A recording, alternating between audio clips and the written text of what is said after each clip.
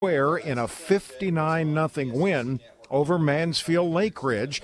Duncanville 3-0 in 11-6A. Waxahachie is 2-1, and we're going to talk more about Waxahachie coming up in our next segment. Also this week in 11-6A, you've got Cedar Hill. They're tied for the district lead with Duncanville at 3-0.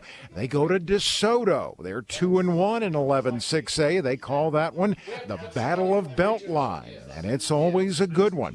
Hewitt Midway is at Waco. Both teams come in at 0-6 on the year, 0-3 in district. Somebody gets into the win column this week. And the third winless team in 11-6A, Mansfield Lake Ridge, they go to Mansfield. The Tigers 4-2 overall. They are 2-1 and one game behind the district leaders in Duncanville and Cedar Hill. Meanwhile, in 8-5A Division II, Sulphur Springs still looking for their first win of the year. They will be at Corsicana. The Tigers are 1-2 in 8-5A Division II. Sulphur Springs coming off their best performance of the year as they fell to unbeaten district co-leader Royce City last week, 42-28.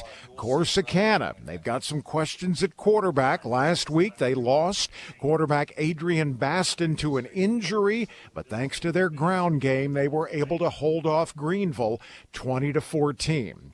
Undefeated Ennis is at home this week. The Lions 6-0, 3-0 in district as they host Crandall, which comes in 4-2 and 2-1. Crandall, their first district loss last week. It was a heartbreaker. They went down to Forney in triple overtime, 32-30. Meanwhile, Ennis kept rolling as they beat North Forney 42-13. Davion Beasley, couple of touchdowns on the ground, also scored a touchdown by returning a blocked punt in the win last week for Ennis. Forney tied for the district lead with Ennis. They're 3-0.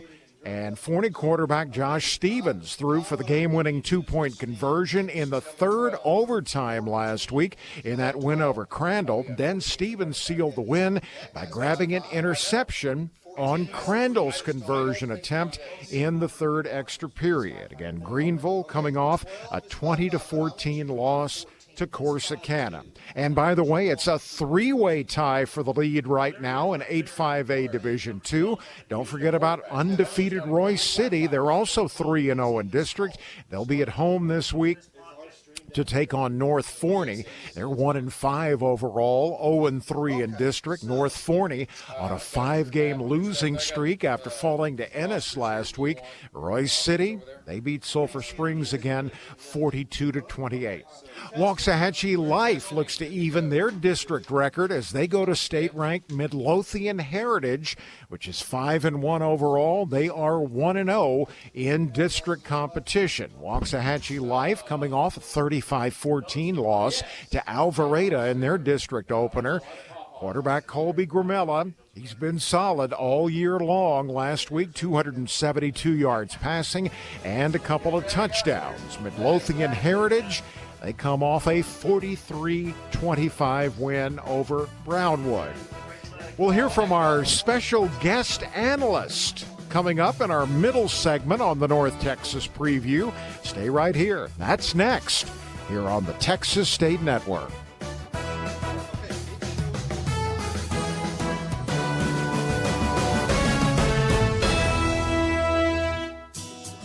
With Mueller's innovative 3D design tool, you can design and quote your own virtual building.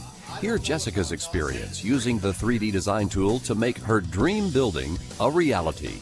The 3D tool is so convenient. I was able to use it in the comfort of my home. I didn't have to physically go into the branch and try to describe to them what I was wanting. I was able to add the lean-to that I've been picturing on my building. I can add roll-up doors, windows. It's really cool. Once I finished my design, I was able to get a quote. I was amazed at how much my building looked like the building that I designed in the 3D tool.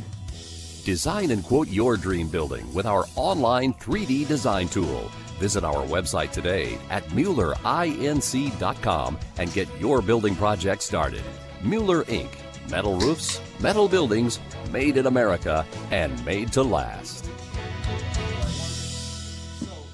Hi, this is Rodney Anderson with Supreme Lending. Are you in the market for a cash-out refinance? How can a cash-out refinance help you? It can help you pay off credit card debt, student loan debt, home improvement debt, or any other types of debt that you're dealing with. All it takes is one simple phone call to 1-800-EXPRESS or apply online at rodneyanderson.com. Supreme Lending is an equal housing lender. NMLS ID 2129, MLO 196730, 4975 Preston Park Boulevard, Suite 800, Plano, Texas 75093. Texas SML Mortgage Banker Registration. Residential mortgage loan originator. Now back to Countdown to Kickoff. And we continue on the North Texas preview for Week 8. Jimmy the St. Christopher taking a little time off this week. So we turn to the expert in Texas high school football, Greg Tepper, for guest analysis. We asked Greg if any first-year head coach in North Texas has had a greater impact than Shane Tollison at Waxahachie. I think that the story of Waxahachie and Coach Shane Tollison is really flying under people's radar. And I don't know why. Maybe it's just because it's been a minute since Waxahachie was really at the forefront of everything. But you want to talk about a guy who has gotten kids to buy in a big way. And you take a look at some of their losses are to Ennis in overtime. That's an undefeated Ennis team. And then they lost last week in a heartbreaker to Cedar Hill. But he has helped to turn them into a team that is not just winning, but they're winning the type of games that veteran ball clubs win. You know what I mean? They're winning nip and tuck affairs. And that is the mark, I think, of, you're talking about games that are decided in the headset, right? You're talking about games that are decided with the coaching staff. Those types of performances, I think, are extremely impressive from Coach Shane Tollison. We knew that he was a rising star and a future head coach. I don't know if necessarily anybody saw him taking over a program and immediately turning him around the way that he has. Then there is the incredible story of 10-time state champion Aledo going for their 100th consecutive district win Friday night against Mansfield Timberview. And you heard that correctly, 100. To win 100 consecutive district games is not just like absurd on its face, but when you dig down deep into it, it is even more absurd. Consider this. Consider the fact that Katy has the second longest district winning streak. That was snapped last year when they lost to Katy Tompkins. They were at 75. That's the second. So you're talking about a full third longer than the second. They are lapping the field. The next longest active district winning streak is Allen, who is now at 70. I mean, they are lapping the field in every conceivable way. Now, there is one more big game to talk about in North Texas this week. We've got more with Dave Campbell's Texas football managing editor, Greg Tepper, coming up in our next segment. Meanwhile, more big games this week in North Texas. Hebron is at Coppell. The Hawks are 3-0 in district play. Coppell's Cowboys have just the one district loss, which came last week to Flower Mound Marcus in double overtime, 39-37. Of course, Hebron in the district lead. Coppell in a third-place tie in the district standings, although Marcus holds the tiebreaker. Dallas Jesuit is at Irving Nimitz. Both teams 3-0 in 7-6A. And Garland is at Saxe. This one could determine the district champion in 9-6A. Being in the Army National Guard is about more than just serving your country. It's about being there for your community when your neighbors need you most. The Army National Guard makes college affordable. Serving part-time lets you attend school full-time while you take advantage of education benefits that can help you graduate debt-free. If a civilian career is your goal, serving part-time allows you to work at a full-time job. The skills, qualities, and contacts you'll develop in the Guard can open doors to a great civilian career. Want to serve but worried about being away from friends and family? Part-time service in the Army National Guard allows you to serve close to home. Serving in the Army National Guard lets you have the life you want while you enjoy the many benefits of serving your community and nation. You owe it to yourself to learn more about how the Army National Guard can fit into your life. Visit nationalguard.com. Sponsored by the Texas Army National Guard. Aired by the Texas Association of Broadcasters and this station. When she was 19 weeks pregnant with Finn, Kelly went in for a routine ultrasound. The doctor knew that something was wrong when he looked at his heart and saw that there weren't any chambers and there were abnormal connections. After Finn was born, he needed multiple surgeries and procedures just so he could survive. He has had 17 procedures, including 2 open heart surgeries. To be perfectly honest, I can't see Finn even getting past birth without the American Heart Association. Finn's entire family is grateful to the American Heart Association. Their support of life-saving research and medical breakthroughs gave Finn a second chance at life. I love to go on bike rides with my daddy. Thank you for helping kids like me.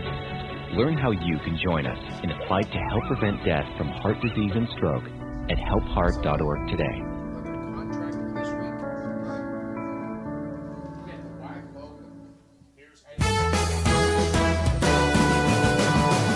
As we wrap up the North Texas preview, we look at what many consider the game of the week. Allen going to Denton Guyer Friday night. Now, Guyer beat a Umballa-Tascasita team that beat Allen earlier this year. Should we assume that Guyer will beat Allen? Again, Greg Tepper from Dave Campbell's Texas Football. I think that it's fair to install Guyer as a favorite in this game against Allen, a team that hasn't lost a district game since 2010.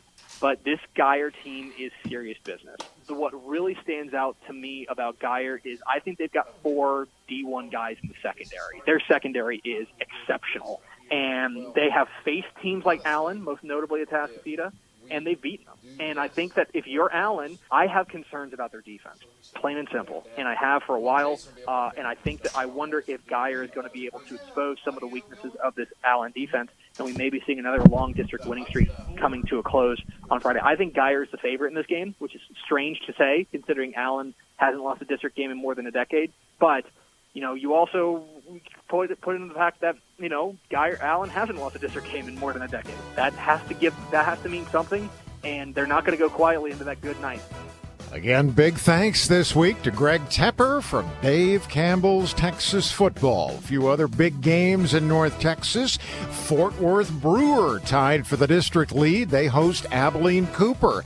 Mansfield Summit at Colleyville Heritage. And Frisco Lone Star is at Frisco Wakeland.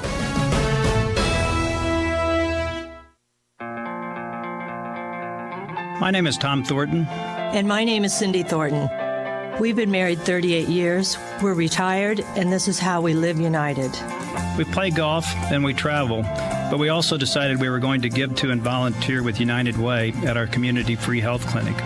I do the nursing at the clinic. I work the front office, checking in patients, greeting them, making them feel comfortable. United Way is how we contribute because we know our time and money are going to the right places, the places that need it most and implement it best. Judging by the thank yous we get at the clinic, I'd say we're doing the right thing with our retirement, too. We even get a few bless yous. It's incredible. We're Tom and Cindy Thornton. We volunteer at our community free health clinic, so we don't just wear the shirt. We live it. Give, advocate, volunteer, live united. Go to liveunited.org. Brought to you by United Way and the Ad Council. Family-owned, Texas-based since 1961, Romco Equipment Company is here to serve all your heavy equipment needs. Serving the entire state of Texas, we are sure to make the dairy industry and Cross Timbers area a priority. Check out our new yard in Stephenville, Texas. Let's see how we can help your business thrive with dependable construction equipment from Romco Equipment Company. You can also visit us at www.romco.com. When it comes to propane service and delivery, the only name you need to remember is Santo Propane. Have a pool or backyard kitchen that needs propane? Let Santo Propane take care of you and your family. Need propane cylinders on your horse trailer or RV? Bring them to Santo Propane in Lipan and drive right through for fill-up. Propane for your home, office, or farm with competitive pricing and same-day delivery. The only name you need to remember is Santo Propane. Browning's latest bolt-action rifle is the innovative X-Bolt. Designed for total accuracy, the Browning X-Bolt incorporates the new 3-lever feather trigger to give you the most precise feel of any factory trigger. The X-Bolt's hand-chambered, free-floating barrel and X-Lock scope mounts ensure that every shot you take stays right on target. Check out the Browning X-Bolt at Pigeon Road Shooting Range in Stephenville. Pigeon Road Shooting Range in Stephenville and Browning, the best there is. From the Texas State Network, this is Countdown to Kickoff. And this is the West Texas preview for Week 8. Playoffs now only about a month away. These district races are getting hot. I'm Chris Summer. It's great to have you all along for another week, and a special treat coming up in our next segment as we get some special expert analysis on a couple of the big questions regarding teams across West Texas. And we start this Week 8 preview with Plainview at Canyon Randall. Plainview 1-5 on the year. They're off to an 0-1 start in district play. Canyon Randall 1-0 in district. They got that win over Wichita Falls last week, 31-14. Now, if you're looking for a great game to check out this week in West Texas, may I recommend Lubbock Cooper at Wichita Falls Ryder. Both teams are state-ranked. Lubbock Cooper 5-1 on the year, 1-0 in district. Wichita Falls Ryder unbeaten on the season, but Ryder should face its toughest test of the season. They will be home on Friday night to host one-loss Lubbock Cooper. There are very few districts across the state that have yet to start district play, but one of those, 4-team 3-4A Division I. They'll get started with league play next week. 3 of the 4 teams are off this week, including 6-1 Canyon, 6-1 Pampa, and 5-2 Hereford. Now, Dumas, they're 3-2, and not only are they in action this week, they are leaving the state to find an opponent. Dumas Demons will be headed up to Kansas to take on Ulysses High School. And if you're thinking, wow, they're going all the way to Kansas, it's really only about 150 miles to get from Dumas to Ulysses, Kansas. And it's the second straight week that Dumas faces an out-of-state opponent. Last week, they hammered Roswell, New Mexico, 53-0. Ulysses coming off a 42-19 win over Abilene, Kansas. Stephenville, the number 2 team in the state in 4A Division I, still unbeaten after that huge win last week over Waco La Vega. Stephenville 6-0 on the year, 1-0 in district. They will host Alvarado.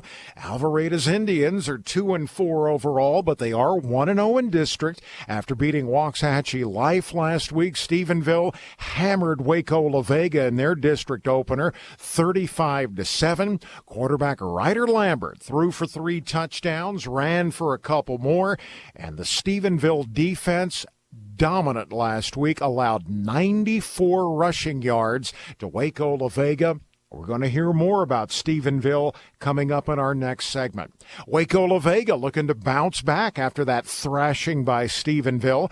They will be at Brownwood. Both teams looking for their first district victory of the year. Of course, La Vega, the loss to Stephenville. Brownwood open district play with a 43-25 loss to state-ranked Midlothian Heritage. Sweetwater off to a good start in district. They're 4-3 overall, 1-0 in league. Midland Greenwood, the opponent this week, as Sweetwater hits the road. Greenwood 3-3 overall. They are 1-0 in district. Sweetwater got rolling and won 4A Division II with a 42-37 shootout win over Snyder. Mustangs quarterback Leo Halsey, a couple of touchdown passes, ran for 3 scores last week. Greenwood got started in district play with a 42-17 win over Pecos. Undefeated Monahans is at Snyder. Monahans coming off a bye week, so this is their district opener. and a second straight tough assignment for Snyder's Tigers. They got 236 yards, 3 touchdowns last week on the ground from running back Jorge Martinez in that 5-point loss to Sweetwater. Lamesa is at home this week as they welcome Shallowater. Shallowater off to a 1-0 start in district as they shut out Brownfield last week. Lamesa was on the wrong end of a shutout in their district opener as they fell to Denver City 20-0. Kermit is at Brownfield. Slayton goes to Denver City, and Alpine plays their district opener as they go to Tornillo.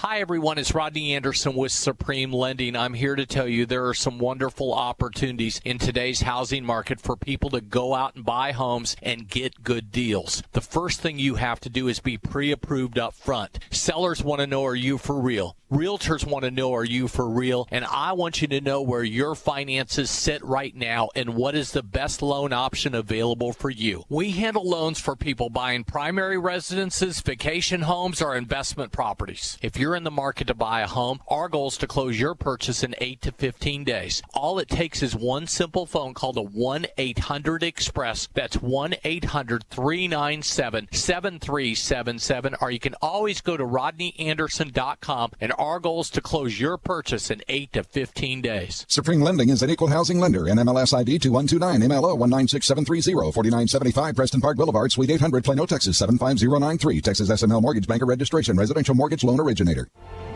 All across the nation, we are here for our communities. We're doing our part to get supplies where it's needed in order to fight COVID-19 together.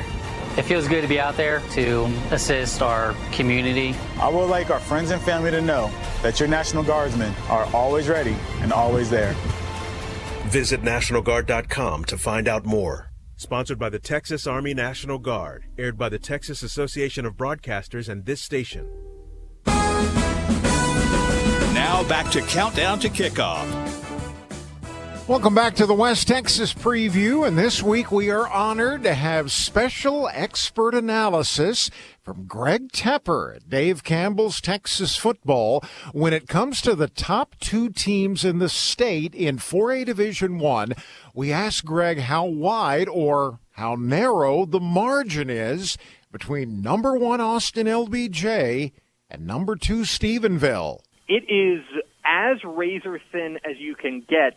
So much so that the Dave Campbell's Texas Football staff, when we were putting together the 4A Division I rankings this week, were more or less split on who should be number 1. We very sincerely gave a lot of thought and a lot of discussion to bumping Stephenville up to number 1. What they did last week against Waco La Vega is as big of a statement to 4A Division I as we've seen in a long, long time. I mean, they went to Belmead, and let's be honest, they bullied La Vega, and that doesn't happen. Plain and simple. I mean, even great Argyle teams don't bully La Vega. You know, that is seemingly unheard of. But Stephenville has looked every bit the part of the number 1 team in the state. I think that quarterback Ryder Lambert is special. I think that Coy Aiken, the wide receiver, is a walking mismatch, and his ability to get in and out of breaks is almost unmatched here in the state of Texas. And more importantly, the defense led by Reese Young, who had 25 tackles last week against La Vega, they are absolutely menacing, and they took on a team that prides themselves on punching their opponents in the mouth, and they punched right back. That's awfully impressive. I would say that gap between Stephenville and LBJ is very, very narrow. If we were allowed to do 1 and 1A, we probably would. That's how close it is between LBJ and Stephenville at the top of the 4A Division I ranking. And finally, I see Tascosa at Amarillo is up to number 4 this week in 5A Division I. Greg, are they a state title contender in 5A D1? Let me say it loud and with my chest that, yes, Amarillo-Tascosa is a bona fide state championship contender. I think that this is West Texas's best chance at a big school state championship in years and years and years. And what you're seeing from Tascosa is a ferocious defense, the flex bone attack with BT Daniel, Major Everhart, all those playmakers they've got. This team is 100% loaded for bear. And I think that they're the favorite in Region 1, and I think if they play their game, they are capable of beating anyone in Region 2. And I know what I'm saying with that. I mean, you're talking about Highland Park, College Station, or Longview, or Den Ryan, right? I think they are capable of bowing up with anybody in the state, plain and simple. I think they're that good. And there you go. Big thanks to Dave Campbell's Texas football managing editor, Greg Tepper. More important games this week in West Texas. Anthony goes to Crane.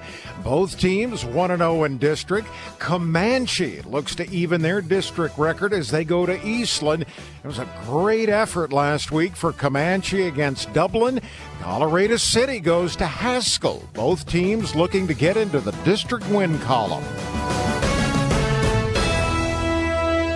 With Texas open for business, we're all ready to do the simple things we once did, like getting together with friends and family and eating at our favorite local restaurant. At Frankel & Frankel, we realized that for some of us, things never really stop moving. So to all the frontline medical workers and first responders that kept us safe, the essential workers that kept groceries stocked on the shelves, and the safe and responsible truck drivers making deliveries all around our great state, we wanted to take a moment to say thank you. At truckwreck.com and 1-800-LAWYERS, we've had the honor and privilege to represent Texans for over 25 years. Texas ranks first in the nation for large truck crashes according to the U.S. Department of Transportation, and those types of wrecks often have devastating consequences. If you've been injured in a motor vehicle wreck of any type, we're here to help. Visit truckwreck.com or call us at 1-800-LAWYERS for a free case evaluation. That's truckwreck.com or 1-800-LAWYERS. Frankel & Frankel, Principal Office, Dallas, Texas.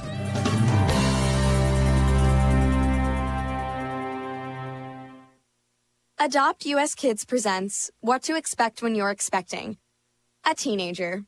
Learning the lingo. Today I'm going to help parents translate teen slang. Now, when a teen says something is on fleek, it's exactly like saying, that's rad. It simply means that something is awesome or cool. Another one is totes. It's exactly like saying, totally, just shorter. As in, I totes love going to the mall with Becca. Another word you might hear is jelly. Jelly is a shorter, better way to say jealous. As in, Chloe, I am like so jelly of your unicorn phone case. You don't have to speak teen to be a perfect parent.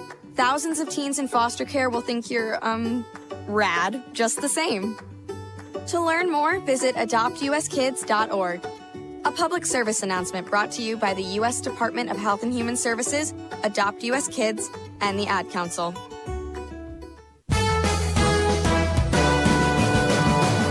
More on the West Texas preview for Week 8. DeLeon is at Cisco this week. Cisco 5-1, 1-0 in district.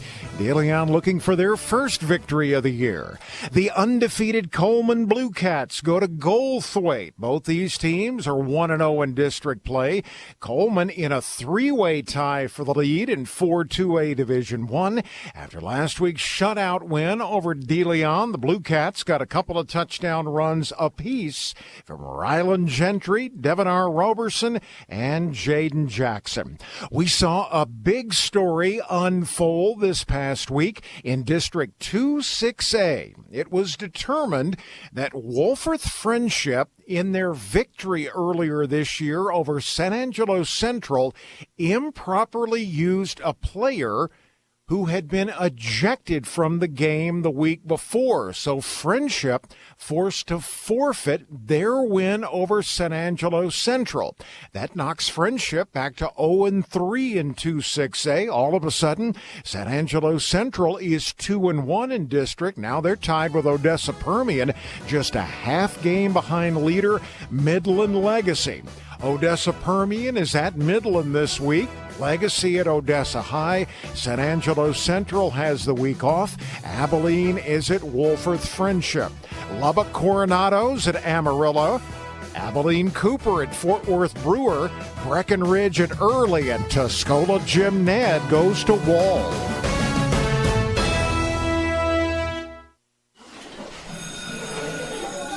All right, class, let's hear what everyone did this weekend. Jill? Well, I raised my older sister to a big oak tree. It was at least 100 years old. My mom said I must have set a record or something.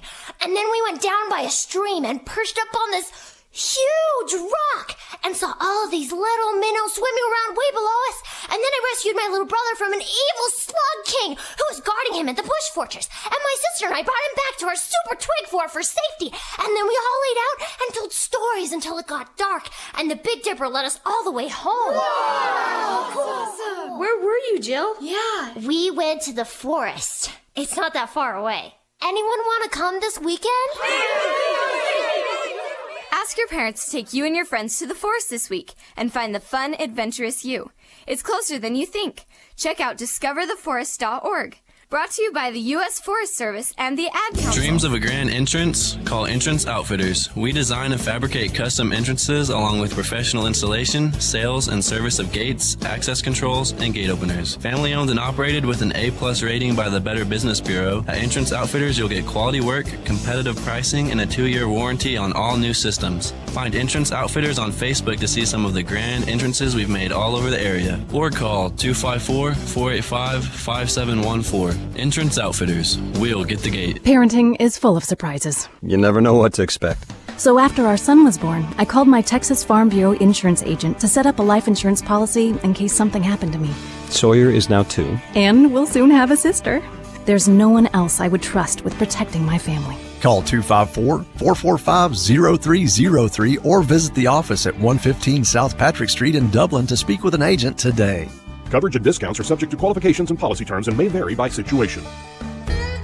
This is Joe Bob Huddleston with Farmers and Merchants Bank in Stephenville, and our bank wants to be your bank, a bank where you will be a customer, not just an account. At F&M Bank, we welcome the opportunity to help businesses and individuals with their banking needs. Our friendly team will provide hometown service with that hometown feel. So stop by F&M Bank today, located at 2653 West Washington in Stephenville. Member FDIC and equal housing lender.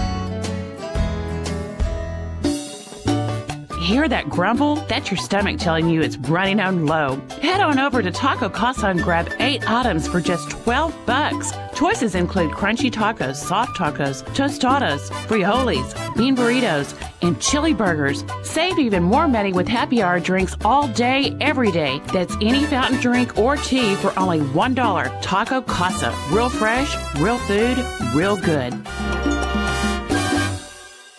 Quality Floors. They're on the north side to help you create a look for your home that's specific to your style. They've got lots of flooring options, one that's just right for you, your family, and your budget. Quality Floors has worked hard to make sure that they're Stephenville and Erath County's one-stop shop for flooring. Quality Floors will help you create a beautiful new space for your home. Visit in person at 1511 West Lincolnville Road or check Quality Floors out online at qualityfloorstx.com. You've been listening to the Bruner Motors Countdown to Kickoff on the Mighty 93 KSTV FM. Brought to you in part by Members Trust Federal Credit Union, Sports Rehab and Physical Therapy, Woods Furniture and Mattress Gallery, Pigeon Road Shooting Range, Taco Casa, Romco, Santo Propane, Quality Floors, Leslie Walker's Farmers Insurance, Hendershot Equipment, Mike's Westside Rental, Entrance Outfitters, Leroy Jones Contracting, and Farmers and Merchants Bank.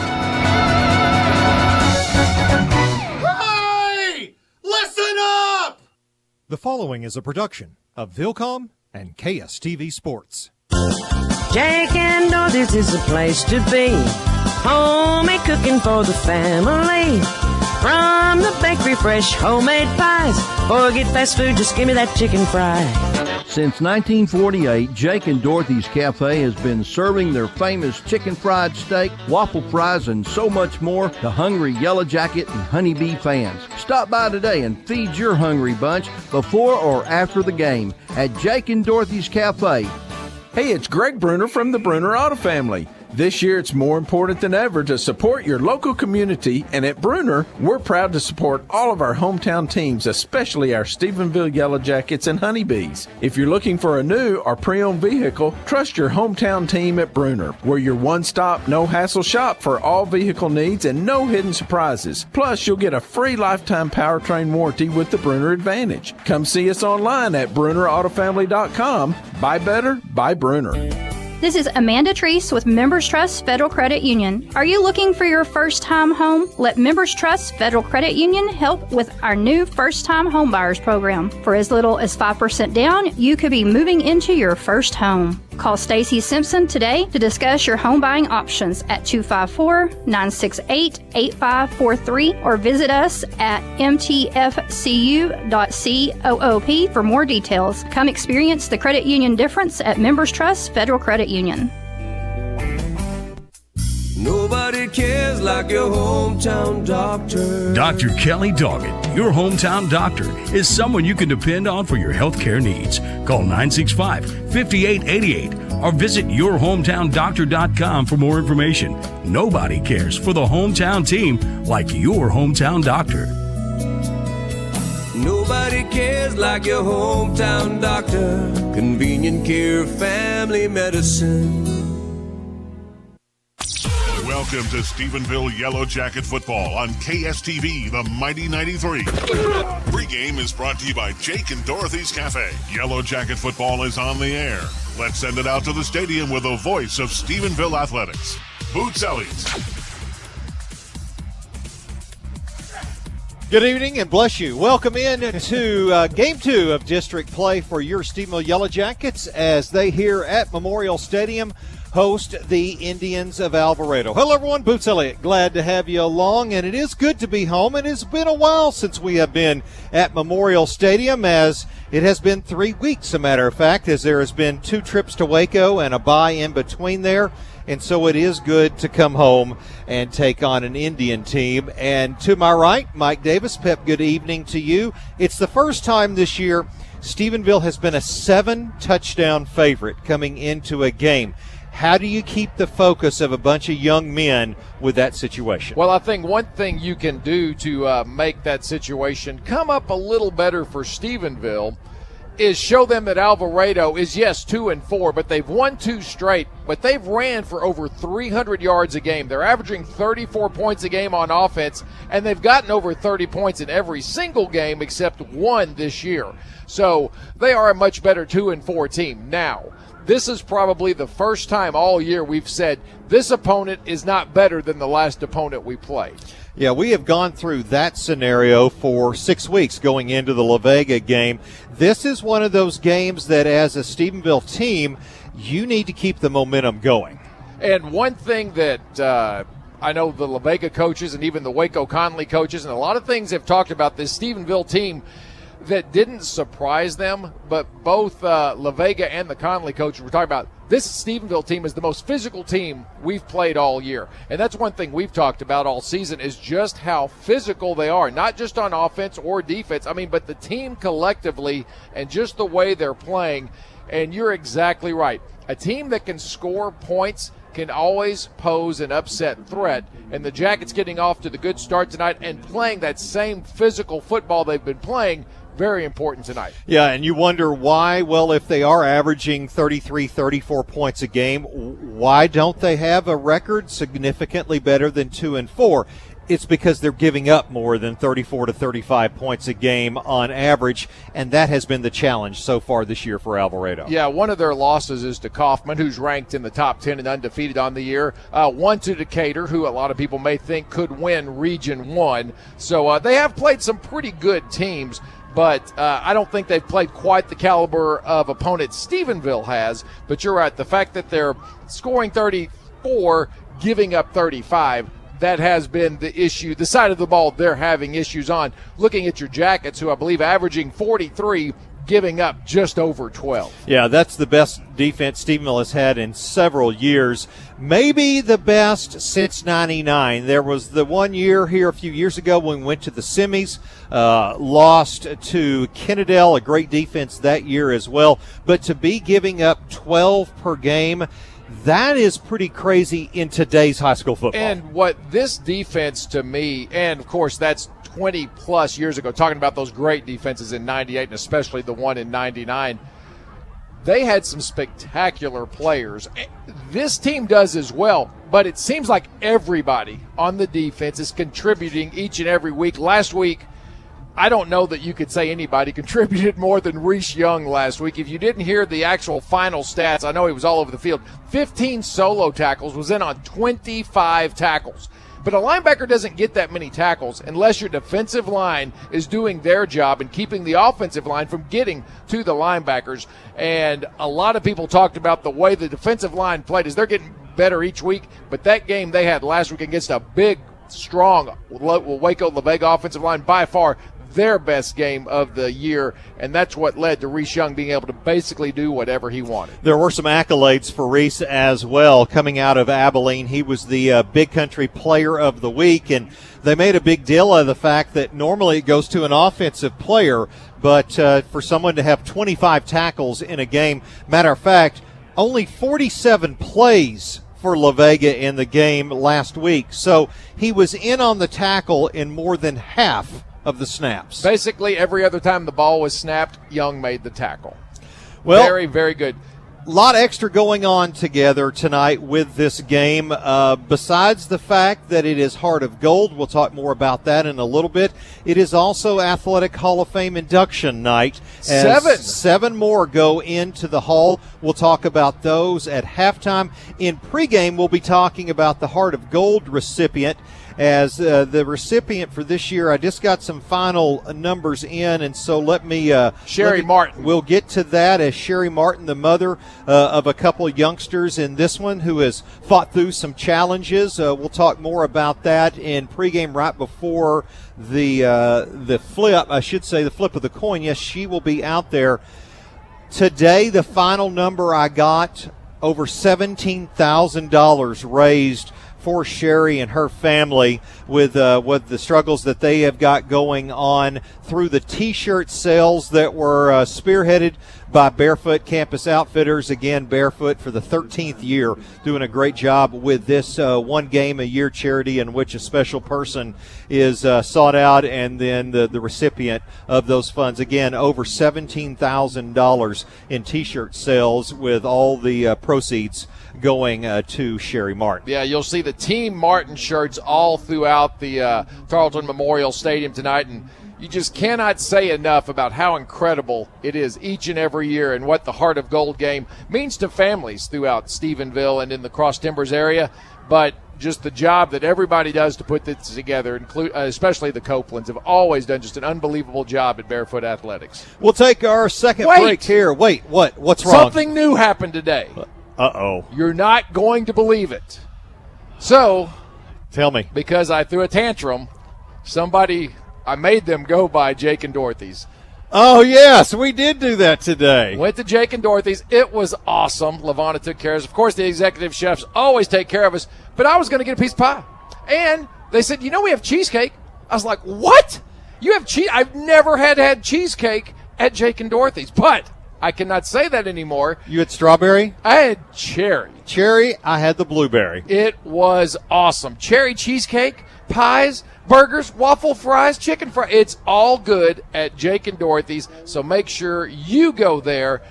And I tell you what, can't recommend it enough, cherry cheesecake. Jake and Dorothy's brings us our pregame each week. We take a break. When we get back, it'll be time for the starting lineups. They're brought to us by Woods Furniture and Mattress Gallery and Stephenville Yellow Jacket Football. KSTV continues in 2 minutes.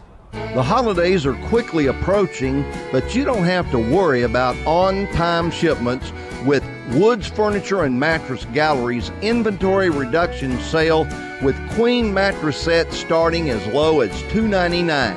At Woods Furniture and Mattress Gallery, you're going to find leading brands like Beauty Rest, Sealy, Stearns & Foster, and Tempur-Pedic.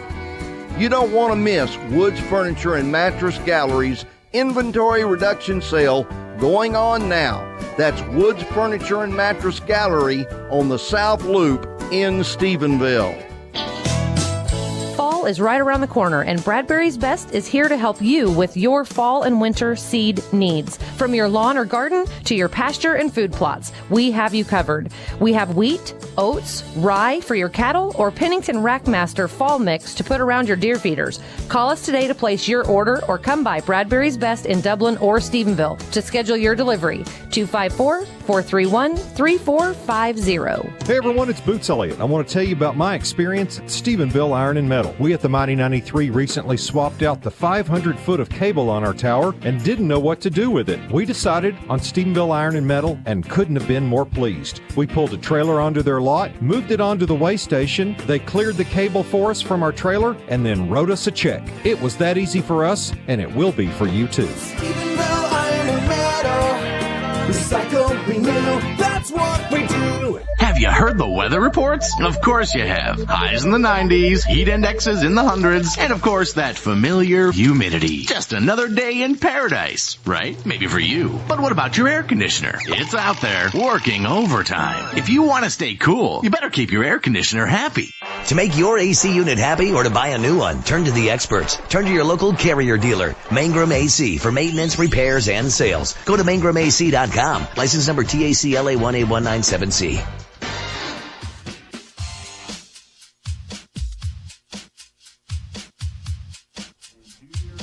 Do you know this song? Funky Comatina. Welcome back into KSTV Sports Yellow Jacket Football on the Mighty 93 KSTV. Mike Davis, Boots Elliott, glad to have you along. Lorena Rodriguez is producing back at the studios. In a little while, we'll be talking to Kyle Monteith on the field. Behind the scenes, Robert Campbell with stats and Jason Smith handling the photo opportunities with the camera up here in the booth next to us as well. Okay, let's get into the Woods Furniture Mattress Gallery starting lineups. First, we begin with Alvarado on offense. Not a big team. That might be the understatement, and under is the word. Although the running backs, both juniors, both talented, Jaden Bridgewater averaging 7 yards a carry, Cameron Webb averaging 10 yards a carry, both juniors. Cameron Webb at 5'10", 160, towers over the rest of the backfield.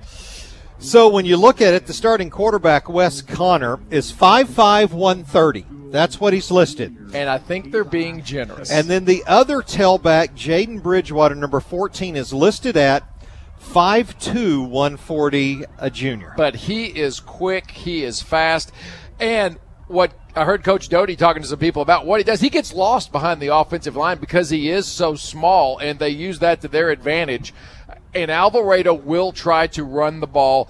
For every 5 plays, 4 of them normally have been runs for most of the season. Up front on the offensive line, the left tackle, Colin Adams, 6'2", 270, a junior. The left guard, Luis Castro, 6'1", 190, a senior. The center, 6'2", 220, a junior.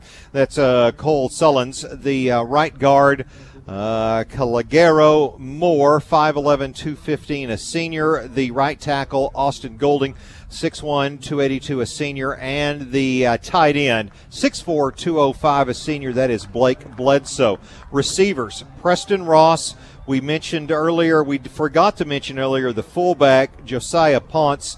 And then the leading receiver on this team, it's Logan McDaniel, 333 yards receiving and 8 touchdowns on the year. When they do throw it, they normally do throw it to him, averaging over 20 yards a catch. If not, it's Bledsoe, the big, tall tight end that has been the favorite target of Wes Connor. He does have 8 touchdowns on the year, but has thrown for only 637 yards, while both running backs, 800 yards plus for Bridgewater and 945 for Cameron Webb. Against a Jacket defense that has been stingy, gave up just 7 against La Vega, been giving up just 12 all season long. Talked about Reese Young, what a game he had last week. 25 tackles for the senior, and on the strong side, Hudson Westbrook, Corbin Poston on the weak side. Ruben Reyes will rotate in there as well. Up front, the defensive line, once again, a great game last week. Jack Barkley, Camden McKinney on the ends. Taylor Bennett will rotate in. Gavin Sharp, Alex DeLeon get the start. Austin Brown, Malachi Arredondo will also rotate in with them. At the cornerbacks, Ben Curbo, Hayden Keith, Peyton Poston, all working around there, and sometimes in the nickel they will play. And then the 2 safeties, Kyler Udy, the weak side safety, Brad Beatty, the free safety for a Jacket defense that has really been causing havoc, averaging, I said, just giving up 12 points a game But I was trying to find the turnover differential. Oh, yes, a +9 for the Jackets in a turnover differential. Part of that helped by the Jacket offense just giving up 4 turnovers a game, and that starts with the quarterback, Ryder Lambert. Lambert now has thrown for 1,760 yards, 22 touchdowns, just the 1 interception. He's also ran 50 times for 435 yards and 5 scores. In the backfield, Julia Iribarren and Tate Marushka will split time at the running back. Iribarren getting the start tonight. Reese Elston, Titus Russell, Kyle Ward, Callan Kimbrough, and then the man who leads the team in touchdowns, that would be the senior receiver, Coy Aiken. Yeah, Aiken comes in with a possibility tonight in Week 7 to go over that magical 1,000-yard mark on the year. We've talked about it before with some Yellow Jackets in the past. Can they get to 1,000 yards at the receiver position by the end of the regular season? He's got a shot to pass that tonight in Week 7. And even more impressive, maybe the 13 touchdowns. He's averaging over 2 touchdowns a game. I mean, he has been solid. That's pretty good. An Alvarado defense that's going to have their hands full. Not big, but actually a fairly athletic defense. They're smaller up front, running a 4-3 look, and that's something hopefully the Jacket offensive line. I did not get to the offensive line as the starters. Real quick, Logan Davis, Crease Brister at the tackles, Zach Chavarria, Tyler Tucker at the right guard. Mason Butchie should be good to go. It was a game-time decision. Yeah, they held him out early in the week after what happened with his knee against La Vega, but then did practice later in the week. They're calling it a game-time decision, but it would be very surprised if he doesn't start tonight. If he didn't start, Tyler Tucker will move to the center, and Alex DeLeon will go to the right guard. But those are your starting offensive linemen for the Jackets. Let's get to the Alvarado defense. Yeah, up front, pretty good size at the nose tackle and the nose guard. Ty Means, the nose guard, 6'2", 275, a freshman. Yes. Then the defensive tackle, Colby Kuntz, 6'2", 228, a senior. One of the ends, Blake Bledsoe, 6'4", 205, a senior. He's playing both ways at the tight end on the other side. And I'm going to let you take a shot at the name of the other defensive end. His first name is Gavin. Gavin. What do you go? Pogsangri. Pogasangri. We'll find out in a little bit how close he got. I went and talked to him. To him himself? Sure. All right. He said, hey, it's Pogasangri. Dylan Rodriguez is the middle linebacker, the outside he said everybody backer. Calls me Gavin. Carter Thomas and Colton Dawson are the outside linebackers. The cornerbacks, Devin Bridgewater, Calvin Ford. The safeties, Caden Ford and Camden Brown. Those are your starting lineups, brought to us by Woods Furniture and Mattress Gallery. One thing we need to do is get our BC Insurance Senior Spotlight. BC Insurance of Texas, and our Senior Spotlight tonight is shining on Austin Brown. So, you need insurance for your family, they will take care of you just like you are their family. That's BC Insurance of Texas. When we come back, we will need to get our pregame interview. We need to get our on-field conditions and a whole lot more as the Jake and Dorothy's pregame show continues in 2 minutes on KSTV. Andy's Tire Service, yeah, now that's a place that does things right. I'm visiting with Hayden Gilbreth with Andy's Tire Service. Hayden, it's good to see you today. I'm glad to be here, Mr. Gregg. Your area that you cover, how far out are you willing to go? We'll go as far as we need to. Andy's Tire Service, yeah, now that's a place that does things right. Andy's Tire Service, yeah. This is Brandon Carroll with BC Insurance Group of Texas. While I take great pride in my company, I take even more pride in being a father and a husband. Here at BC Insurance, we are a family-run agency with a genuine care and desire to help other families in our community. We will offer you the best rates available and back it up with the best customer service around. Check us out online at bcinsurancetx.com or give us a call at 965-2839. That's 965-2839. Let my family help yours.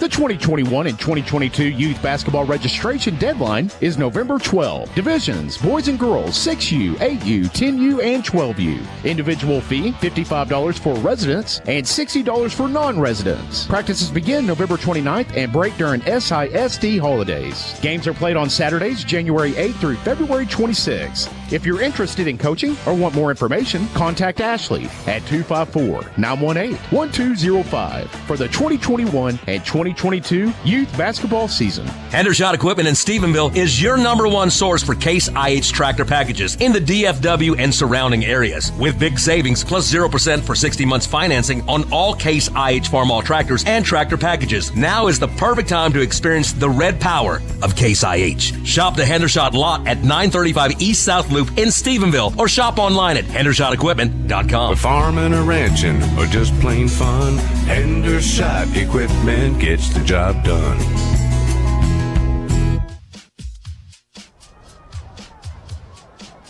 Welcome back, Tarleton Memorial Stadium. We are about 10 minutes away from the kickoff from your Jackets and the Alvarado Indians. Let's get our Bradbury's Best 4A Division I Top 25 poll. Still atop the poll is Melissa. Your Jackets come in at number 2. Argyle already won huge this week. They're at number 3. El Campo still undefeated at number 4. Midlothian Heritage playing Waxahachie Life tonight is at 5. And rounding out the top 10, Austin LBJ, Kilgore, Corpus Christi, Calallen, Wichita Falls Hershey, who already got a win today over Springtown 40-30. And at number 10, Huffman Hargrave. Waco La Vega, after the loss to Stephenville last night, dropped all the way down to number 25. That's your Bradbury's Best 4A Division I Top 10 poll. Let's get to our Andy's Tire Service pregame interview. Let's get it to Boots, who's now with Coach Doty. All right, thanks, Beth. I am with Coach before the game. What is the secret to defending Alvarado's run attack? Yeah, we just got to maintain our gaps and be physical, and all 11 get to the ball. Is it a different type X's and O scheme versus what we've seen the last couple of weeks with the two Waco teams? Yes, sir. It's downhill. It's power football.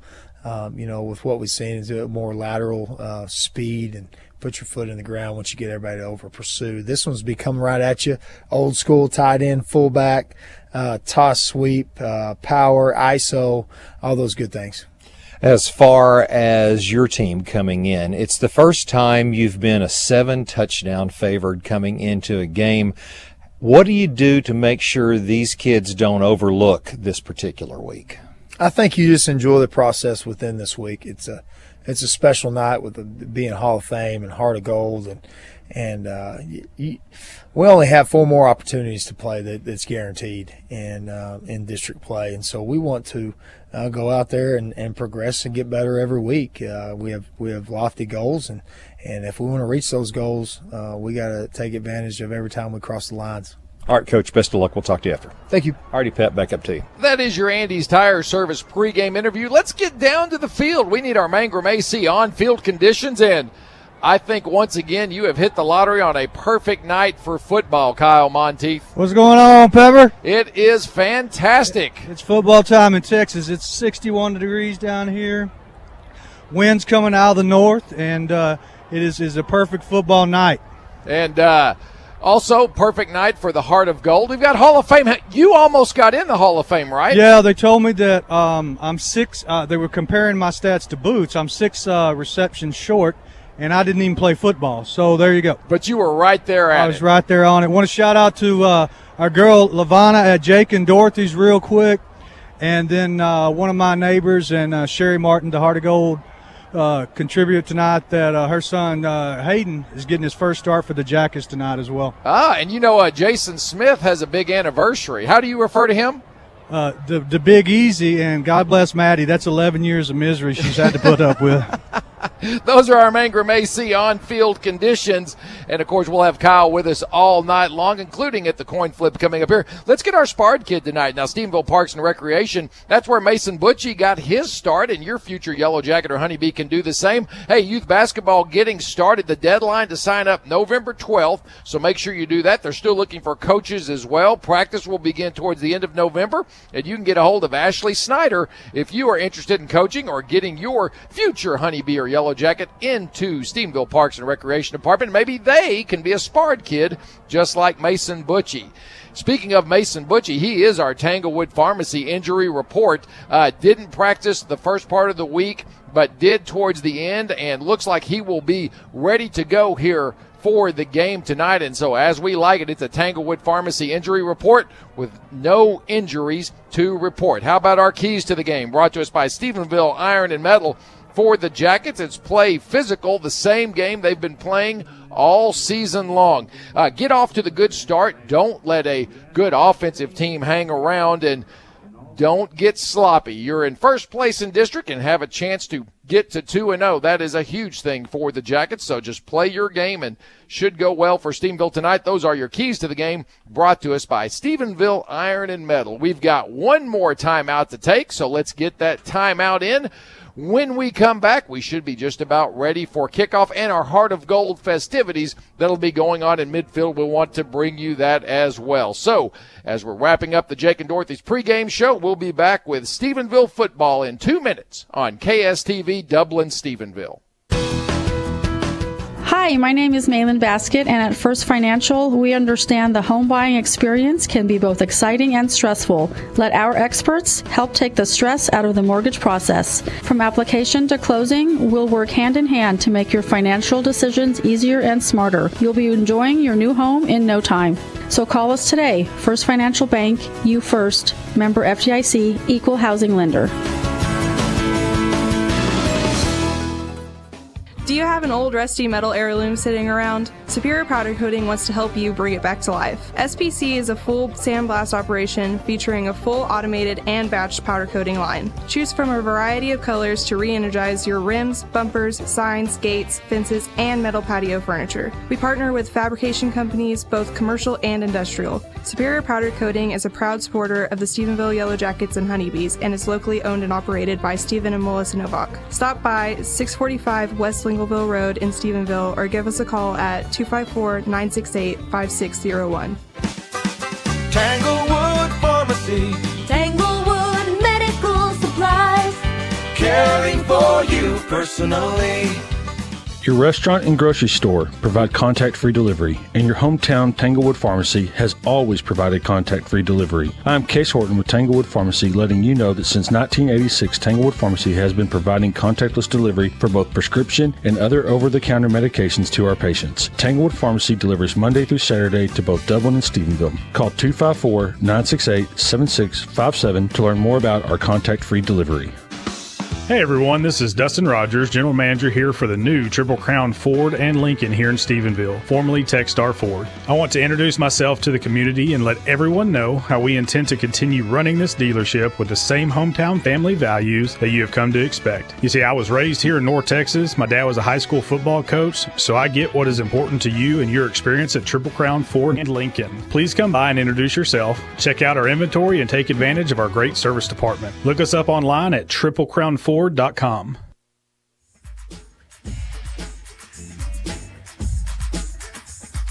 the phone call at 4:30 a.m. on July the 2nd and was blessed to receive a second chance at life with a new liver. Transplantation is not a cure, but does provide the opportunity to live a relatively normal life with the proper care of the transplanted organ. Sherry. They are talking about Sherry Martin. She is our Heart of Gold recipient tonight. At last count, over 17,000. Fantastic thing. Stephenville's been doing that 13. And it has been something that we're always proud to be a part of. And I know everybody in the Stephenville community has always gotten behind this. And once again, it is a tremendous thing that they do. And so Mike Scott talking through the PA there to everybody and just kind of filling in everything to everybody that Sherry has been through. And we should be ready for football here in just a few minutes. But it gives us a quick chance to we didn't do our look at the uniforms tonight as it's Heart of Gold. Yeah, so with Alvarado, there are their visiting unis, white tops, purple bottoms, the athletic purple unis as far as the numerals and the headgear. For the Jackets, they're in their fancy gold Heart of Gold uniforms, which are all slate gray, trimmed in navy and gold, and then everybody with gold socks tonight, the navy and gold headgear as well. That's a look at your uniforms, brought to us by Superior Powder Coating. And when some of the furniture on your back porch needs a new look, remember Superior. One other thing we need to get to, tonight's officials, brought to us by Texas Farm Bureau Insurance Office of Stephenville. From the Rockefeller chapter, the umpire tonight, Mitch Weaver. Your line judge is Frank Dennis. Burt Reynolds is the back judge. Ted Ferguson is the side judge. And your referee tonight, Norm McDonald. Those are your officials, brought to us by Texas Farm Bureau Insurance Office of Stephenville. Captain's getting ready to get on the field, and you're going to hear a big round of applause in the background with everybody cheering for Sherry as she's getting many hugs in the middle of the field. As they'll start to make their way off the field now, the captains are going to start to make their way on the field, and we should be able to get a coin flip here in just a minute for the Jackets tonight. Coy Aiken, Corbin Poston, and Reese Young are the captains. The captains for each team will meet at midfield. And also, a couple of interesting games tonight we will be keeping up with. Has to do, one of those for me is 4A Division II. A couple teams we've already played this year, Salado and Waco Conley. Those teams, along with China Spring, all going to be battling it out for that district championship. If you ask a China Spring fan, that game's for second place in the district. Yes. Waco Conley and Salado both have bigger aspirations than finishing second, but that is a very tough district, much like the one the Jackets are playing in. Captain's going to the middle of the field. We need to get our Hendershot equipment coin flip.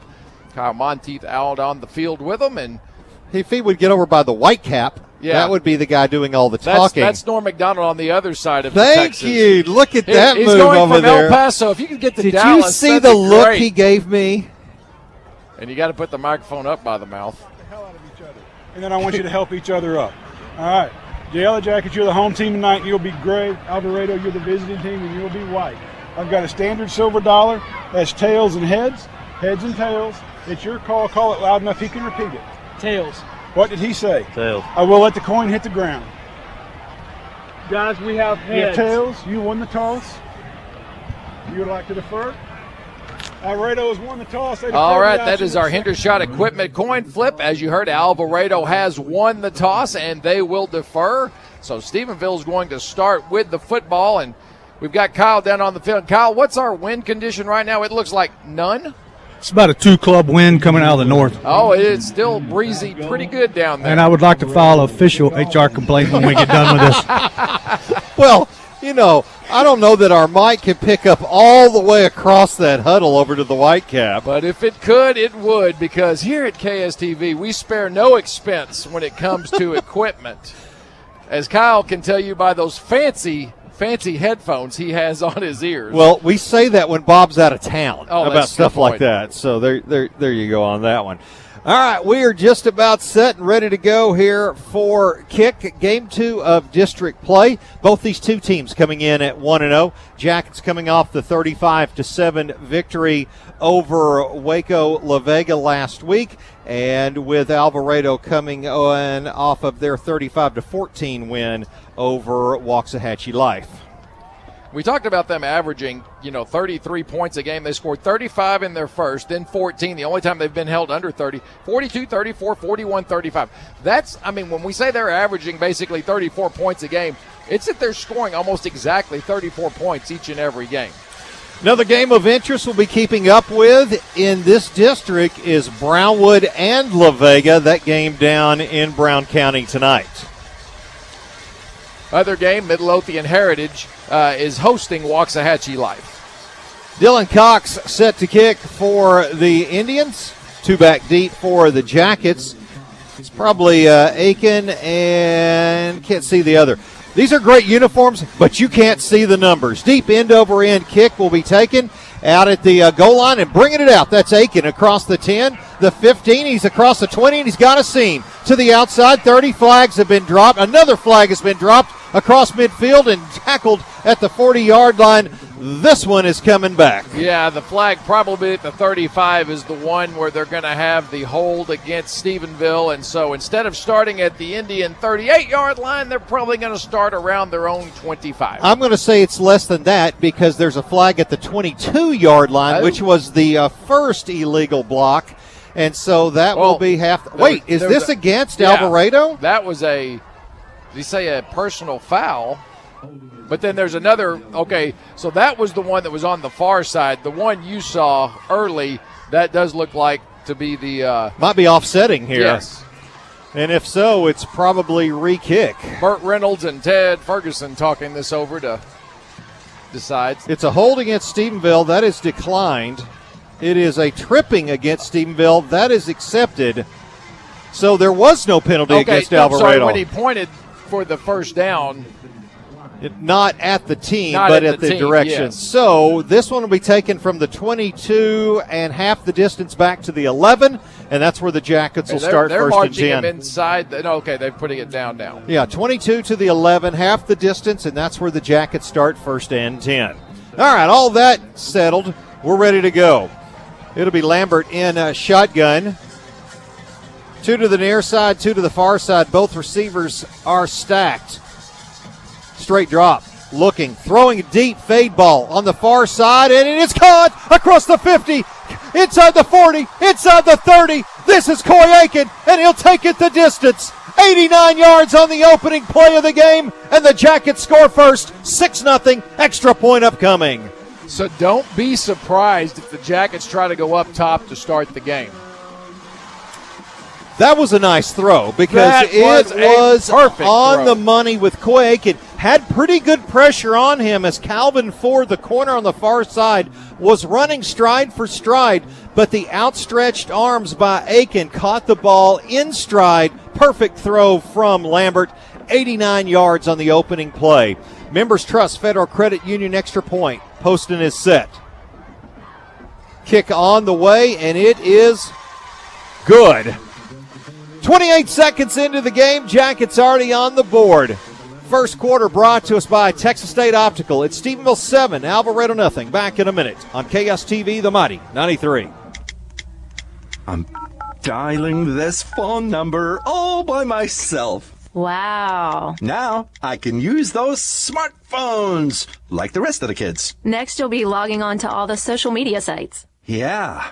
Everything is a lot less intimidating when I can see. At TSO, we believe getting the right prescription for your eyeglasses or contact lenses is an important part of good eye care. TSO, at the corner of Northdale and West Washington. TSO, caring for the eyes of Texas since 1936. Hi, I'm Logan Sinoski. For over 20 years, Prime has been custom designing durable metal buildings to fit any type of project, including agricultural, aviation, commercial, equestrian, dairy, residential. If you're considering a new building project, make your first stop Prime. We'll work with you to make sure you get the building that you need. No project is too big or too small for Prime Metal Buildings and Components. 254-445-4462 or visit primebldg.com to get a fast, free quote today. Buildings with the strength of steel. Prime Metal Buildings and Components.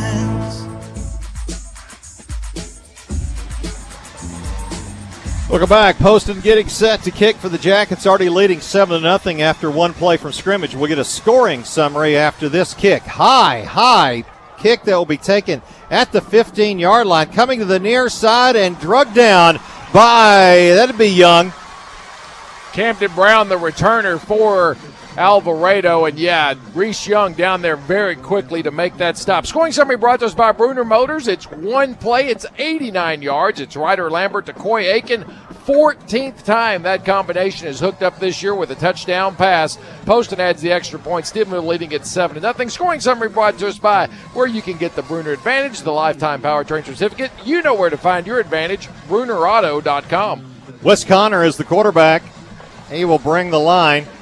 Split receiver to both sides of the tight end. Bledsoe on the left. I formation with Webb getting the start at the tailback. He'll take the pitch, and he is blown up in the backfield because he runs into the back of his left tackle. That's Colton Adams because he was being pushed back as it was actually not Webb, Bridgewater who took the carry. It's a loss of 3 on the play.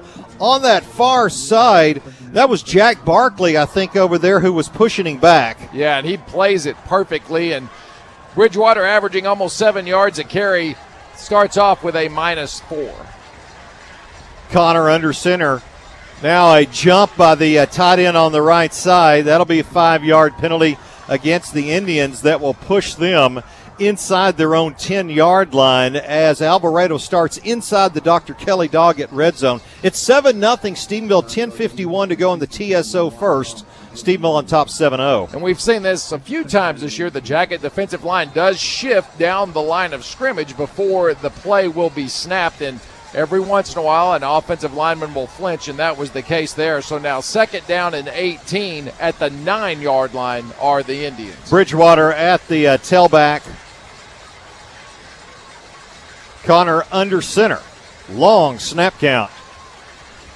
Giving to Bridgewater on the left side. Nothing there, and he is upended as he is run out of bounds at about the 13, make it the 14-yard line. Jackets had a chance to tackle him behind the line of scrimmage. One of the defensive backs coming up quickly just couldn't get him to the ground. Still, it will end up being now a 3rd and 15 upcoming from Alvarado. From the 13 is the spot. And you saw Bridgewater's speed on that play, getting around, being able to beat the cornerback to the corner and make it a positive play for Alvarado, their first one in the early contest here tonight. But you're right, still 3rd down and now long. These are the situations Alvarado does not want to be in. Bridgewater at the tailback, a fullback with Connor up under center. Jackets look like they are bringing the heat. It's play action. Rolling to the near side, being forced, throwing into the flats. A catch is made, but well short of the yardage needed for the first down, as it will be Ross, the catch for Alvarado right on the 20-yard line. Ends up being a pickup of 7, maybe 8. It's 4th and 7 upcoming from Alvarado. They'll have to punt. And so Elston and Aiken both going back, I think, with the win tonight and just making sure they want to send both of them back. And I think that's Caden Ford that's going to be punting. Yeah, he'll let this one go from about his own 10-yard line, awaiting the snap. High snap but handled. Kick is away. Big booming kick that Elston will take this back at his 28-yard line. Trying for the sideline, and he's got it. 40, 45, and out of bounds. In territory of Alvarado, 51 yards on the kick, 23 yards on the return. Return yardage brought to you by Cross Timbers Orthopedics, who remind you when you return from injury, remember CTO. Nice job by Elston to grab that one on the run.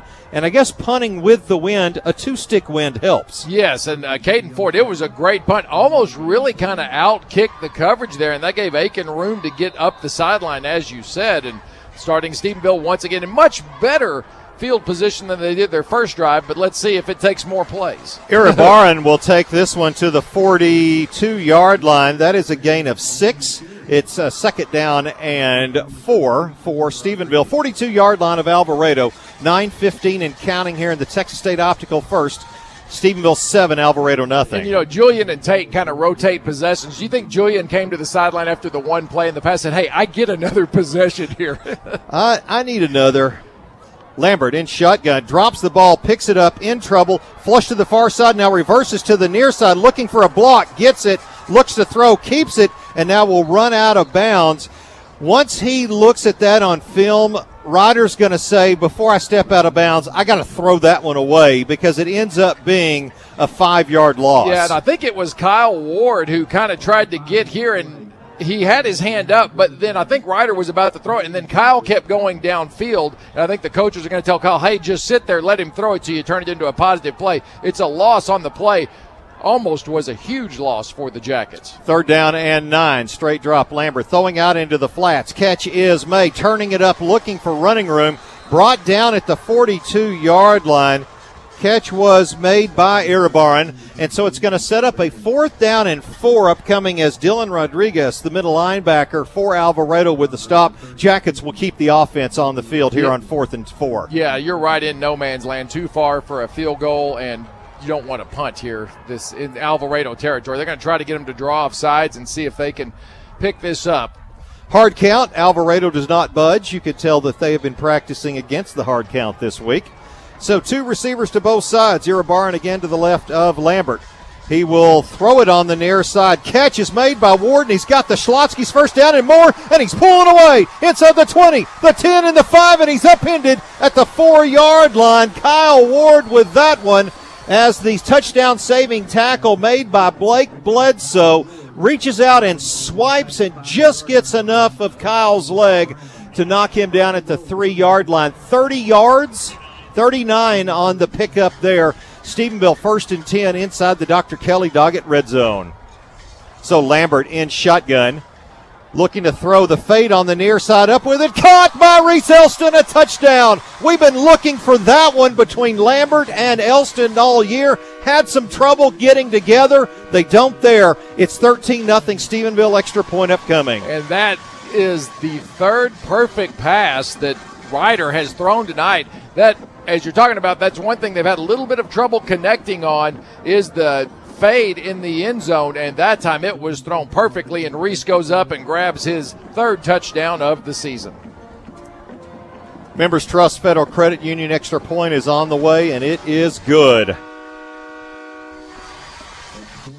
So, with 7:35 to go here in the first quarter, brought to us by TSO. New score, Stephenville 14, Alvarado nothing. We're back in a minute on KSTV, The Mighty 93. Hey, it's Greg Bruner from the Bruner Auto Family. This year, it's more important than ever to support your local community, and at Bruner, we're proud to support all of our hometown teams, especially our Stephenville Yellow Jackets and Honeybees. If you're looking for a new or pre-owned vehicle, trust your hometown team at Bruner. We're your one-stop, no-hassle shop for all vehicle needs and no hidden surprises. Plus, you'll get a free lifetime powertrain warranty with the Bruner Advantage. Come see us online at BrunerAutoFamily.com. Buy better, buy Bruner. Hello, Stephenville. I'm Pastor Ed, and here's hope. In Revelations 2, Christ said that we should return to our first love in the Lord. In Revelations 12, it says, they overcame by their testimony and the blood of Jesus, and they didn't love their lives so much that they were afraid to die. I want to encourage you, turn back to that love in Christ. Remember, in Christ, there's hope for you. Cornerstone, a church for the whole family.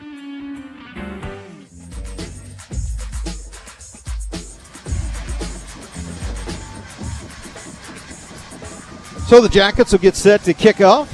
Poston stepping it off before the kickoff following the second Yellow Jacket touchdown of the game. Scoring summary brought to us by Citizens National Bank coming up after the kick. Deep end over end that's caught up in the wind, and this time Alvarado will fair catch, and they'll take over at their own 25-yard line. Let's get that scoring summary. Brought to us by C&B. 5 plays, 48 yards, 3-yard touchdown pass from Ryder Lambert, and Poston adds the extra point. 14-0 Stephenville. Scoring summary brought to us by C&B of Texas. Banking roots in North Texas, running deep with promises honored since 1868. 1st and 10 for the Indians at their own 25-yard line. Would you like a little 6A surprise score? Come on. Early second quarter, Allen leading Denton Geyer 21-7.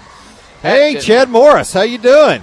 Looking to throw on the flats, up for it, too far in front of the intended receiver. No, that one would have been Cameron Webb was split out that time. The pass from Wes Connor over his head, 2nd down and 10. Chad started the season in a little bit of hot water as that long win streak at home came to an end, but he has really gotten that club Other playing district well. Scores midway through the first quarter, Midlothian Heritage on top of Waxahachie Life 8-0. Brownwood leading La Vega 7-0. Middle of the first. Scores brought to us by Cheerful Hearts and Gifts Boutique. That'll be Wes Connor up under center, the quarterback I formation behind him, one man in motion. Faking both the jet sweep and now throwing it back across the middle. It is caught and then instantly tackled. That would be Oliver Monroe, the junior tight end. And a nice play as they fake the pitch and then fake the jet sweep. And then Connor finds Monroe open. Monroe makes a grab and holds on because he gets upended immediately. And he wasn't that open. There was great coverage from the Jackets there. That's just a very well-thrown ball and a great catch from Monroe. So 1st and 10 for the Indians at their own 38-yard line. Man in motion toward the far side. Connor up under center. On a draw handoff, giving it right up the middle, and that's Webb. The ball bounces out, and then one of the linemen, Johnny on the spot, the center, Cole Sullins, jumps on it, but they're going to say he was down.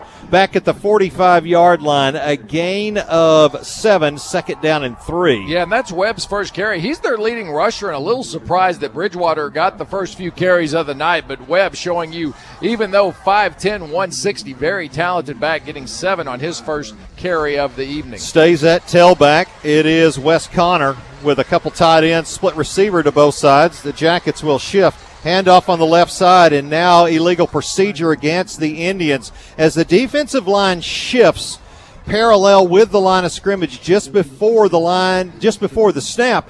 You can tell if an offensive line is not used to seeing that because you'll get some jumps, and it happened there. Yes, anytime Gavin Sharp's on the move, it can scare some people. That's twice tonight already here in the first quarter that Alvarado has fallen to that. So 2nd down and 8 for the Indians after the 5-yard penalty. Moves them back to their own 40-yard line. 6:12 to go here in the Texas State Optical first. Stephenville on top of Alvarado 14-0. West under center, the draw again. And getting past it is Webb, and he is upended, but not before he picks up the first down, gets 9 yards. Jackets were close to getting him in the backfield, just couldn't quite pull Webb down. It's another Schlotsky's first down for the Indians out at their own 49. Yeah, and that time it was just Cameron Webb doing it on his own. You're right, he was hit in the backfield, and he was able to spin off that first tackle and plow ahead to get Alvarado their second first down of the game, second on this drive. 1st and 10, their own 49-yard line. Once again, Webb deep at the tailback. A good 7 to 8 yards off the line. West up under center. Split receivers, a wingback on the left. The give to Webb, looking to cut up. Makes one man miss. Gets to about the 46 of Stephenville, a gain of 5. And it's 2nd and 5. And this is a much different running attack, giving the ball to Cameron Webb. Yeah, and what they're doing is he's just being in the deep formation about 8 yards deep, and the big offensive line is doing a nice job of giving him a seam to run through, and he's just running straight ahead, and he does not go down at first contact. Wes Connor up under center. This time will throw on the near side. Catch is made, then reverses his field. Gets to the 36-yard line. Catch is made by Logan McDaniel. Quick slip screen to the near flats. The Jackets were playing off a little bit, and then a quick move to reverse terrain was McDaniel to get more run after catch.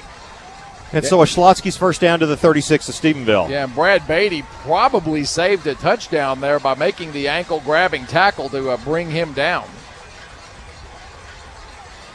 Pitch to the far side. Webb looking to turn in, and there is nothing there, and a swarm of Jackets on top of him for no gain. It'll bring up 2nd down and 10. That time the hole was not there.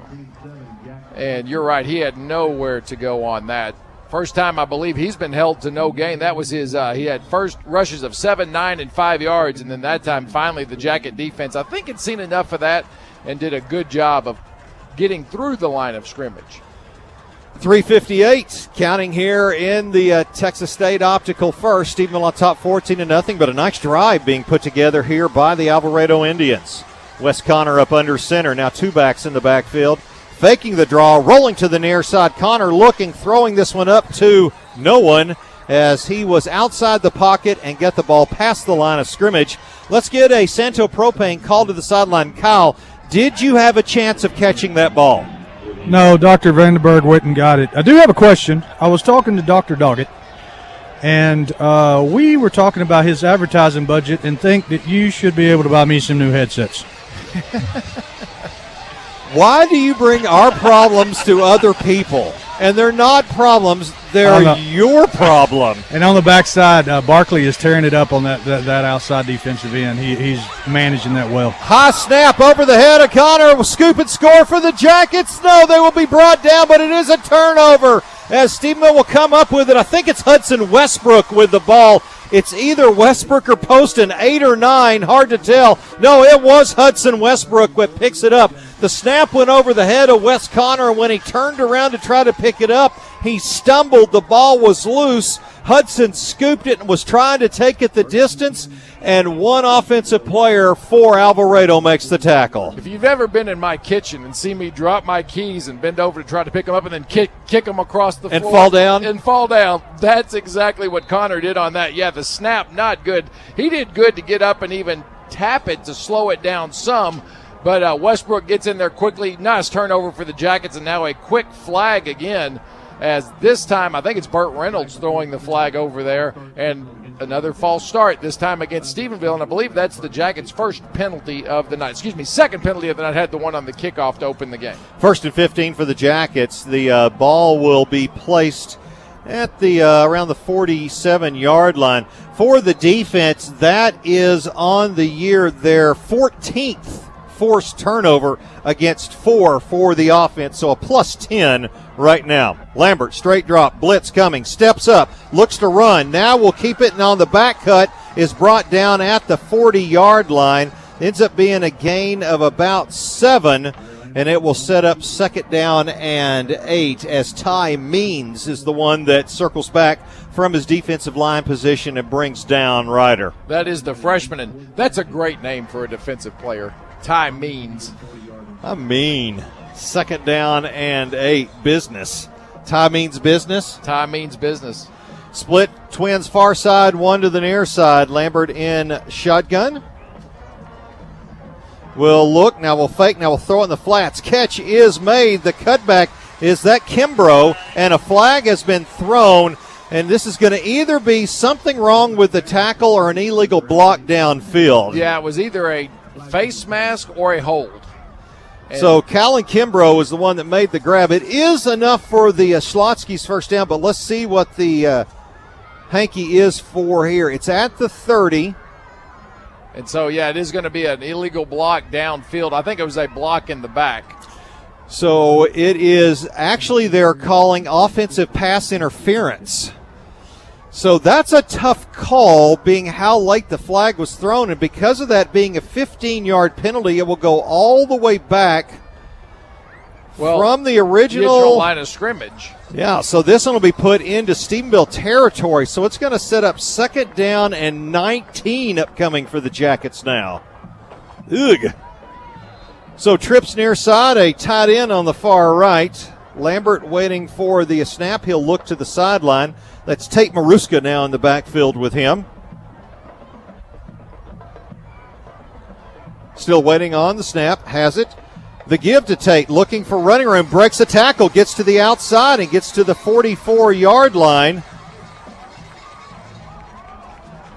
Gain of, what are we going to say on that one? About 7. Yes. As Caden Ford is the safety that comes up to make the stop. So it's 3rd down and 12. I'm watching, there's some fun action going on between the Jacket receivers and blocking on the defensive backs downfield. Well, in this, too, you're in that same position you were before. This is probably 2 plays for sure. So you just want to make sure you have some kind of positive play to give yourself a 4th and manageable. Looking for some help. Now Ryder in some trouble, flush to the outside, and he will be thrown down. This will be a huge loss on the sack back at the 48 of Stephenville.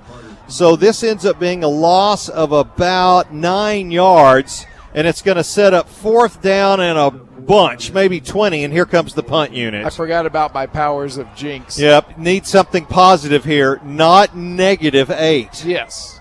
So we'll be bringing in Elston to kick this one away. 121 and counting here in the first quarter. Yeah, a lot of penalties there. Backwards plays, kind of sloppy on that particular drive.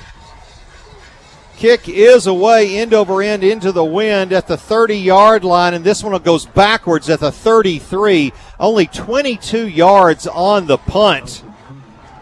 And so they don't even have to move the chains. They've got to move them up just a little bit. 1 yard. Couple of scores while we've got just a moment here. Graham leading Iowa Park 7-0. That's already at the half.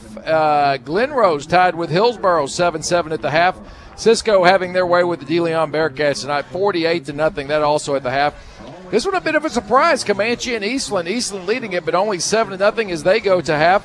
Jacksboro leading at Dublin 14-7. That's late in the second quarter. Millsap leads Merkel 13-0. That is at the half. And Mineral Wells leading Vernon 14-0. Scores brought to us by Cheerful Hearts Gifts and Boutique. Wes Connor looking to throw on the far fade. Up with that one way over the head of everybody. And here comes a flag on a ball that was not catchable. Yeah, and there was some contact. There was a grab, yes. And it's one of those, you really didn't have to do that. And I think they're going to, are they going to call it a hold or are they going to call it pass interference? It's a 5-yard difference in the penalties. They will get everything over to the official, and he has not made a signal yet. He did. He was away from everybody. It is going to be 15 yards. They're calling pass interference on a ball that was not catchable. But you did see the grab early in the route. So another penalty for Stephenville as, goodness, that continues as Stephenville continues to average over 80 yards a game in penalties. Yeah, and right there, that's two 15-yard penalties and basically two out of 3 plays. So 1st and 10 for the Indians, their own 48-yard line. I formation now behind Connor. On the draw play, giving it on the near side, looking for running room and not much. Getting to the 50-yard line is Jaden Bridgewater. Poston coming up to make the stop. Brother helping brother there. It's 2nd down and 8. Yeah, and I think it was Austin Brown that came in from the left defensive end spot, and he just went straight up the field. Had he been slanting inside, would have been even a little bit less for Webb to find any running room, but the Poston brothers there to clean up and keep it to the short game. Connor looking to throw again on the near side. Catch is made and then dropped.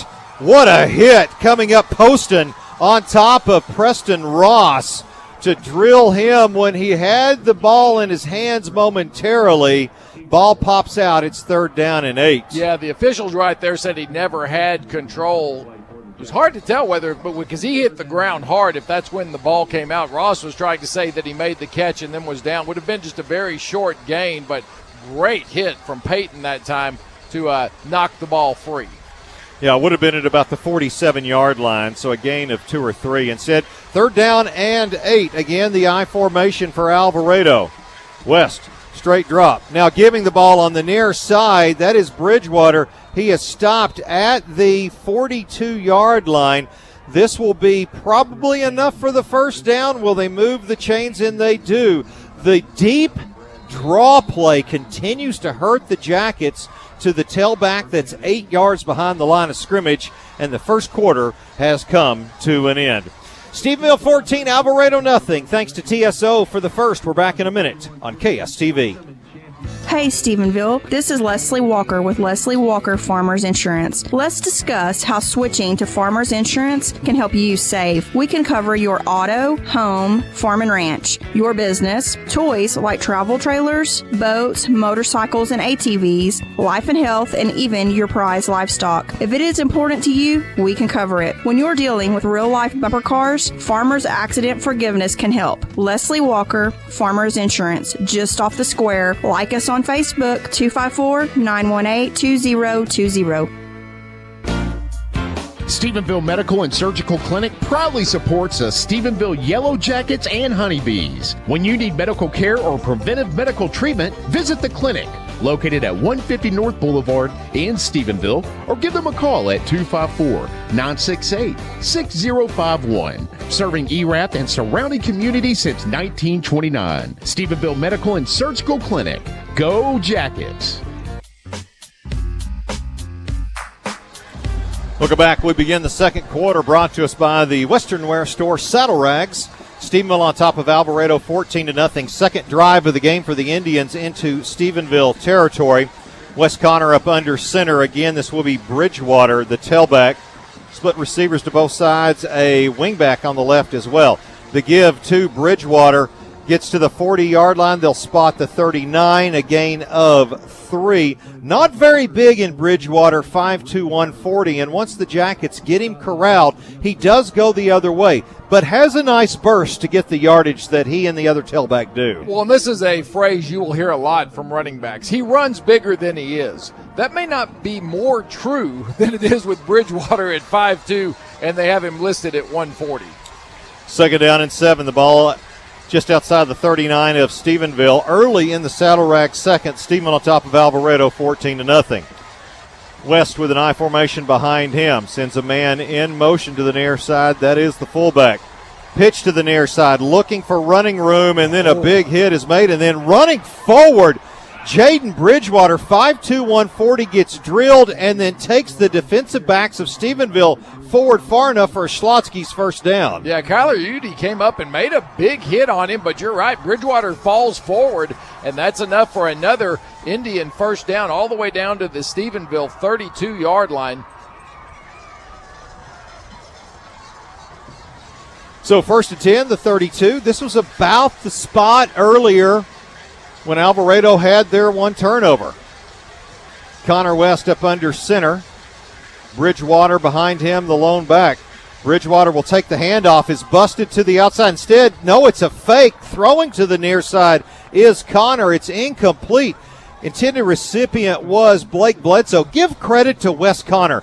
He is very deft of being able to fake where the ball is on whether he's giving or keeping. And give credit on that play to Corbin Poston for reading the bootleg and playing his assignment and making Connor throw it faster than he wanted to, and good coverage on the field. I believe that was Beatty that had Bledsoe covered. So second down and 10 for Alvarado, 32-yard line. 5 seconds on the play clock. West has to hurry. Up under center, gets it, straight drop for him. Looking to throw on the near side, has a receiver, it's caught. 21-yard line and another first down as Logan McDaniel with the catch. Schlotsky's first down. Peyton Poston with the tackle. And you're right, Wes Connor, who had come in throwing a total of 96 passes, or about 10 a game, about 12 a game, and has already thrown the ball 4 times tonight here in the first quarter and now into the second quarter, the Saddle Rag second quarter, 3 minutes in. First and 10 for Alvarado. Stephenville 21-yard line. Sorry, he's tried to throw 8 passes. He's 4 of 8 throwing the ball, so pretty much what he throws a game. Inside trap handoff. The Jackets are there to read that. I believe that was Josiah Ponce, the fullback, and it was. It's a gain of 2 just on the edge of the Dr. Kelly Doggett red zone. Second down and 8 for Alvarado at the Stephenville 20. As, clock continues to roll as Alvarado's possession, encompassing part of the first quarter and now here into the second, is really taking time off the clock. Yeah, I may want to get a Santo Propane call to the sideline in just a minute and just kind of get down with Kyle about what they are talking about there on the sideline, and about how the Jackets can slow down this Alvarado offense, and there's a good way to do it. 5-yard penalty on a illegal jump. Let's get that Santo Propane call to the sideline. What can I do for you boys? A little bit of frustration, is there, with the team not being able to get the ball right back? Yeah, the coaches are a little frustrated. I did go ask Sterling, why do we keep getting crews from Brownwood to call our football games? What did he say to that? Well, he didn't say anything, so I went to the concession stand and got me a hot chocolate. Well, I was just asking the referee, Norm McDonald, what the problem was. Did he tell you what it was? Well, the Alvarado receiver slipped in his route, and it did look like we grabbed him, but that ball was overthrown 15 to 20 yards, and so the coaches were a little frustrated about that.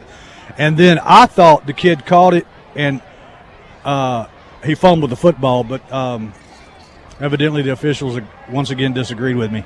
Second down and 12. He's not going to do what you want. At the 25-yard line. So Alvarado, after the penalty there.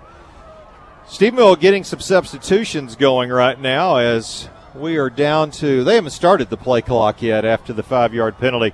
It's going to be second down and 13. And now the Whitecap is going to come to the near sideline. Did they take a timeout? No. But there is some confusion. Now Alvarado's breaking the huddle. So Coach Doty on the field with the referee. He's brought his side judge with him from the near side. Long conversation here. And I wonder if this is where maybe Coach Dixon and the Alvarado staff is saying Stephenville's doing more than shifting. They're doing something to make the lineman jump. But why would Coach Doty know that? It's like yeah. I mean, that's what I was saying. Kyle's trying to talk with Ted Ferguson in the back there to find out. We'll go to Kyle, come to you right after this play to find out what the issue is. Second down and 12. It is an I formation. Again, Bridgewater the tailback. Wes Connor is the quarterback under center. Giving it to Bridgewater, looking for running room, and he's got it. He's inside the 15. He's inside the 10. He's down to the 7-yard line, and a flag has been dropped back at the 24-yard line. Yeah, and it was a late flag. If it was a hold on Alvarado, it was way after the play, but maybe the official just struggled getting it out of his It is a hold. Central Propane called to the sideline. Kyle, what can you tell us about what that discussion was before this play? The Alvarado coaches are complaining about Stephenville calling their cadence. All right, well, that is something that the Aggies got 2 5-yard penalties against them against Alabama that were said to be clapping before Alabama quarterback could clap. They were just clapping like, good job, Aggies. Good job. So and with the hold, mean Alabama players. Roll Tide. Second down, and what are we going to call it here? 22 upcoming? Kyle, are your feelings severely hurt right now? Lolo, I am filing 3 HR complaints tonight.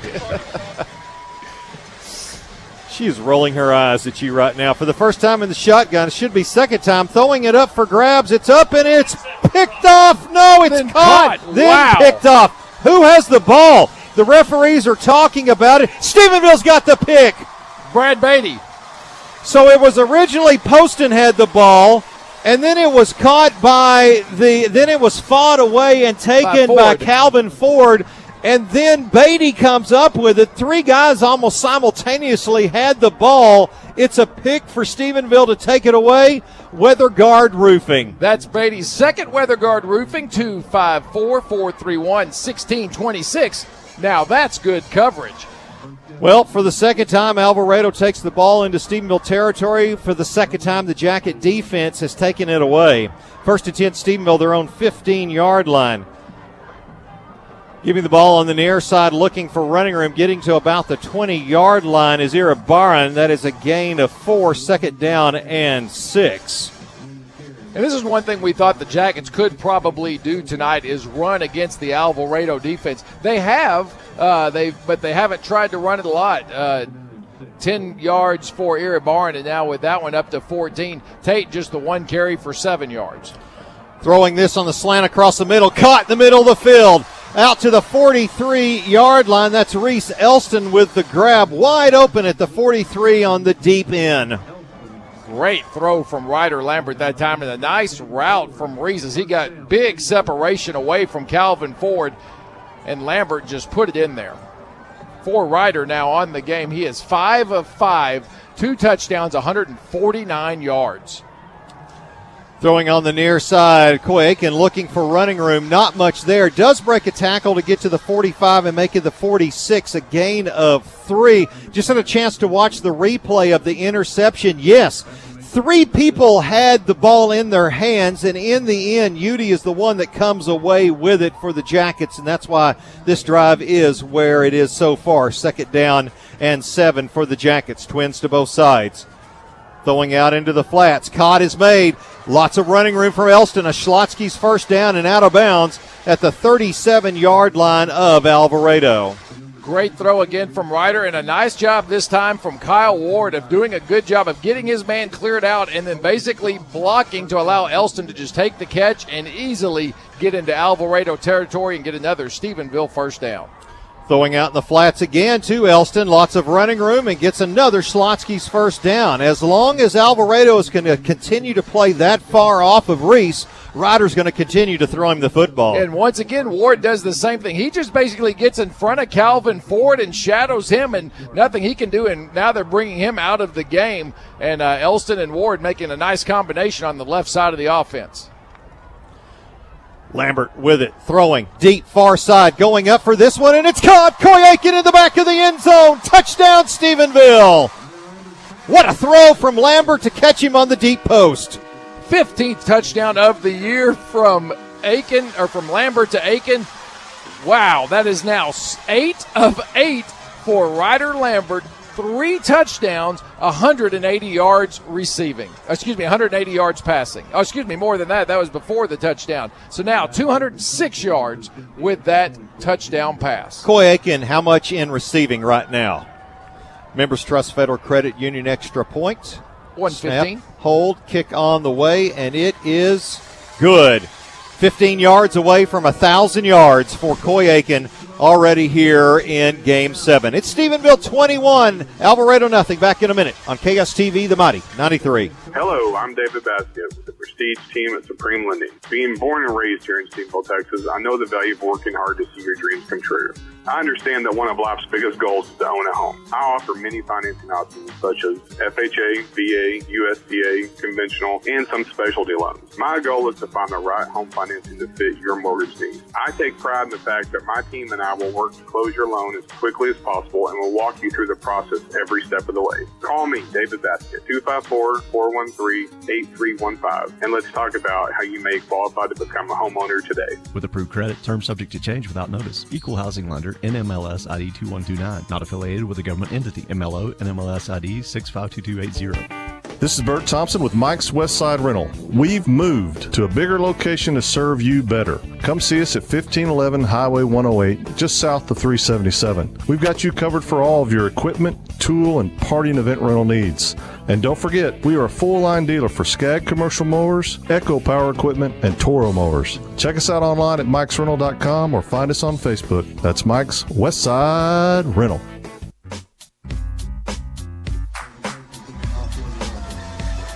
Poston approaches, puts the boot into this one with the wind. Hello. That one's out the back of the end zone as it in the air flies past the end line at the back of the end zone. Touchback upcoming for Alvarado. Let's get a scoring summary. Brought to us by SRPT. It's 6 plays, 85 yards. It's a 26-yard touchdown pass from Lambert to Coy Aiken. Posting another extra point. Stephenville now leading it 21-0. Scoring drive got started after the interception from Brad Beatty. Scoring summary brought to us by Stephenville Sports Rehab and Physical Therapy. They've got a plan for your rehabilitation, and they will make it just for you. 1st and 10 for the Indians back at their own 25-yard line after the touchback. Wes Connor up under center, I formation behind him. Give to the second back through. That's Webb, I believe. Gets to the 30, a gain of 5. It is. It's Cameron Webb with the carry out to the 30-yard line. Halfway mark of the Saddle Rags second quarter.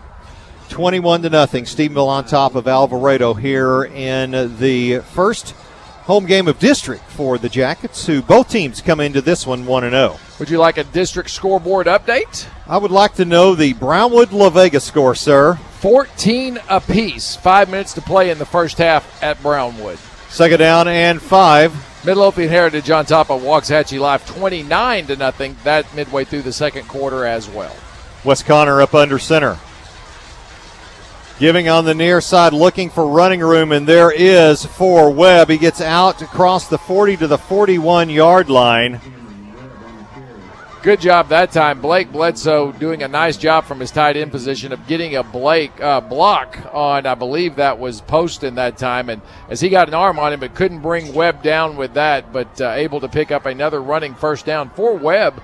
Now, 47 yards rushing. That can't be right on his 7 carries. He does. 47 yards on 7 carries for Cameron Webb. 4-man defensive front for the Jackets. 1st and 10 out at their own 41 for the Indians. Pitch to the near side.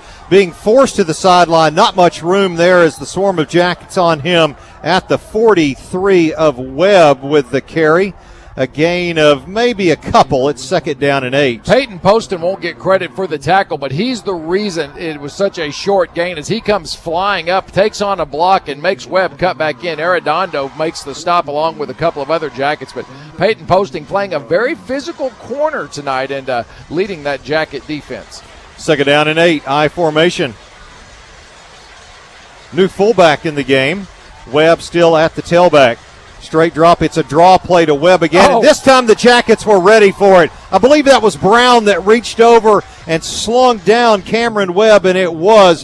What a play from Brown. And that's going to be our hard hit of the game, brought to us by Black Plumbing. Brown helps Black there. It's 3rd down and 8. And that time they'd run the same play earlier in the game, and I told you he just missed it going a little bit outside. This time he takes on the block, directly goes inside, and you're right. Great play from the senior Austin Brown. So 3rd down and 9 upcoming for Alvarado. Again, the I formation with Connor up under center, a man in motion toward the far side. Ball is loose. It's on the turf. Who's got it? Stephenville says they've got it. We'll wait till they get, and they do. The Jackets come away with it. And that is another fumble recovery for Hudson Westbrook as the snap was fumbled by Wes Connor, and Westbrook at the bottom of the pile comes away with it for the Jackets. They'll take over 1st and 10 at the Alvarado 42-yard line. For Hudson, his now 3rd recovery of a fumble on the season. And the Jacket defense, it looked like just a bad exchange. Let's get a Santo Propane call to the sideline. I know Kyle was down there and see if he had a good look. It looked like a bad exchange. Kyle, is that what you saw? Good to see it. First on the sideline. Sorry, I was signing autographs. Yes, that's what it looked like to me. All right, 1st and 10, straight drop. Lambert looking, now flush to the left side. Now throwing it deep down the middle, and it's picked off, underthrown. Ball is at the 25 up to the 33-yard line.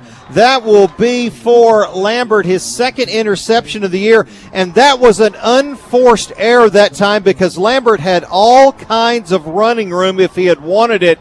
Caden Ford comes up with the interception, and it was just underthrown by Lambert. One that if he just tucks, he's got the 1st down pretty easily. Yeah, or if he, put a little bit more on it, probably would have been a Stephenville touchdown. His first poor pass of the night. 8 straight completions, 3 touchdowns in those first 8 passes, then that one. And I think with the wind behind him, maybe, was afraid of overshooting it and just did not put enough on it. Well, every pass that he's thrown tonight has been caught. Now, 1st and 10 for Alvarado, just one of those by the Indians. Looking to throw into the flats. Catch is made and then taken down immediately at the 35-yard line by Josiah Ponce, the fullback. A gain of 2. It's 2nd down and 8. Kyler Udy with the tackle.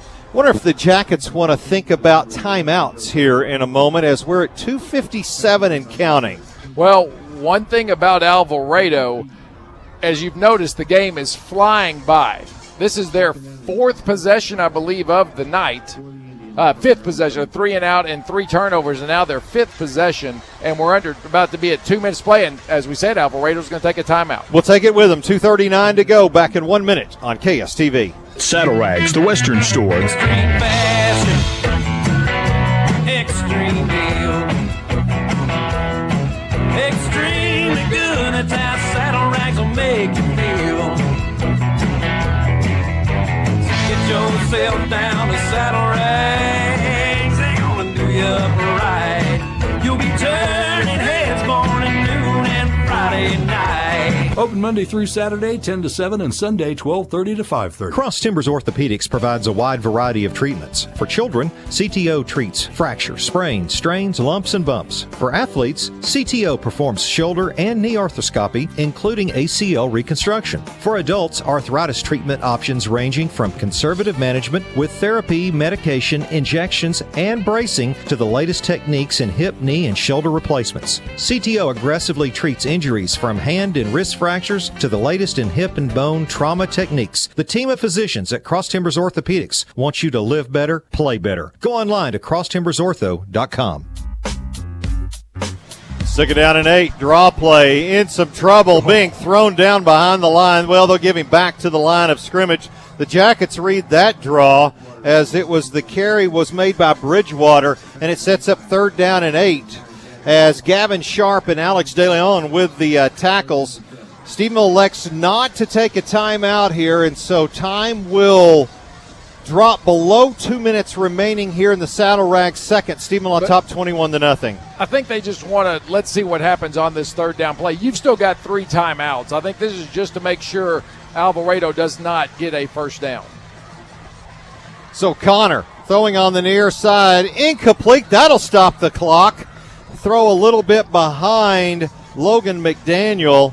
And with that one, it stops the clock. And with 1:57 to go, here comes the punt team for Alvarado, having to punt into the wind. And for Wes Connor, not one of his better throws of the night. Even if McDaniel had come up with that catch, he had to lay out. Would have been short of a 1st down. Now it would have kept the clock running and probably made Stephenville use one of their timeouts.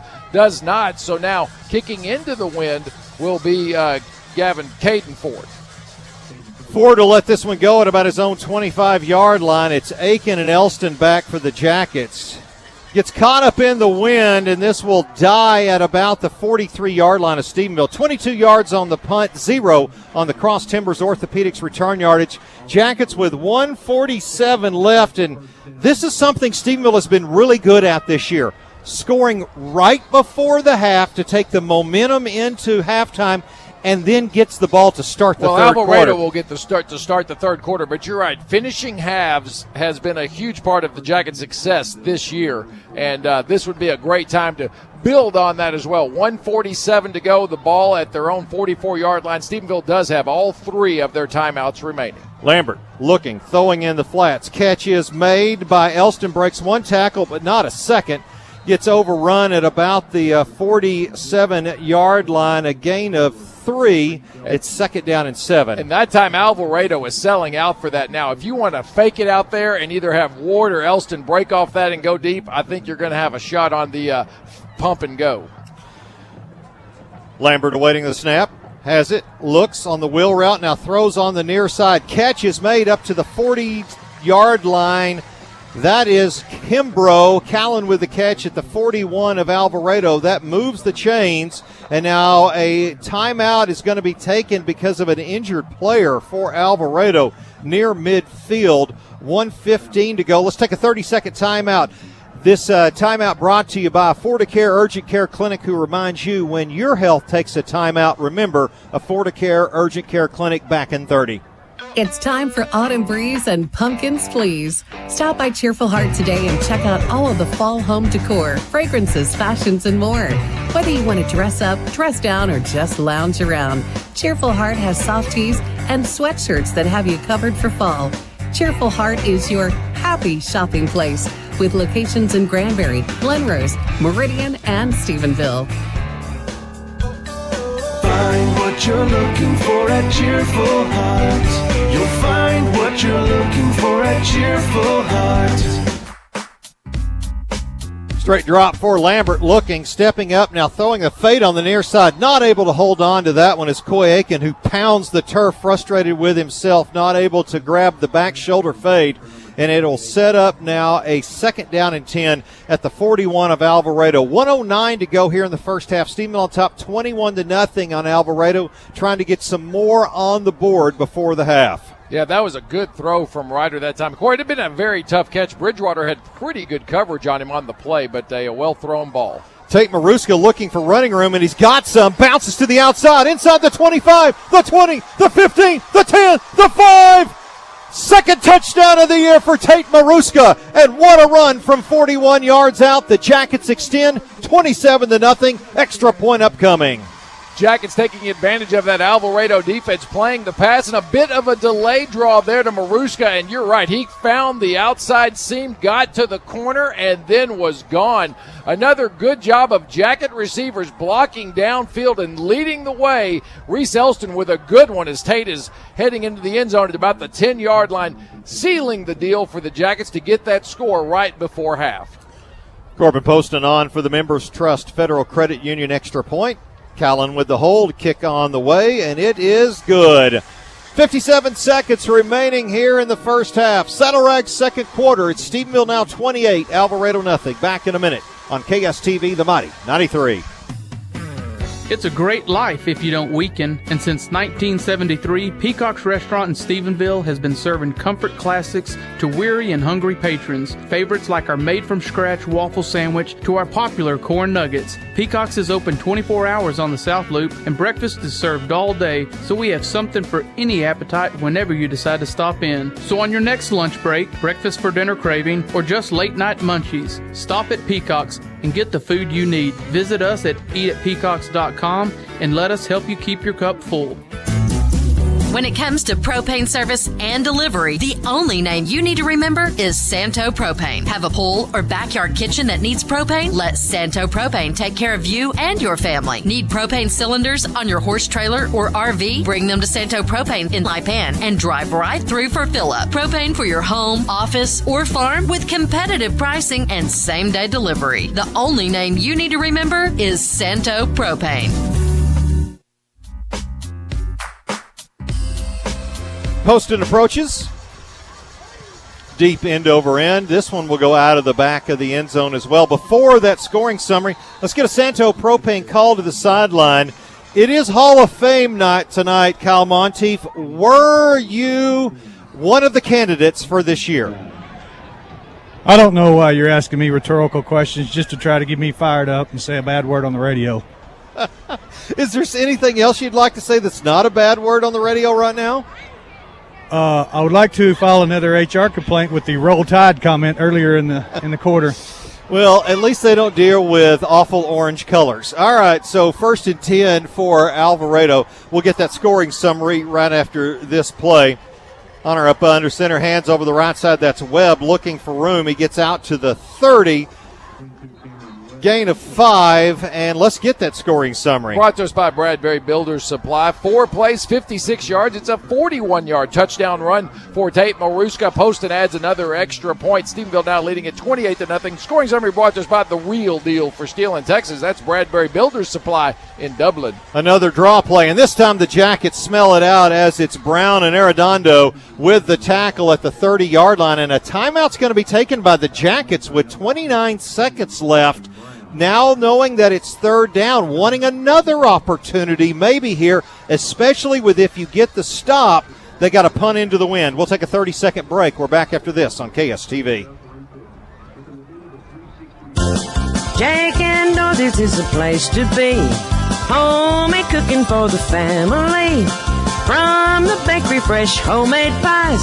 Forget fast food, just give me that chicken fry. Since 1948, Jake and Dorothy's Cafe has been serving their famous chicken fried steak, waffle fries, and so much more to hungry Yellow Jacket and Honeybee fans. Stop by today and feed your hungry bunch before or after the game at Jake and Dorothy's Cafe. Nobody cares like your hometown doctor. Dr. Kelly Doggett, your hometown doctor, is someone you can depend on for your health care needs. Call 965-5888 or visit yourhometowndoctor.com for more information. Nobody cares for the hometown team like your hometown doctor. Nobody cares like your hometown doctor. Convenient care, family medicine. 3rd down and 5. Connor up under center, giving to the second back through, and he'll be stopped short of the yardage needed for the 1st down. It'll be 4th and 2 upcoming, and the Jackets will burn another timeout here with 24 seconds left. Let's keep it right here and get caught up on some scores. What do you say there? We can do that, and with that not converting on 3rd down, Alvarado now 1 of 6 on 3rd down conversion. Scores brought to us by Cheerful Hearts Gifts and Boutique. Eastland is leading Comanche 14-0. That's midway through the 3rd quarter. Jacksboro on top of Dublin 14-7. They've just started the 3rd quarter. Glen Rose and Hillsboro 7-7. That is early in the 3rd quarter as well. Cisco all over De Leon 55-0. That's midway through the 3rd quarter. Granbury trailing Azle 21-7 as they start the 3rd quarter.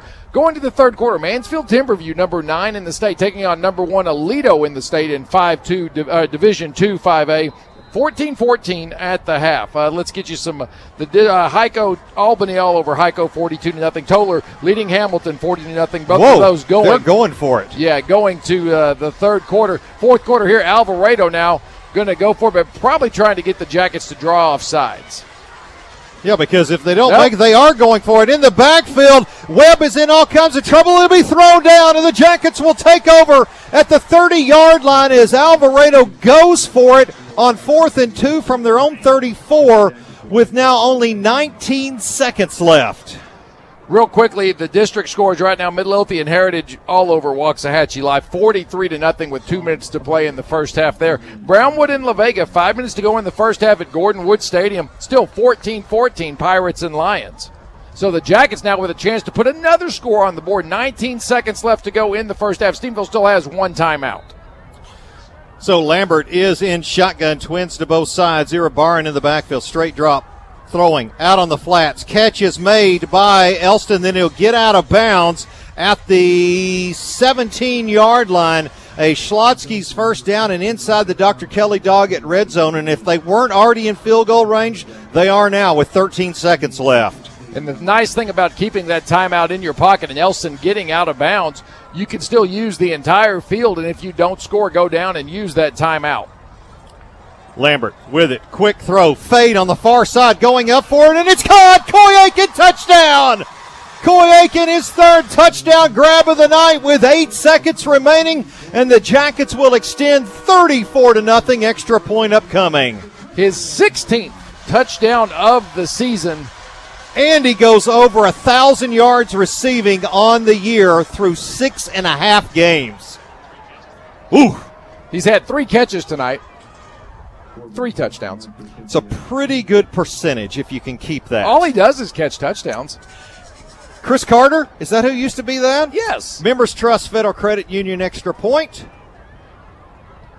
Post and boot is on the way, and it is good. 8 seconds remaining here in the second quarter. We'll take a break. It's Stephenville 35, Alvarado nothing. Back in 30 seconds on KSTV, The Mighty 93. This is Amanda Treese with Members Trust Federal Credit Union. Are you looking for your first-time home? Let Members Trust Federal Credit Union help with our new first-time home buyers program. For as little as 5% down, you could be moving into your first home. Call Stacy Simpson today to discuss your home buying options at 254-968-8543 or visit us at mtfcu.coop for more details. Come experience the credit union difference at Members Trust Federal Credit Union.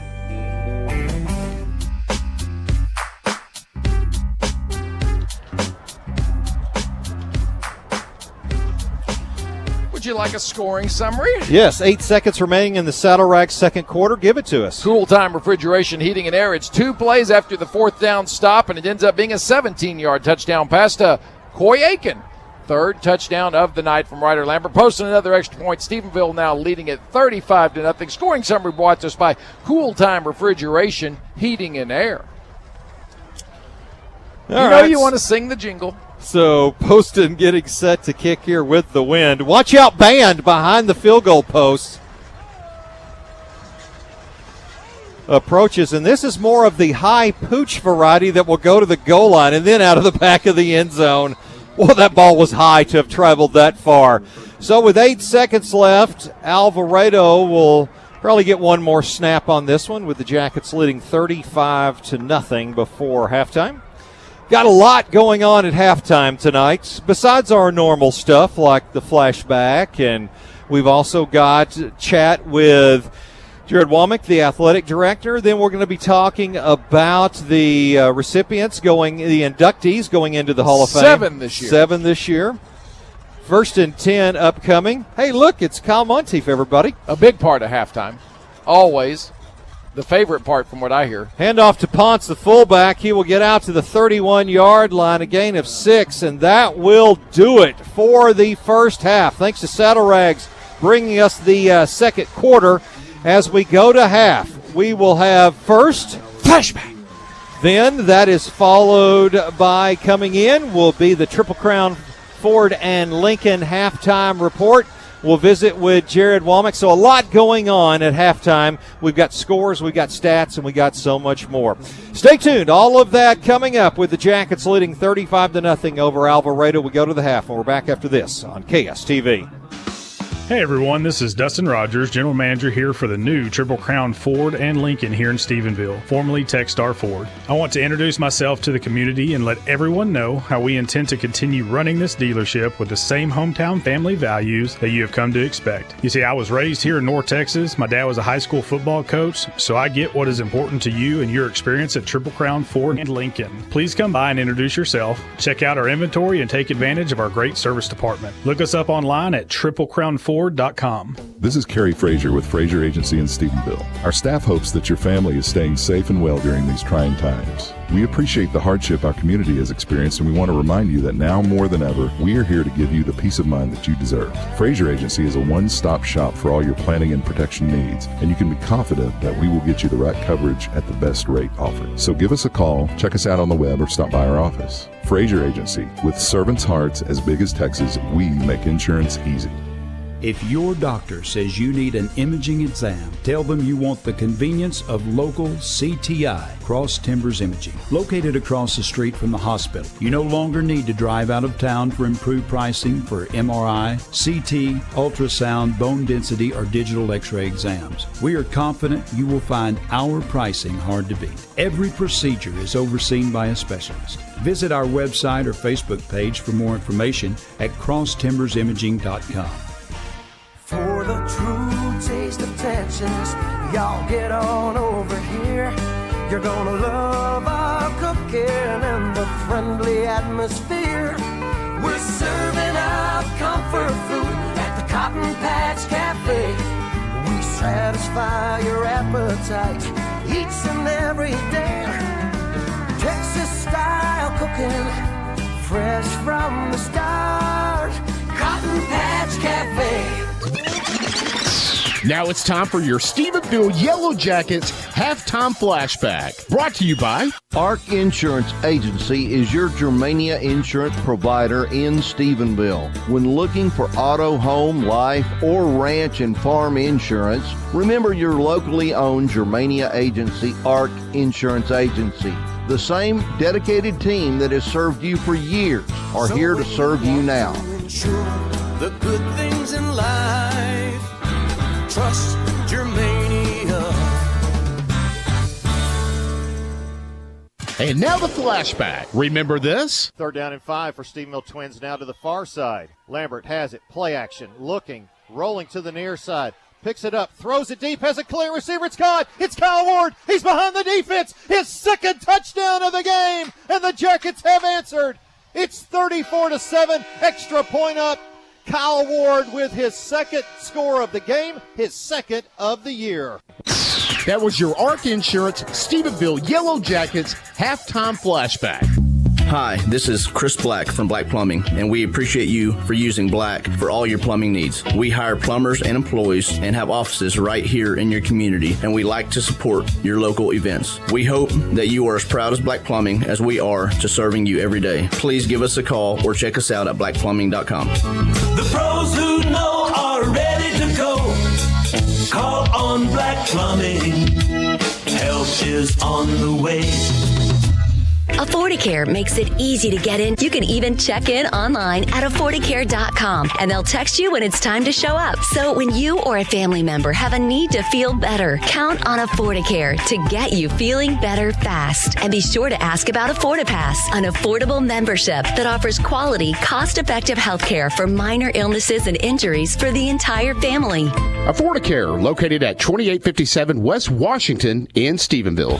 To work this big land, you need equipment with values rooted as deep in Texas soil as you are. Equipment like John Deere. Bramlett Implement invites you to stop by and check out over 300 pieces of new and used equipment just west of Stephenville on Highway 377. Bramlett Implement is still a family business where going green has been a way of life for over 84 years. For your farming needs, big or small, stop by Bramlett Implement or go to bramlettimplement.com for more information. There's no better time to get a great deal on the Kubota BX tractor at Techstar Kubota in Stephenville. Mow, haul, dig, lift with the #1 selling subcompact tractor in the U.S. for over 10 years. You own the land, now make it yours. Get the Kubota BX2380 from Techstar Kubota. Visit Techstar Kubota today, just south of Stephenville on Highway 377. See Techstar Kubota or go to KubotaUSA.com for full disclaimer. How would I describe Schlotzsky's new, bigger, meatier sandwiches? If I had one word, I'd say they're majestically meaty. If I had 2 words to describe Schlotzsky's new, bigger, meatier sandwiches, I'd say they're epically cheesy. If I had one more word to describe Schlotzsky's new, bigger, meatier sandwiches, I'd say they're freaking revelatory. So, in a word, I'd say Schlotzsky's new, bigger, meatier sandwiches are Majesta Meat Epa Cheese Fricatory. Schlotzsky's, it's a mouthful.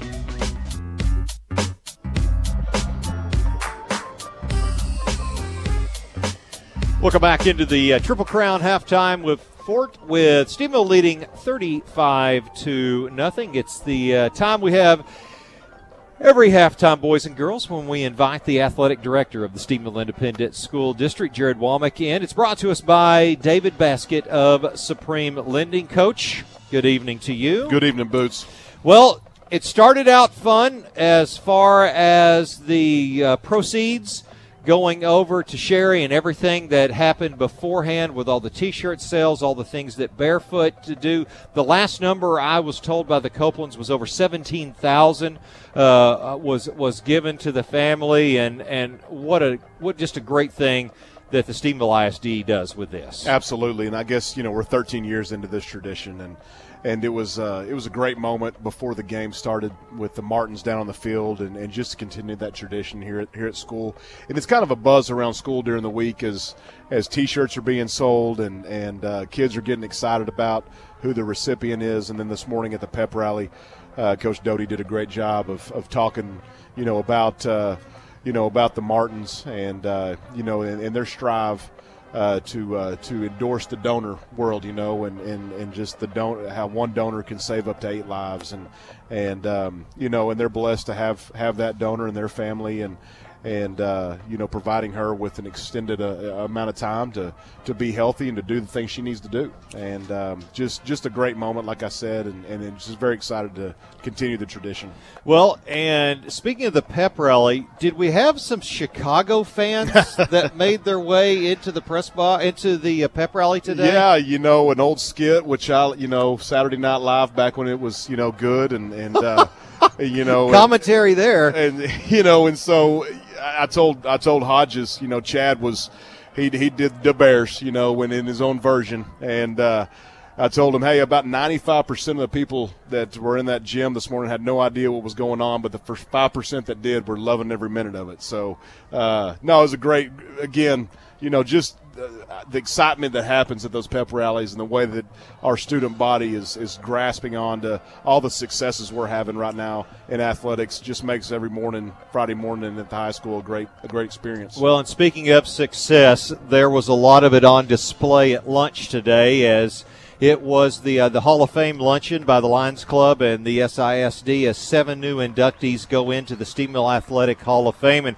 I know you don't have time to talk a lot about them, but certainly you can mention the recipients. And then I was there at the luncheon today, didn't get to see the receiving of the plaques, but that's always a special time at the high school as well. Yeah, absolutely. To have both these events going on today is amazing, and this evening, and having those 7 join that 113 or 12 that's already been inducted. What a great moment that was. Sarah Allen Hartshorn, she was the first one that got inducted, 95 to 99, and she just talked about her experience as a player and what's that's done for her as she's gotten into her adult life, and just the memory she has. Tyler Floyd, Dr. Floyd was there, our superintendent before Dr. Underwood. Tyler wasn't able to make it, but again, he got to express the gratitude of the teachers and coaches that Tyler had and his experience here in Stephenville. Billy Grissom, talked about, he was 69 to 73. He talked about just family and how he was so excited to be in that moment and have 9 grandchildren and another one on the way. And just you could tell he was very proud of that moment to have his family there with us. Lauren Harris, 96 to 2000. No better place, her big deal was no better place to grow up in Stephenville. Tyler Jones, he got to come over. He's coaching tonight, but 2010, 2013, I loved what he said. There's no place better than the city of champions. And he just talked about, again, all these people talked about how great their experience was and how it's made them better people. Rob Lilly, 95, 99, he was another amazing, story that came through these programs and was successful. And, one thing he said is, I was never meant to be a football player, but I was born to be a Yellow Jacket. And then Coach Fran Metzger, it's great to have her, and we had the volleyball team come out and Coach Douglas to the ceremony at the high school, and that was a special moment for Coach Fran to see to see those kids and to receive her award today. And her quote was 40 years of pure joy in coaching, and just all those exciting moments that those 7 got to kind of relive today was great. They got to tell stories, see friends, see coaches that are on our staff now that played with them, and again, just another great moment. Well, speaking of volleyball, that's a good transition to move in. Bees beat Brownwood in 3 straight on Tuesday night, are now 5-0 in district, have a big lead. Have the off night tonight, so they finally get to see a football game this year, because Friday nights they've been on the road all season. That's right. So great for the Honeybees there. Back another big one with Glen Rose on Tuesday. That's right. Tuesday they'll be at home, and it's a big one. It has a chance to seal that district championship. Also not only is the varsity 5-0, but the JV's 5-0, the freshmen are 5-0. Coach Douglas has that group rolling right now.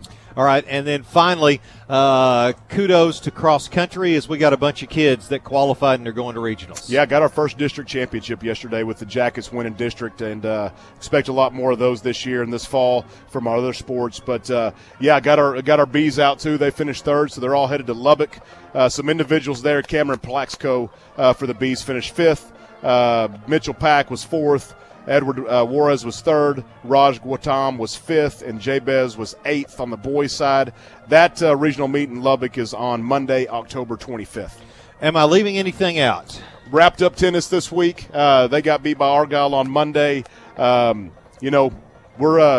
having a chance here to do some amazing things and having some amazing moments. Just got to keep rolling, Boots. That is the athletic director of the Stephenville Independent School District, Jared Womack. It's brought to us by David Baskett of Supreme Lending.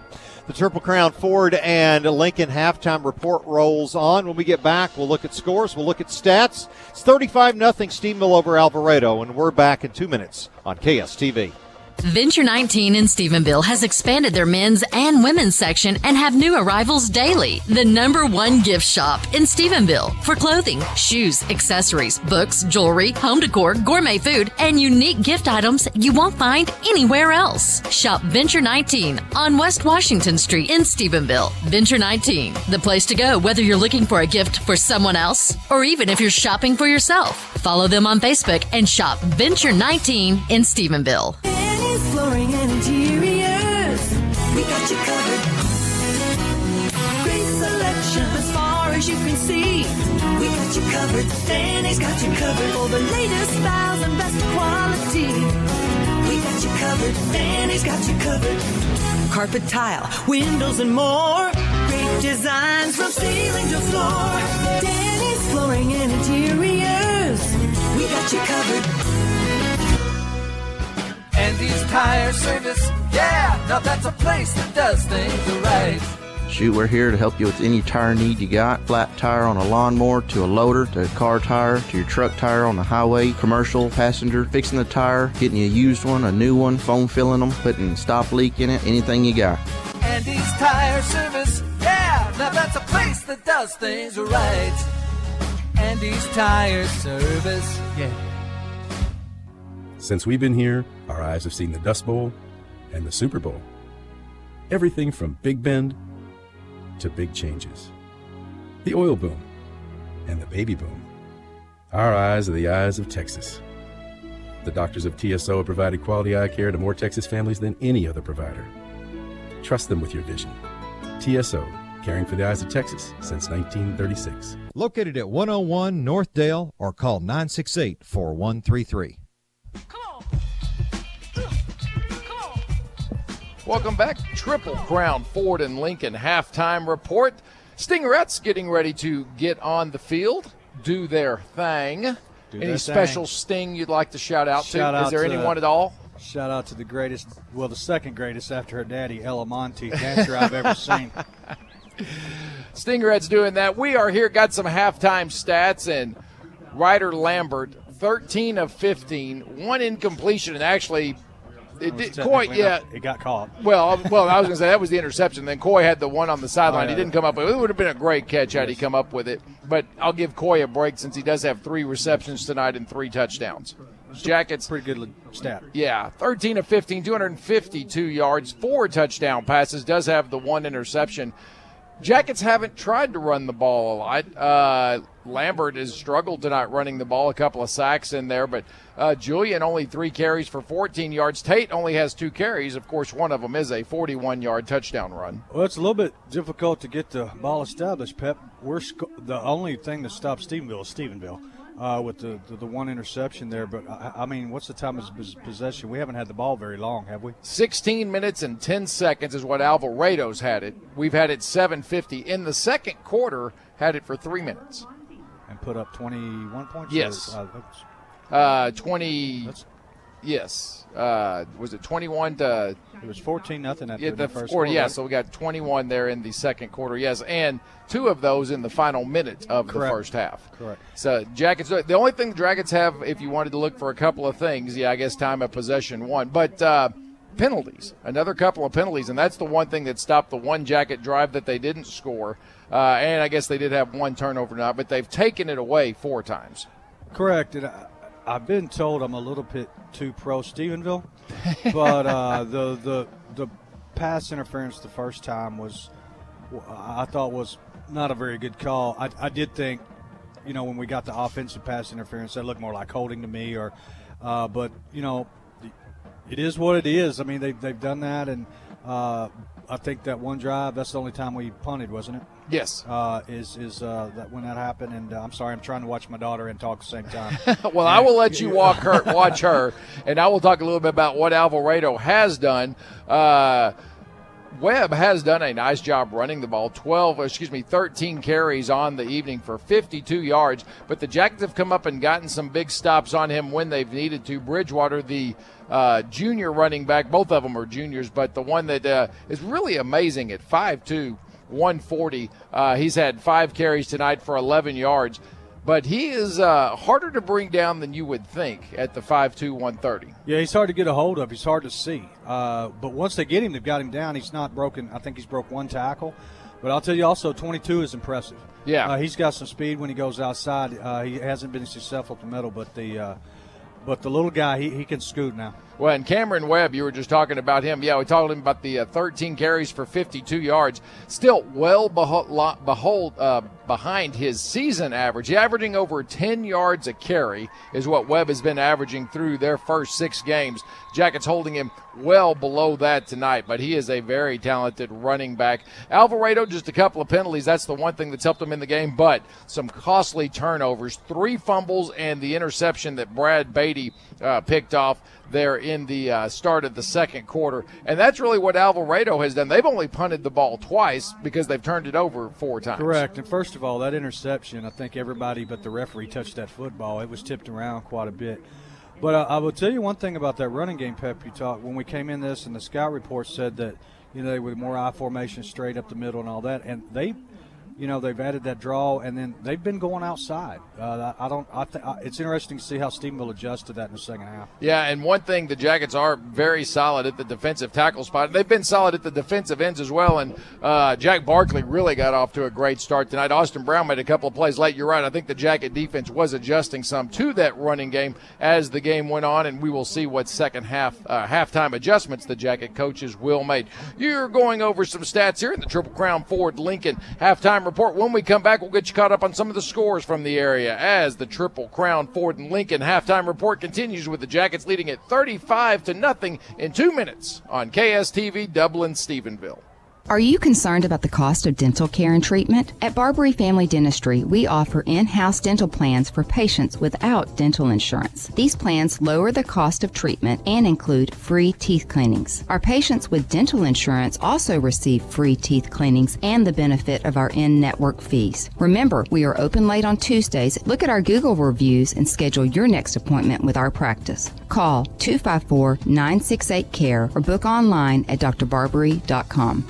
Are you preparing to navigate a transition in life? Do you know the questions to ask or the decisions to make to help your family be better off after the transition occurs? Regardless of the event you're going through, BMY Wealth Management specializes in giving you the confidence to know you have taken steps to help protect your family and life's work. Visit our website today to see how we can help you. BMYWealth.com. Securities and advisory services offered through Cetera Advisor Networks, LLC. Member FINRA SIPC, a broker-dealer and registered investment advisor. Investment advisory services also offered through CWM, LLC, and SEC registered investment advisor.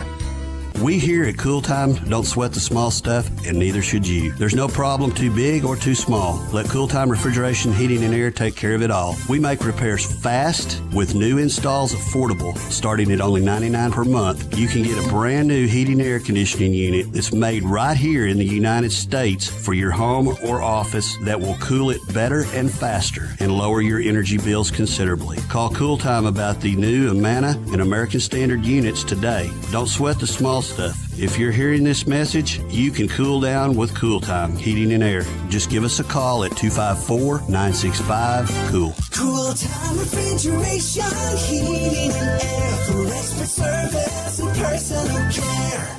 Since 1868, C&B of Texas has been a bedrock of support and security for farmers, ranchers, businesses, communities, and families that needed a friend as a banker. We became the oldest independent bank in Texas because we made sure our customers survived the tough times and prospered in the good. I'm Mason Singleton, relationship banker and branch manager at Citizens National Bank of Texas in Stephenville. I'm proud to say that our way of banking hasn't changed. We have been there for people when they needed us, making a positive difference for over 150 years. Let's C&B of Texas make a difference for you. C&B of Texas, member FDIC.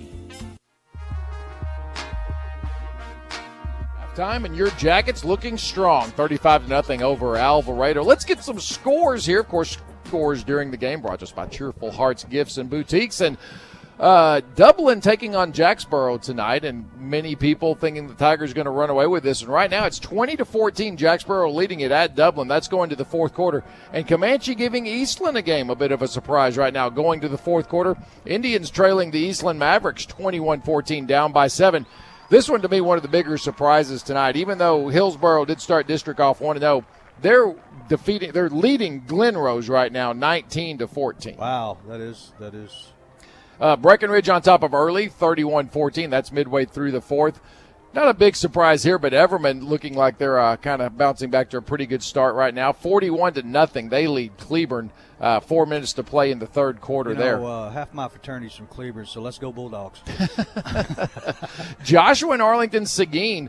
Both of these teams maybe have some hopes of making it to the playoffs. Joshua already with 3 wins this year. Right now they're leading Arlington Seguin 9-7 going to the fourth quarter. Granbury having a tough night, but taking on probably the best team in that district, Azle, 42-7 there. Mansfield, Timberview, and Aledo. This one probably for the district title, even though it's just about 3 weeks into district for them.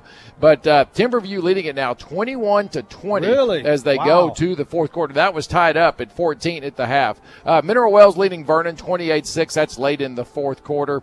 Allen, a big 6A game. Allen and Denton Geyer, 2 of the big teams. Chad Morse, of course, used to coach here in Stephenville, now coaching at Allen. They're leading it 31-21 as they go to the fourth quarter. Let's go, Coach. Albany and Hico. Yes, it's going all Albany lines. Number 4 team in the state, and they're leading the Hico Tigers 57-0. That's late in the game. And Toller having a fun time in Hamilton tonight. The Rattlers leading the Bulldogs 49-6. That is late in the fourth quarter as well. A 4A Division II game. 2 teams we've beaten this year, Waco Conley and Salado. Salado leading at 20-0. A little bit of surprise that Conley hadn't gotten more offense going, but that's it's late in the third quarter. Salado on top 20-0. Lingleville leading Gorman 44-36. Some 6-man action with 8 minutes to play in the third quarter.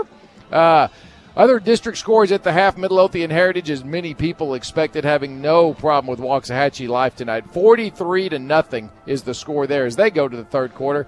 And then probably the shocker in the district right now, going to the third quarter, Waco, La Vega, and Brownwood 14 apiece.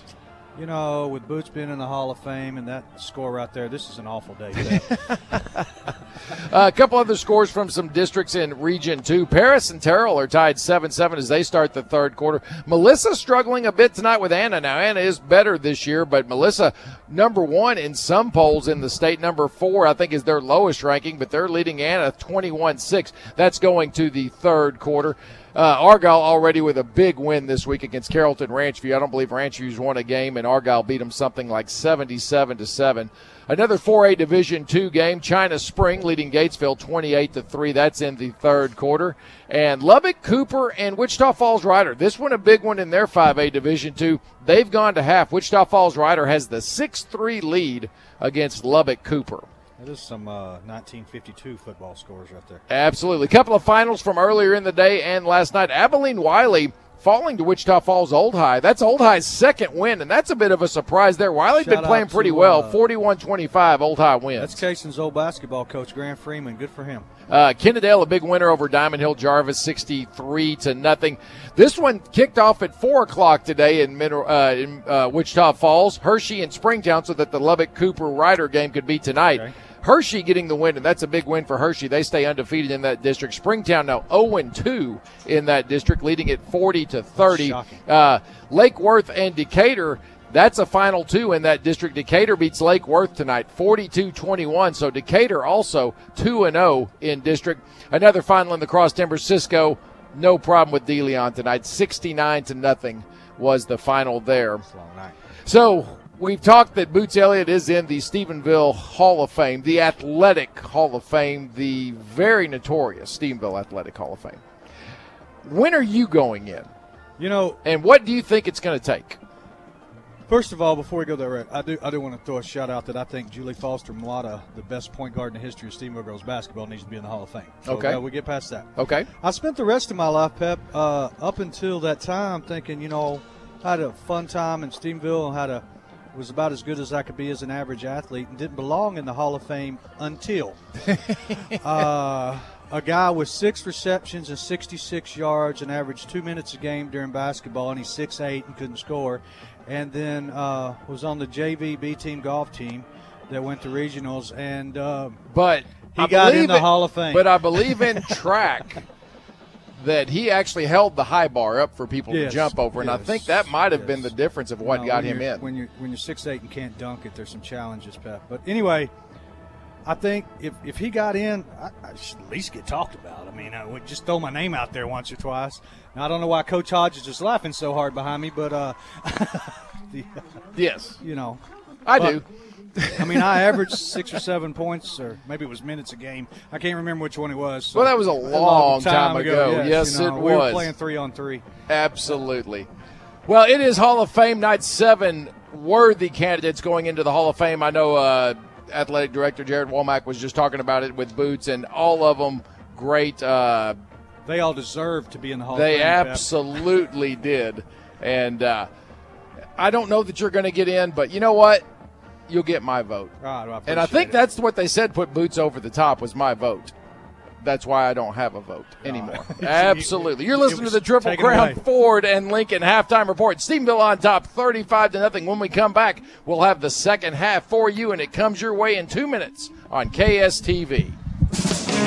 Bradbury Builder Supply, the real deal for steel in Central Texas. I'm Heather Raspberry. Between myself, Troy, and Charlie, we have over 70 years combined experience designing and providing quality steel products at reasonable prices. Not only that, we also have a fleet of delivery vehicles to get your orders to you. We are open 7:30 to 5 Monday through Saturday. That's right, all day Saturday. Come by and see us for a quote today or visit us on the web at bradburybuilders.com. Bradbury Builder Supply, the real deal for steel in Texas. Hey Stephenville, this is Leslie Walker with Leslie Walker Farmers Insurance. Let's discuss how switching to Farmers Insurance can help you save. We can cover your auto, home, farm and ranch, your business, toys like travel trailers, boats, motorcycles and ATVs, life and health, and even your prized livestock. If it is important to you, we can cover it. When you're dealing with real-life bumper cars, Farmers Accident Forgiveness can help. Leslie Walker Farmers Insurance, just off the square. Like us on Facebook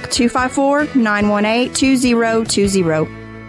Cross Timbers Orthopedics provides a wide variety of treatments. For children, CTO treats fractures, sprains, strains, lumps, and bumps. For athletes, CTO performs shoulder and knee arthroscopy, including ACL reconstruction. For adults, arthritis treatment options ranging from conservative management with therapy, medication, injections, and bracing to the latest techniques in hip, knee, and shoulder replacements. CTO aggressively treats injuries from hand and wrist fractures to the latest in hip and bone trauma techniques. The team of physicians at Cross Timbers Orthopedics want you to live better, play better. Go online to crosstimbersortho.com. Hi, I'm Logan Sinoski. For over 20 years, Prime has been custom designing durable metal buildings to fit any type of project, including agricultural, aviation, commercial, equestrian, dairy, residential. If you're considering a new building project, make your first stop Prime. We'll work with you to make sure you get the building that you need. No project is too big or too small for Prime Metal Buildings and Components. 254-445-4462 or visit primebldg.com to get a fast, free quote today. Building America, buildings with the strength of steel. Prime Metal Buildings and Components.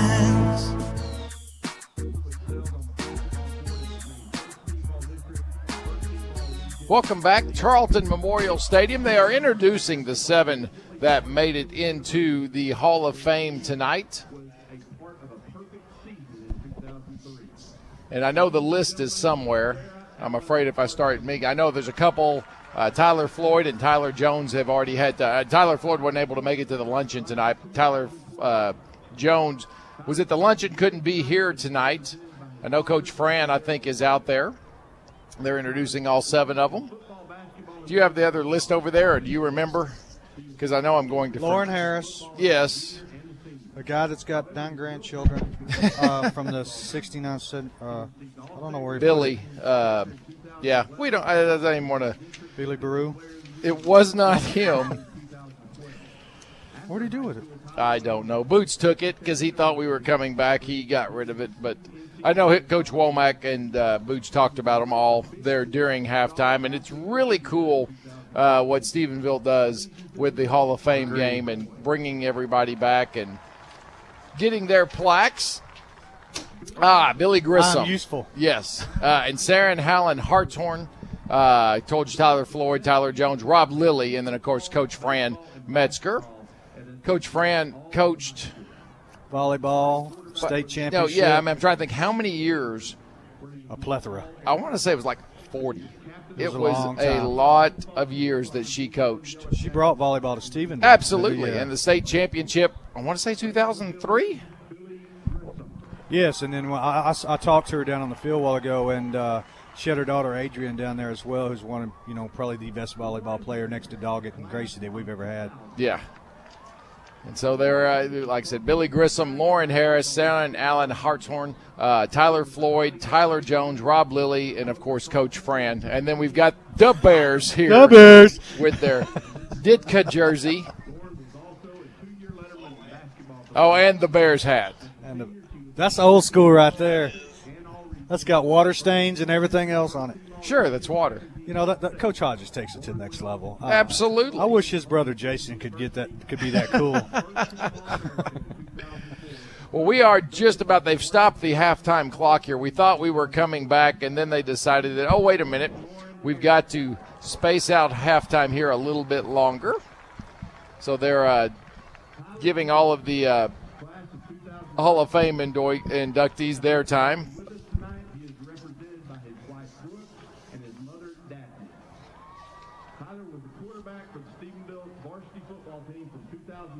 Oh, talking about Tyler, I guess, and his mom and his wife. His mom and his wife are here.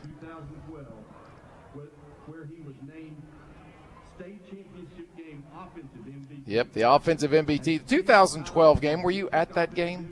I was. If you don't remember, it was 70-35. It was. It was at the AT&T Stadium. It was. Jared Stidham, just a sophomore on that team. He was. He's not the best sideline reporter in the world for nothing, folks. He got a free piece of pie today for all his work. Did. Shout out to LaVonna again.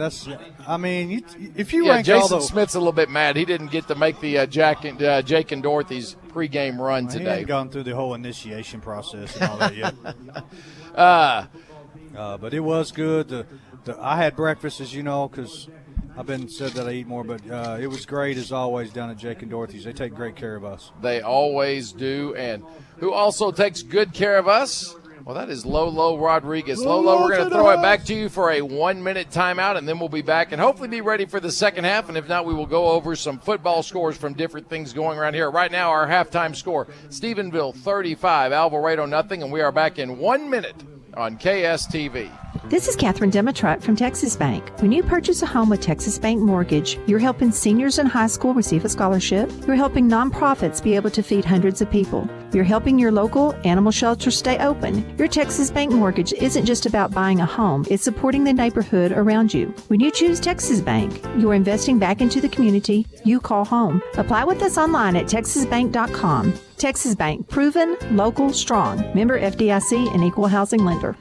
The result you want, the care you deserve. Sports rehab and physical therapy. SRPT. Did you know that many age-related balance issues are correctable? If you're having problems with falling or fear of falling due to decreased stability and balance, visit our team of physical therapists at Sports Rehab and Physical Therapy and experience our evidence-based balance program customized for your balance needs. Find out more online at sportsrehabpt.com and check us out on Facebook and Twitter.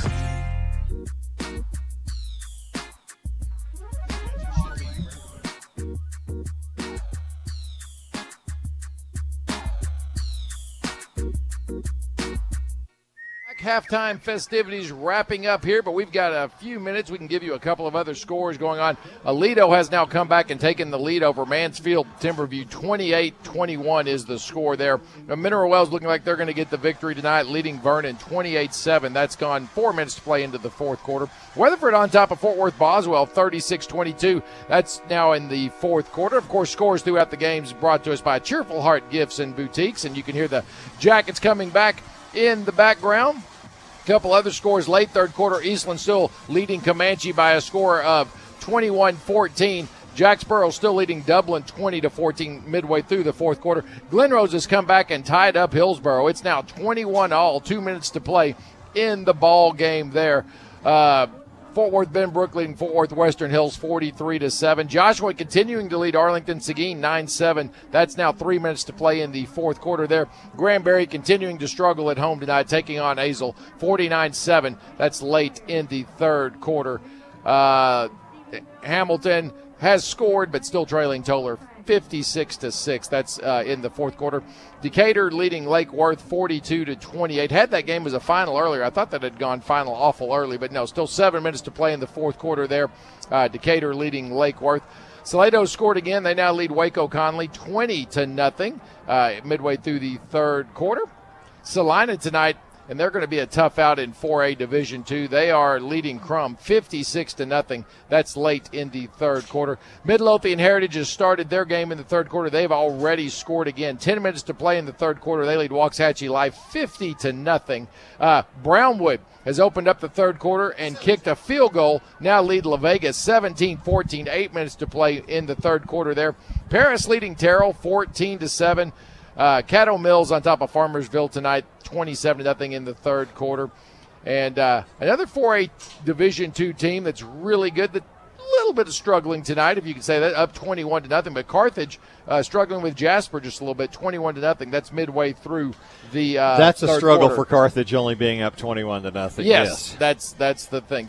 China Spring not having such trouble with Gatesville tonight. 34-3 is the score there. Once again, scores throughout the game brought to us by Cheerful Heart Gifts and Boutiques.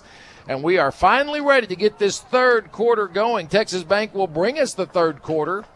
They need to bring us a sack, too. We haven't had a Texas Bank sack tonight. And Stephenville leads it 35-0. Thank you, Triple Crown Ford and Lincoln, for bringing us the halftime report.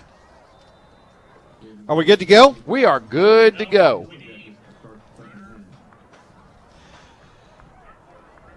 So now into the wind a bit, the Jackets will be going here in the third quarter. All right, Poston getting set to kick into the wind. And we are underway in the Texas Bank third quarter. High end over end that will be taken at about the 9-yard line, and a fair catch there. First and 10 out at the 25 for Alvarado, and into the wind to have kicked it to the 9-yard line. Pretty stellar boot there. Yes. And the wind all night, it's blowing because you can tell the way the ball's moving and things like that, but the flags atop the field goal post really have not been moving that much. It's kind of a weird wind. Is that a thing? That's the name of a new golf course we should start, Weird Wind. Oh, yes. It's the same thing that happens in the KSTV broadcast booth from time to time. First and 10 for Alvarado. That'd be a Finnet. It'd be West Connor. That's a new word we learned tonight. Under center. Almost trips, but hands the ball to Webb. He is drugged down. First guy there for the Jackets. That is Jack Barkley, the first guy on him. Gain of 3. It's second down and 7. As again, we are underway here in the Texas Bank third quarter here in Stephenville at Tarleton State Memorial as the Jackets lead Alvarado 35-0. And talking about Webb, and 52 yards rushing in the first half, but on 13 carries, about 4 to 5 yards a carry, way below his average of 10.2 a carry on the season. Barkley will be subbed out for momentarily as they take a quick look at him. It will be Connor again under center. Play action, rolling to the near side. Looking, has a receiver. The catch is made at the 31, make it the 32-yard line for Ross. And it will set up third down and 3 upcoming for the Indians. Jackets were all over it, but a nice throw from Connor and a really nice catch from Ross going down to the turf to secure it. Third down and short for Alvarado. 1 for 6 on third down conversions were the Indians in the first half. So ball at the 32. Got to get to the 35-yard line. On our under center. Delayed handoff, giving it and not going anywhere is Webb, as Westbrook, one of the first guys there for Stephenville. Also in there was Reese Young. Big surprise. It's maybe a gain of 1. It'll be 4th and 2 from their own, inside their own 33-yard line. And do you think they're going to go for it again? They may be. At the very bottom of that pile was Gavin Sharp. And the Jackets are staying on there, and Alvarado is keeping their offense on the field. They will be going for it. First, 4th and 2 from their own 33-yard line. Up under center they will go. Pitch on the far left side. In some trouble is Webb, and he will be drugged down behind the line of scrimmage. The ball will turn over on downs.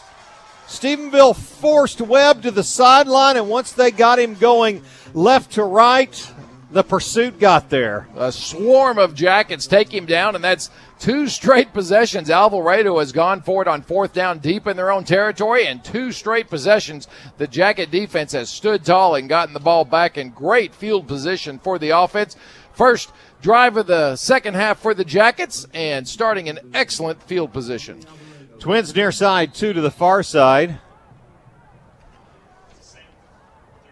Lambert in shotgun, straight drop for him. Looking, rolling to the near side, in some trouble. Now he will throw this one away, and I don't know if he got it back to the line of scrimmage or not. And that's what the line judge is right there, Ted Ferguson. And they will say that he did get the ball back to the line of scrimmage, so it is okay throwing it away right there. And the one thing I've never been 100% sure on this rule is if it goes along the sideline, because as the ball kept going, it did eventually get there, but it hit it about the 4th lane of the track.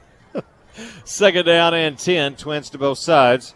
Irabaran in the backfield. Now throwing on the near side, caught by Ward inside the 25, inside the 20. Oh. And then a flag is going to be thrown, as this may be some type of illegal block downfield. And Reese Wellston just put a huge block, and I think it was on McDaniel, and he took him down to the turf, and then the flag came out late.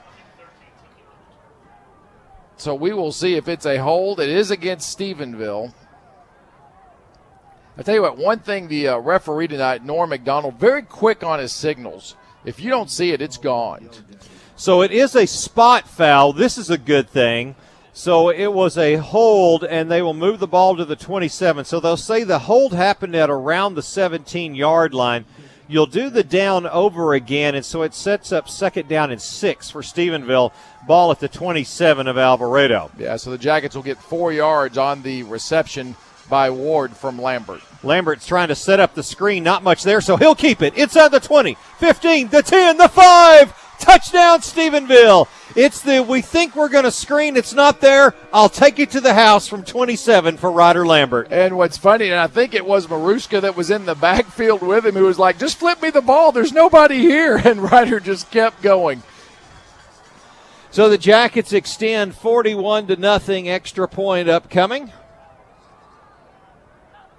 Members Trust Federal Credit Union extra point. It may have actually been Julian that was in the backfield with him, but either way, a nice, easy touchdown for the Jackets. And you're right, the seas just kind of parted of Indians, and then all of a sudden Ryder able to run it easily to the house. First rushing touchdown for him on the night, and the Jackets really have not tried to run the ball much, but when they have, they've had some pretty good success. For Lambert, that 27-yard touchdown run, and of course Maruska had the 41-yard touchdown run towards the end of the first half. Logan McDaniel, the talented receiver for Alvarado, he has helped to the sideline as they have to get a sub in for him. That's the slight delay right now. They have helped him to the Indian sideline.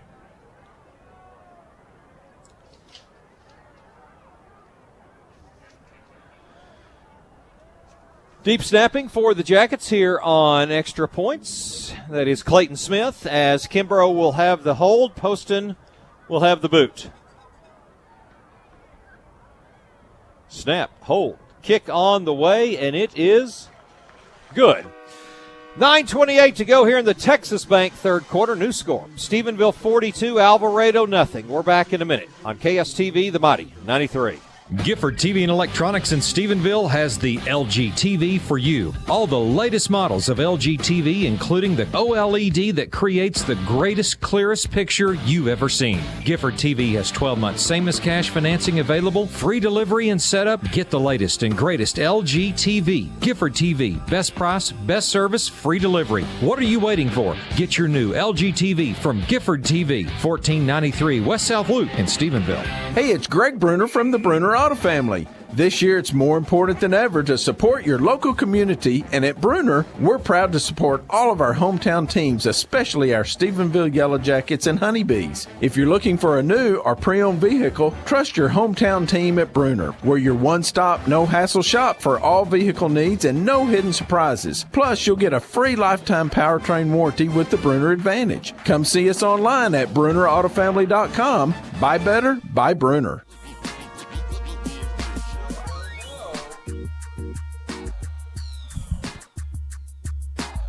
We'll get you caught up on in just a few minutes. Of course, we've got a scoring summary here after the post and kickoff.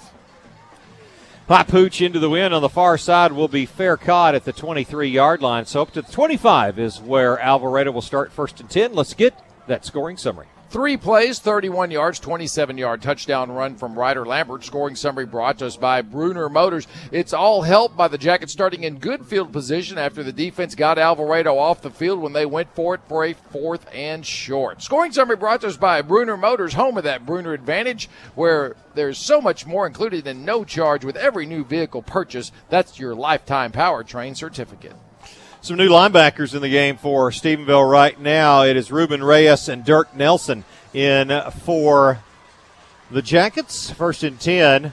Handoff in the backfield. Looking for some running room. That is Bridgewater and maybe a couple. It's 2nd down and 8. Pep mentioned some scores. Brown would have taken the early lead in the third quarter, but La Vega has stormed back with 2 quick touchdowns. It's now 28-17 La Vega. Glenrose scores late, forces overtime with Hillsboro. First round of overtime, Glenrose scores. They now lead at 28-21. Hillsboro just getting the ball. And Dublin just scores to take the lead against Jacksboro, 21-20. A minute and a half to play in the ball game there. 2nd down and 8. Wes Connor up under center. Giving over on the left side, some running room there for Bridgewater. Gets out to the 31, and it'll set up a 3rd down and 4 upcoming for Alvarado. 8:42 and counting here in the Texas Bank third quarter. Stephenville on top of Alvarado, 42-0. I think that was Malachi Arredondo that made the stop that time. And Jacket defense rotating in some fresh bodies. Taylor Bennett now in there too on the outside defensive end spot, along with Camden McKinney on the left side. And Jacket defense off to a great start here in the second half. Connor West, straight drop for him. Now throwing across the middle. Catch is made and a tackle immediately by Stephenville's Hyson Foreman, who is now in playing some safety for the Jackets. That catch by Blake Bledsoe, the tight end. It's enough for Schlotsky's first down to the 37-yard line. They needed 4. They got 6. For West Connor now throwing the ball on the evening, 7 of 13. And, of course, Alvarado down 42-0. You would expect them to throw a little bit more, but I was really surprised at how much they threw in the first half. West Connor up under center, I formation, giving the ball over on the left side, breaking tackles into the open field. Will the Jackets catch him? They do, to the 32-yard line. Jaden Bridgewater, the runner, to the 30-yard line of Stephenville.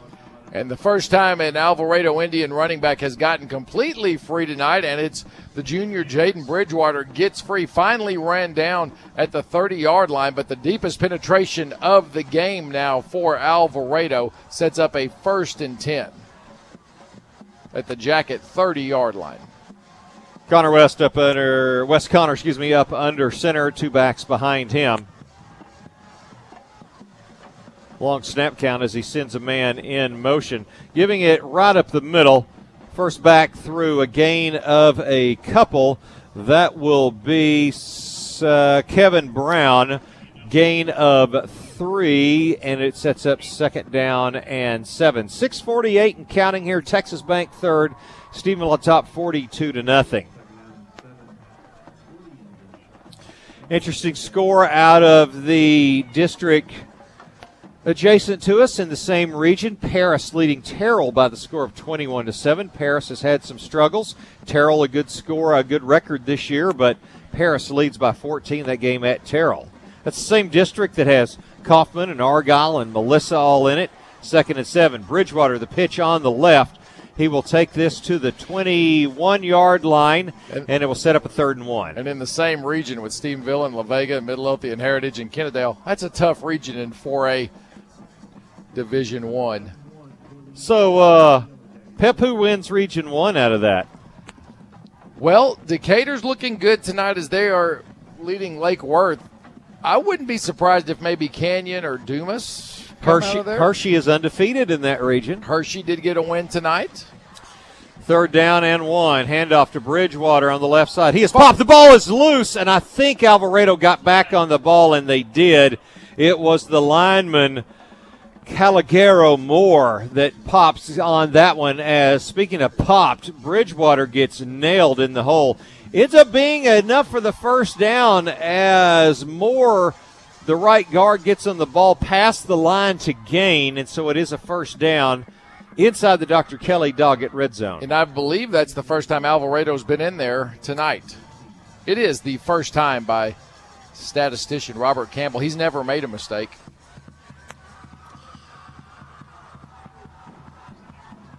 Connor up under center, sends a man in motion. The reverse trap to the far side. That one is by Brown. He is inside the 10 to the 9. Pickup of about 10 yards. It's exactly 10 and a 1st down. It'll be 1st and goal for Alvarado. I wonder if Kyle actually made it back down to the sideline. Kyle, are you on the sideline? Central Propane wants to know, did you make it? I'm on the sideline, and I would like 60 seconds for rebuttal about Robert Campbell's mistakes. Well, we will leave your microphone open, so we'll go with the play-by-play, and as soon as I'm done, you can start your rebuttal. All right. Receivers to both sides. Not you. West Connor, left side. Oh. Tackle is made at about the 7-yard line. Grabbed quickly by Stephenville. Coming up to make the tackle was Austin Brown. All right, Kyle, what is your beef with statistician Robert Campbell? I don't have any beef with him. I just don't think he's perfect like y'all are saying he is. Just said he's never made a stat mistake. Okay, well. Do you think that's true as well, Kyle? I do not, and I'm a little frustrated right now because my spread is in jeopardy. Pick it up, pick it up, pick it up! And it's tipped away. Nice job by Stephenville on defense. That was Hayden Keith back there to knock it away from Preston Ross. And you have had fun throughout the year, Mr. Sideline Reporter, with some of these spreads that you have put up. What is the spread that you put this week? It was originally 44.04, but somebody to your right whined about it all week, so now it's 50.04. Gladly take Stephenville in that. Yeah, but that's not the way Kyle does spreads. Right. Kyle does the spread with whatever he puts, he gets. Right. You can have the other side of it. And I'm a Stephenville Yellow Jacket. Right. So I don't. That's why for the 7th game in a row, I hope I lose. Handoff on the right side, and that will be Bridgewater, and he is tackled at the 5-yard line. It'll be 4th and goal from Alvarado at the 5. Will the defense make a stand here with 3:50 and counting in the Texas Bank third with Stephenville up 42-0? They went for it twice on their own 30. Do you think they would punt here at the 5? Kick a field goal? Yeah, they could. Now, I would think they will go for it. Yes.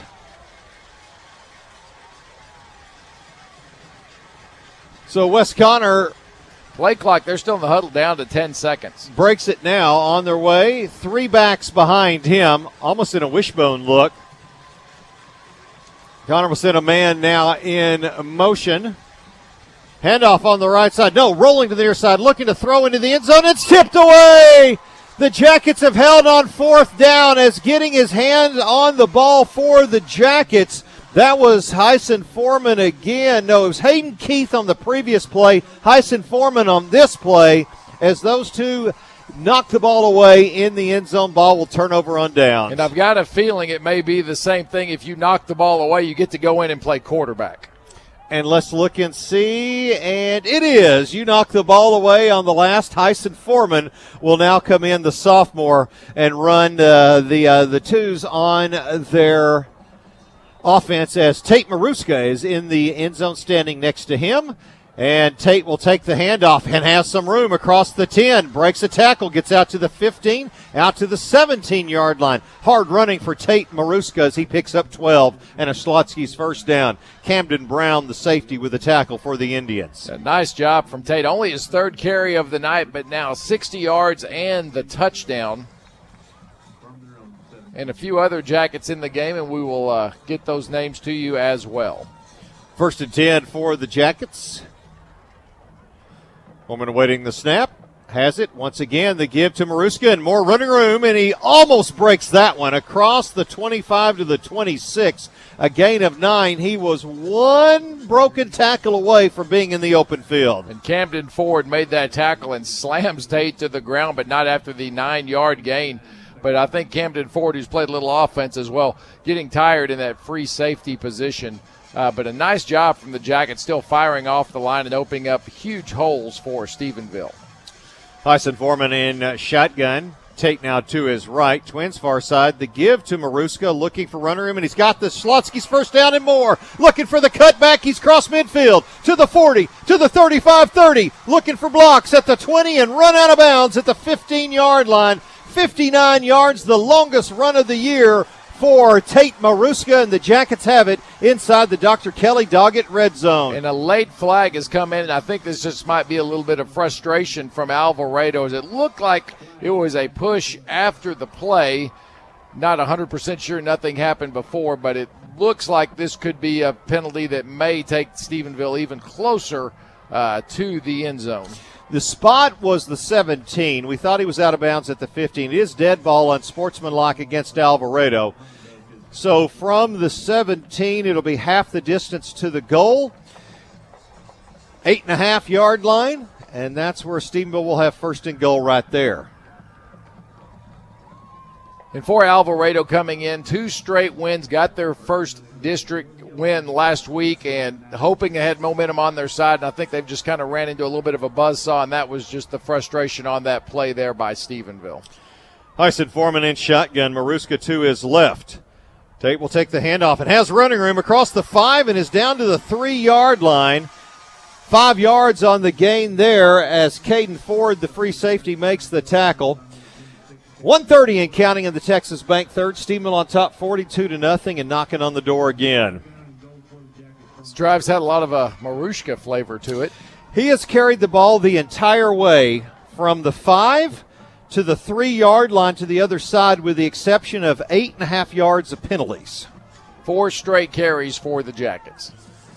Foreman again in shotgun. Tate to his right. Twins far side, one to the near side, a wingback on the left. Rolling to the far side, Foreman looking, throwing it out, and it's incomplete. Trying to get it into the back end of the end zone. The intended receiver, waiting to come to the near side so I can see the number. Was that Topher Foster? I number believe 18? so. Yeah, I think that's who that was. Unless it's an 8 or a 0 on the font on the jersey. I'm pretty sure it's not. It is. It's Foster okay. there. So it'll bring up 3rd and goal for Stephenville at the 3-yard line. I know people are thinking we're aging right before their ears, but these jerseys are probably the hardest ones to see the Jackets number, especially if they've been playing and gets a little hot and sweaty out there. Foreman will give the ball again, looking for Tate Maruska, and he's got the touchdown, his 2nd of the night. Great job from the Jackets offensive line that time, just opening up a hole and Tate finding his way into it, and the Jacket offense scoring 6-play drive, going, I believe, 95 yards. And another penalty right after the play by the back judge, coming up and throwing this one in the end zone. And Kyle Monteith is right down there. Santo Propane called to the sideline. Kyle, was that another frustration penalty against Alvarado? Or Yeah, one guy said you stink, and the other guy said you stink, and some things like that. Look where Kyle is. Yes, he's out there. He's in the huddle. He's back in the huddle in the zone. He's here, he's there, he's everywhere. He's Kyle Monteith. You wouldn't suggest the only thing that I'm not is in the Hall of Fame. That's all I got to say. So 48-0, Stephenville on top now with the extra point upcoming. I'm assuming they will assess the unsportsmanlike on the kick. I think, yes, that's what they're discussing right now. So 48-0, the Members Trust Federal Credit Union extra point upcoming here.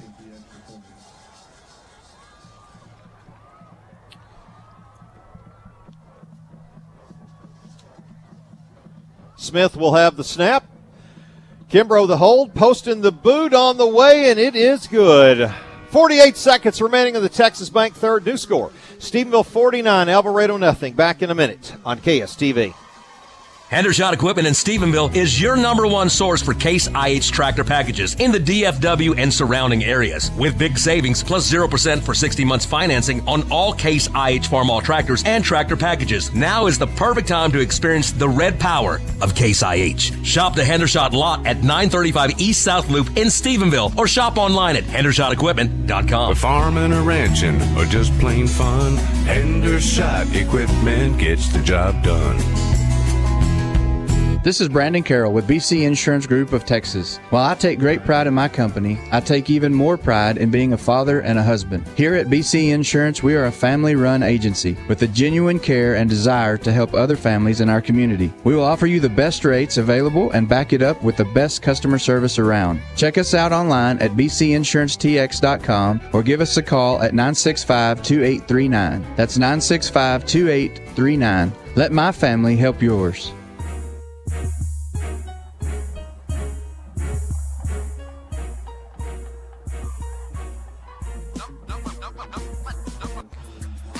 Welcome back. So after the unsportsmanlike against Alvarado, the ball will be moved to the 45-yard line of the Indians, and that's where the Jackets will kick. Stephenville leading 49-0. As soon as we have the kickoff, we'll get the scoring summary. It's brought to us by Cool Time Refrigeration, Heating, and Air, but I just want to call it the Tate Maruska scoring summary. High pooch to the far side will be fair caught at the 13, so at the 25 is where Alvarado will begin. Let's get the scoring summary. 6 plays, 95 yards, 5 carries from Tate Maruska, and he covered 88 yards of that drive. He gets the 3-yard touchdown run. Poston adds the extra point. Stephenville now leading it 49-0. Scoring summary brought to us by Cool Time Refrigeration, Heating, and Air. Total yardage for the Jackets at this point right now. It is 427 yards. Alvarado at this point? 180. And Alvarado does have 127 yards rushing, which is a nice night. But remember, they come in averaging 330 yards a game rushing. We've got 1 to 2 plays here left in the Texas Bank third quarter. Wes Connor up under center, two backs behind him. Give to the second back. That is Webb, and he's upended 1 yard past the line of scrimmage. It'll be second down and 9. 38 seconds and counting here in the Texas Bank third. Also in there for Stephenville, that'll be Tyler Patton. Seeing him in there at some nose tackle. Dublin gets the win over Jacksboro tonight, 21-20. Comanche comes up just short, 21-20. They lose at Eastland. Dublin goes to 6-1 on the year. Second down and 9 for the Indians. Rolling out to the far side, looking to throw in the flats. Too far in front of the intended receiver. That was Monroe, and it's because Stephenville had excellent pressure in the backfield. Coming in and putting chase was Chad Browning on Wes Connor. And so with Browning's pressure, he forces the incomplete. It's third down and 9. Yeah, and the Jackets have quite a few different players getting in some playing time right now. I believe Ruben Reyes in there at one of the linebacker spots. You talked about Browning at the defensive end. Hayden Keith still in there in the secondary, along with Udy as well. So third down and 9 for Alvarado. 2 seconds remaining here in the Texas Bank third. Wes Connor up under center. Handoff on the right side. Looking for running room is Webb. He'll be tackled at the 31-yard line. First guy there for Stephenville was Hayden Keith. It'll be fourth down and 4 upcoming, and that will do it for the Texas Bank third quarter. We take the break. Stephenville on top, 49-0. We're back in a minute on KSTV, The Mighty 93. Whew. Honey, could you get me some more water? I'm dying here. Sure, babe. Hold on. Unless you're actually trying to sweat off 20 pounds in one day, stop suffering through the heat. Contact Maingram AC, your local Carrier dealer. They're here to cool you down. Go to maingramac.com. License number TACLA 18197C. Carrier, turn to the experts. Fall is right around the corner, and Bradbury's Best is here to help you with your fall and winter seed needs. From your lawn or garden to your pasture and food plots, we have you covered. We have wheat, oats, rye for your cattle, or Pennington Rackmaster fall mix to put around your deer feeders.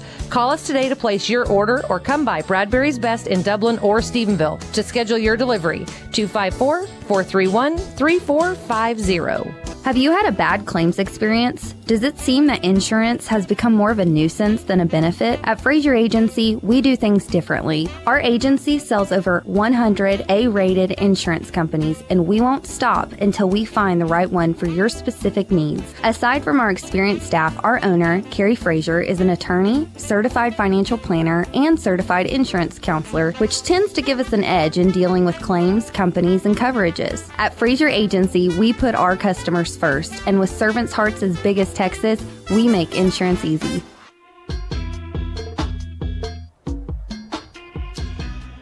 Welcome back as we begin the fourth quarter, brought to us by the Frazier Agency. Alvarado is in to punt, so their last 3 times they've had fourth down, they've gone for it, 0 for 3 on those. Now here in the fourth quarter as we begin it with the Jackets leading 49-0, Alvarado will choose to punt. Caden Ford back to kick this one away. Boot is away into the wind. Jackets will get out of the way of this one. Forward roll for the Indians. Hits at the 40, inside the 35, inside the 30, down to the 26-yard line. 43 yards into the air. The last 13 of that on the ground. 0 on the Cross Timbers Orthopedics return yardage. Bit of a hooded 3-iron.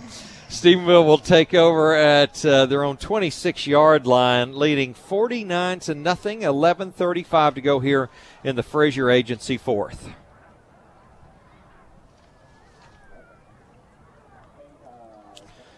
And the Jackets still have Butchie in, Zach Chavarria in at the guards. Let's and see. It looks like there's 2 new tackles that are in the game. Hyson Foreman is at shotgun. We'll help you with those here in a minute. Throwing out in the flats. Catch is made for Stephenville out to the 33-yard line for the Jackets. That's Ethan Cullis. C-U-L-L-I-S, stat man. And it is a gain of 6 for the Jackets, and it's second down and 4. I believe for Foreman, his first completion of the season. I know that's Cullis's first catch. Clayton Smith, who is the deep snapper on special teams, is in there for the Jackets right now playing some right tackle. So 2nd down and 4. It is Irabaran in the backfield, and he will take the handoff, looking for running room, gets across the 35 to almost the 36. Is that enough for the first down? And now a late flag has been thrown. And it's a real late flag coming in from the official on the right side, Mitch Weaver over there. Officials, of course, brought to us by Texas Farm Bureau Insurance, Office of Stephenville. So waiting for the officials to work this out. And with the spot, it will be a Stephenville first down, but a long discussion going on. Scott Huntsinger now in there on the offensive line for the Jackets as well. So is this it's a personal foul against Stephenville. Dead ball foul. So it is a dead ball unsportsmanlike against Stephenville. So the Jackets will get the first down after the Irabaran run. And then it's going to go back 15 yards. So instead of having first and 10 again. Yeah, from the 34, this will take it back to the 19, and Stephenville will have a 1st and 10. They take it to the 21. Yeah, because 26 minus 21 is 15. 36 minus 15 It's not a 17-yard penalty? No. It's only 15? Okay. 15 is what we're going with here. And it's 1st and 10 for Stephenville. Skinnies is missing out on a great opportunity in this broadcast. 10:27 and counting here in the Frazier Agency 4th. Jackets leading 49-0. Foreman in shotgun. New back in the game for the Jackets. Taking the handoff here, looking for running room. I say that. Was it a new back? The tall socks. And no, it was Irabaran. Sorry. So a pickup of 3 yards. No, make it 4 now. 2nd down and 6 for the Jackets. 9:57 and counting. Well, next week the Jackets will go on the road. We will be over in the Waxahachie area in just south of Dallas. I'm going to go out on a limb and say Waxahachie Live is going to be 0-2 in district when that game comes up. As we take 287 over in that area and go to Life High School, Twins far side, one to the near side. Foreman will give the ball once again to Irabaran. He gets back to the line of scrimmage and then is thrown to the ground. Also in for the Jackets on the offensive line. Okay, is that 62 right down there? And if it is, I don't have him on my roster. Let's see if that's 6 or 5. 61, which is Clayton Smith. It is 62 that I do not have on my roster. Let's Okay, Kyle Monteith, can you find out for me, please, who 62 is for the Jackets? I already know the answer because I prepped for the game. It's Hayden Martin, and I told y'all that at the beginning of the game. Okay, well, you don't have to be sassy about it. 3rd down and 6. I disagree. I think you should be more sassy. Breaking away is Irabaran on the near side. He may take this one. 40, 35, 30, and then drug out of bounds at the 25-yard line. Just an angle from the defensive back to take down Irabaran at the 26. Camden Brown saves the touchdown for the Indians, but Julian, with his first time of getting loose tonight, only his 7th carry of the night. But as the Jackets just have not had the ball that much, he's had 7 carries. Tate's had 7 carries. But with that carry, 71 yards rushing for Julian tonight. Jackets are closing in on 500 yards of offense. Twins far side, one to the near side. 4:90 on the evening, 8 minutes and counting here in the Frazier Agency 4th. Foreman looking to throw. Now he'll take off and run. Heisem to the 23-yard line is where he is thrown down. That's a lot of running to pick up 3 to 4 yards. It'll set up 2nd down and about 7. Read option, and first time tonight he decided he wanted to get it. Heisem was like, I think I could get into some of this, and he does, and you're right. 3-yard gain, probably ran about 22 yards total on the play. 2nd down and 7 for the Jackets at the 23 of Alvarado. Talking about Life probably not going to win their game tonight, down 64-0. 4 minutes to play. There, of course, playing Midlothian Heritage. Those two teams that are playing are Stephenville's next two opponents. Twins near side, one to the far side. Foreman, Heisen waiting on the snap. We'll give this one to Irabaran, looking for a little bit of running. A stop and start move inside the Dr. Kelly Doggett red zone to the 19-yard line. A pickup of about 4 more. And this will set up a 3rd down and 3 for the Jackets. Stephenville taking their time, making sure they're running off quite a bit of play clock. Only 6:45 to play here in the Frazier Agency fourth quarter. Stephenville leading at 49-0. And you talked about our next 2 games are on the road. Then we have our final home game of the night. That comes up 3 weeks from tonight. Hello, Brownwood. Twins near side. Foreman in the shotgun. Lowling, left side. Foreman, running room. 1st down, 15, 10, out of bounds. Heisen Foreman. It's the first time we've gotten to see him run with the ball. Got pretty good wheels, does the 6'3" junior. Yeah, Heisen that time does a nice job. Sophomore, yes. So 1st and goal from the 8-yard line. Schlotsky's 1st down for the Jackets. And even though he did go out of bounds, they will keep the clock going. His forward progress was stopped. Somewhere over there. That's the NFL rule. Unless there's 4 minutes remaining in the half, we're going to get the clock rolling again. I think that might be a little of it's 49-0 also, and let's get this one going. Hassan in shotgun waiting for the snap. We'll give this one to Irabaran. He's at the 5, breaks away, and he's into the end zone. Stephenville with their largest amount of points on the year. Is that right? 55-0. Would this be the highest? It would be. It would be. And we're going to hear from Kyle Monteith in just a second. So, Kyle Monteith, do you have anything to say right now? Just got a question. Here he goes. What is that question, Kyle? What is 0 plus 50.4?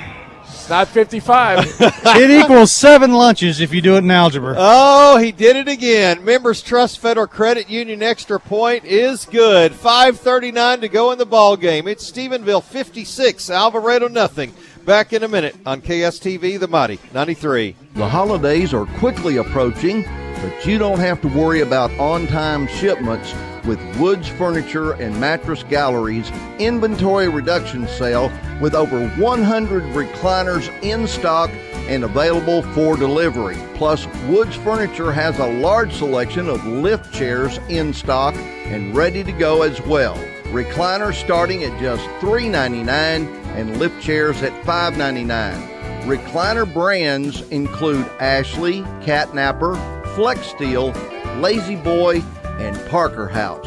Don't miss this inventory reduction sale at Woods Furniture and Mattress Gallery on the South Loop. Going on now while supplies last. Do you have an old rusty metal heirloom sitting around? Superior Powder Coating wants to help you bring it back to life. SPC is a full sandblast operation featuring a full automated and batched powder coating line. Choose from a variety of colors to re-energize your rims, bumpers, signs, gates, fences, and metal patio furniture. We partner with fabrication companies, both commercial and industrial. Superior Powder Coating is a proud supporter of the Stephenville Yellow Jackets and Honeybees and is locally owned and operated by Stephen and Melissa Novak. Stop by 645 West Lingleville Road in Stephenville or give us a call at 254-968-5601. Poston approaches, getting set. Do you really owe him 7 lunches? I think it's 5. I think I won the one game Everman. They covered. And so then he's won 6 and you've won 1. Right. So it's he's got 5 lunches. Anyway, scoring summary brought to us by Citizens National Bank of Texas. 9 plays, 74 yards, 8-yard touchdown run from Julian Iribaran into the end zone, and another post and extra point makes the score. Stephenville 56, Alvarado nothing.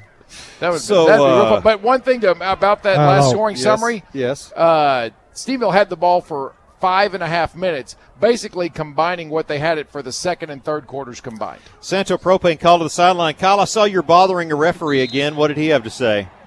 Told him Brownwood stunk, and he said something about staying off the sidelines. I wasn't really paying attention, but 7 minus 1 is 6, Pep. 6 minus 1 is 5. 6 wins, 5 wins, the 7th game. Yes. Oh, yeah, this will be. Yeah, 6 wins.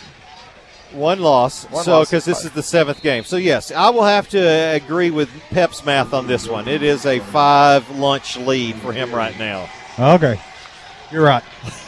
That's the Stephenville High School math graduate right there. 2nd down and 5 for Alvarado. Hall of Fame lunch eater, from what I understand.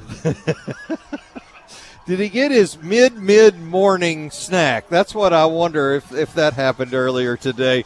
2nd down and 5. We'll go down for the rebuttal right after this. New quarterback in the game, but taking the handoff is the fullback. That is Ponce.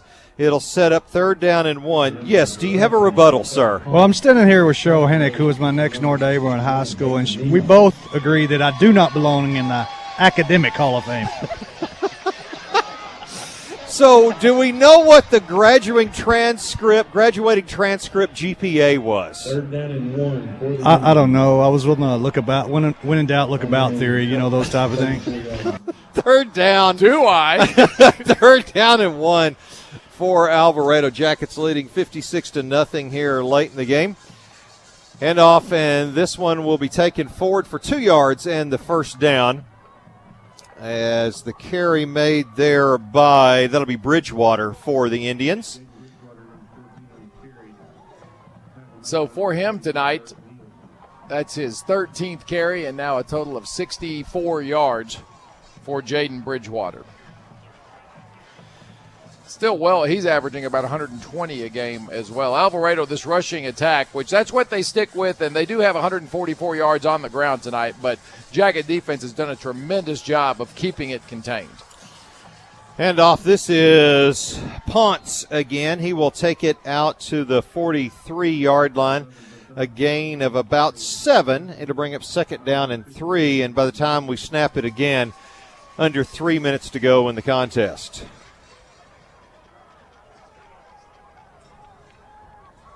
Yeah, next week Stephenville will be playing Waxahachie Life.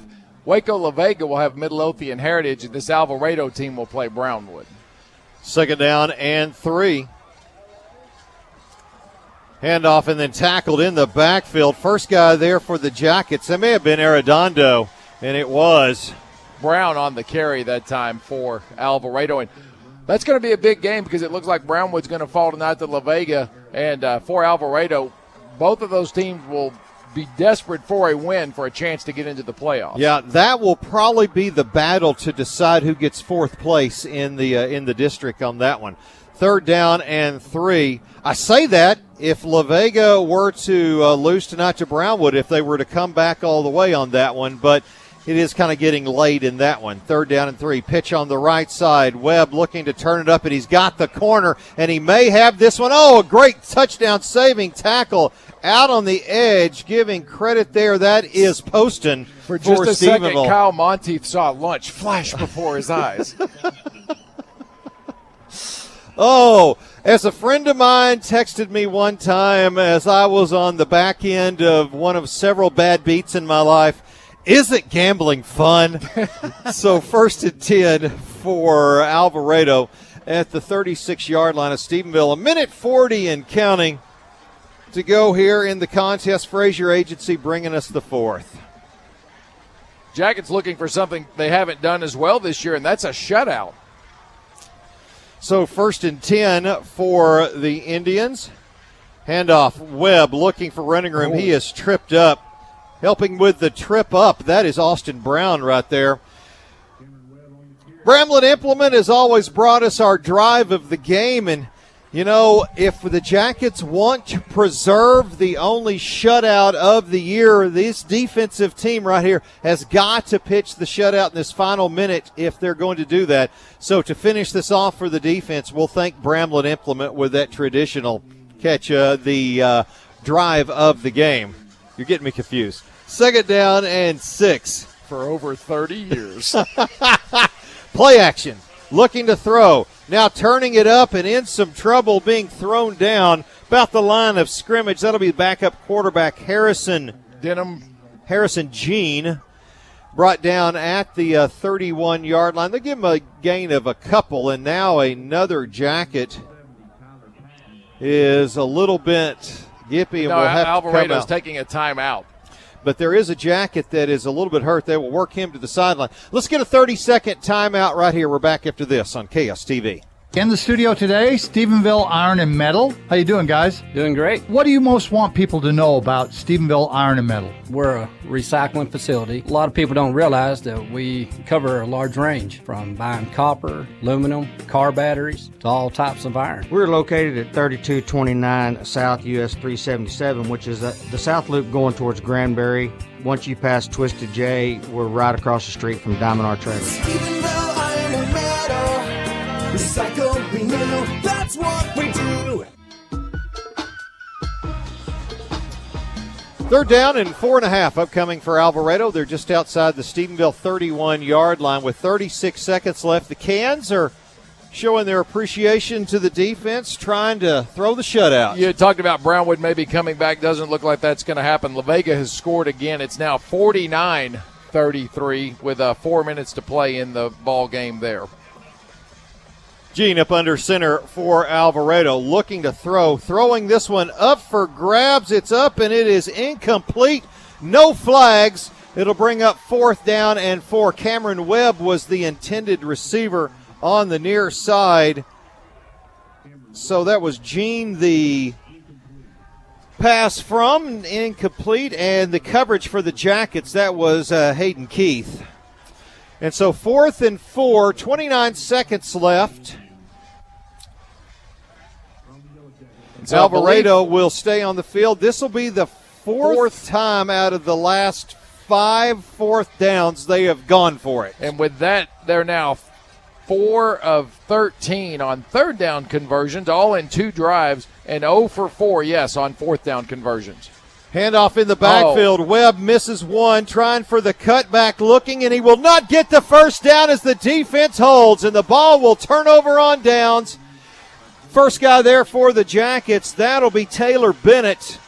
And the ball will turn over to the Jackets, and a fitting end, thanks Bramlett Implement, for the drive of the game with the defense. 23 seconds left. The Jackets will take a knee, and Stephenville will go to 7-0 on the year, 2-0 in district. Fine fashion with a 56-0 win here tonight. And, you know, we talked about it. This is the first time all year. Jackets have been favorites, but they were a huge favorite in tonight's game. And how would they play as a big favorite? I think everybody going to be very pleased as they dominated this one from start to finish. 47-point favorite if you keep up with things like the Harris poll. The Jackets now will go to 7-0 also against the spread ATS. Not Kyle's spread? No, that'll be the Harris spread. Oh. So the Jackets will line up and we'll take one more.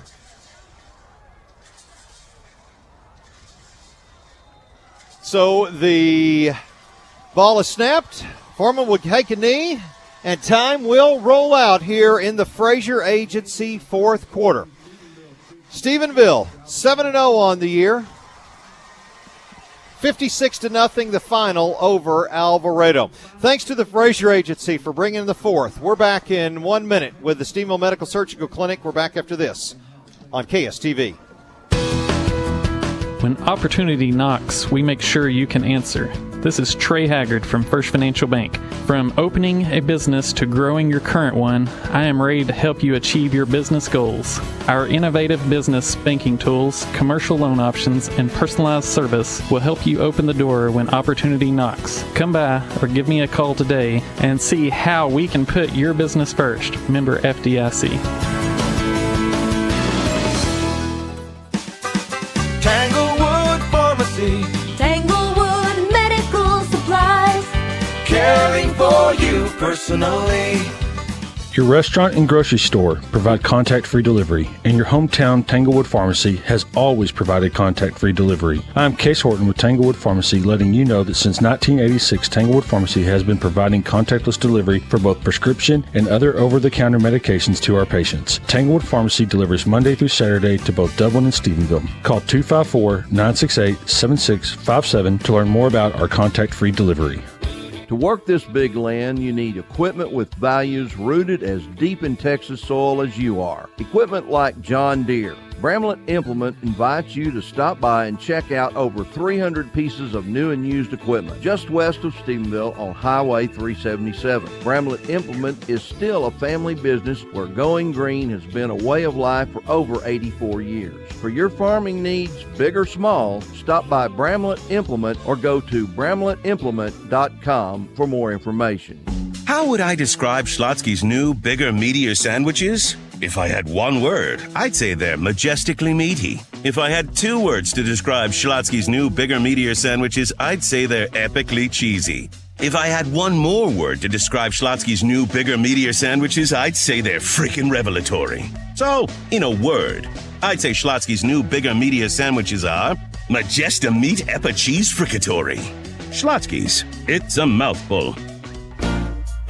Stephenville Medical and Surgical Clinic proudly supports the Stephenville Yellow Jackets and Honeybees. When you need medical care or preventive medical treatment, visit the clinic, located at 150 North Boulevard in Stephenville, or give them a call at 254-968-6051. Serving ERAP and surrounding communities since 1929. Stephenville Medical and Surgical Clinic.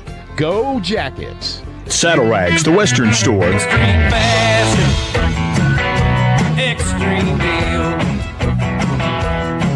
Extremely good. It's how Saddle Rags will make you feel. Get yourself down to Saddle Rags. They're gonna do you up right. You'll be turning heads morning, noon, and Friday night. Open Monday through Saturday, 10 to 7, and Sunday, 12:30 to 5:30.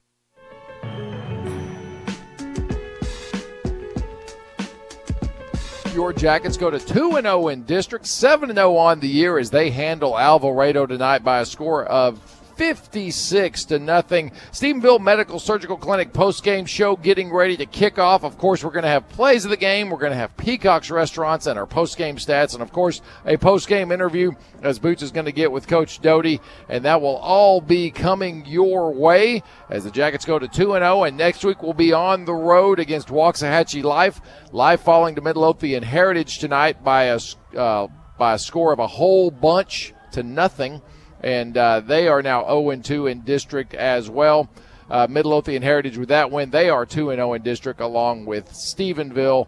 And it looks like La Vega is going to go ahead and beat Brownwood tonight. They're up 16 with about 4 minutes to play in the game there. Of course, we'll get you all those scores as we go through our post-game show. So let's get it started. Coming up next from Digging to Dancing, they've got you covered. It's Mike Westside Rental plays the game, and they come your way in 3 minutes on KSTV. For the true taste of Texas, y'all get on over here. You're gonna love our cooking and the friendly atmosphere. We're serving out comfort food at the Cotton Patch Cafe. We satisfy your appetite each and every day. Texas-style cooking, fresh from the start. Cotton Patch Cafe.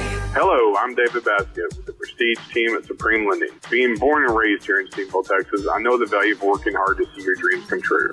I understand that one of life's biggest goals is to own a home. I offer many financing options such as FHA, VA, USDA, conventional, and some specialty loans. My goal is to find the right home financing to fit your mortgage needs. I take pride in the fact that my team and I will work to close your loan as quickly as possible and will walk you through the process every step of the way. Call me, David Baskett, 254-413-8315, and let's talk about how you may qualify to become a homeowner today. With approved credit, terms subject to change without notice. Equal housing lender, NMLS ID 2129. Not affiliated with a government entity. MLO, NMLS ID 652280. Hi, this is Chris Black from Black Plumbing, and we appreciate you for using Black for all your plumbing needs. We hire plumbers and employees and have offices right here in your community, and we like to support your local events. We hope that you are as proud as Black Plumbing as we are to serving you every day. Please give us a call or check us out at blackplumbing.com.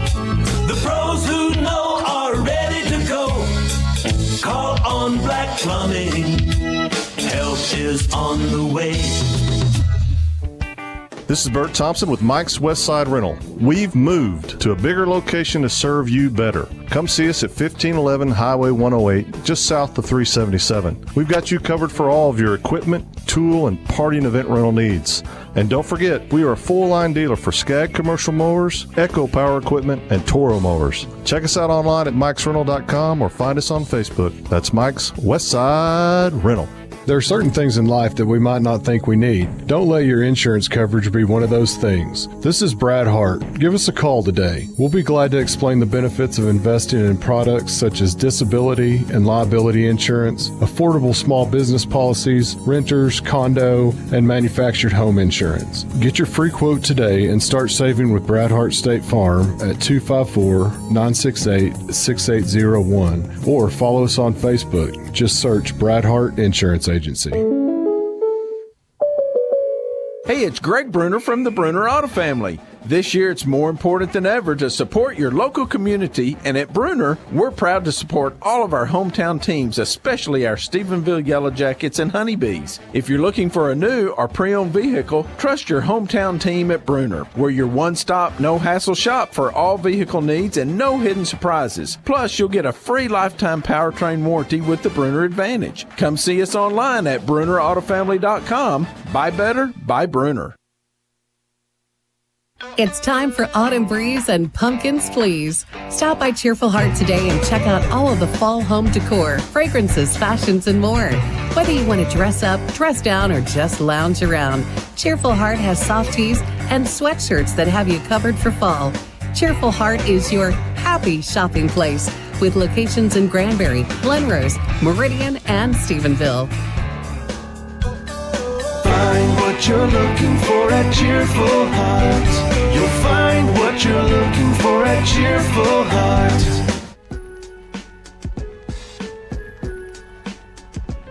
Stephenville Medical Surgical Clinic post-game show getting started, and we've got to start it off as we do each and every week with our plays of the game. Mike's Westside Rental brings us the plays of the game, and we have more than a plethora tonight to look for. We have a host of a plethora, more than you could even count, but we're going to get it started. As Stephenville started with the ball, and it didn't take them long to get this party started tonight. One play, and it was a great one. Starts off with Ryder Lambert hitting his touchdown machine, Coy Aiken. It'll be Lambert in shotgun. Two to the near side, two to the far side. Both receivers are stacked.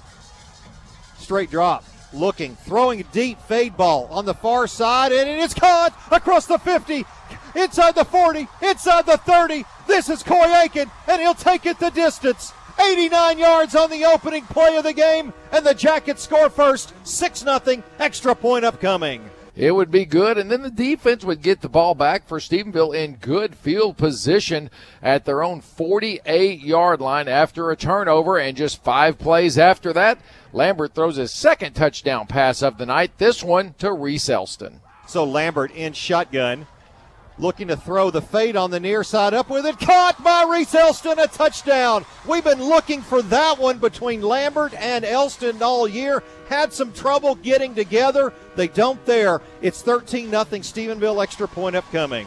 And it would be a rout on the night. Jacket defense got a turnover on Alvarado's second possession. They get one on the third. Alvarado starting to put a little bit of a drive together, but it's the secondary coming up with the big play where the Jackets have it. Alvarado has it, and it ends up in the arms of Brad Beatty. For the first time in the shotgun, it should be second time, throwing it up for grabs. It's up and it's picked off. No, it's caught. Then wow. Picked off.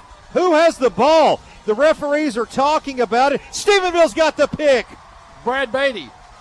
So it was originally Poston had the ball, and then it was caught then it was fought away and taken by Calvin Ford, and then Beatty comes up with it. 3 guys almost simultaneously had the ball. It's a pick for Stephenville to take it away. Weather Guard Roofing.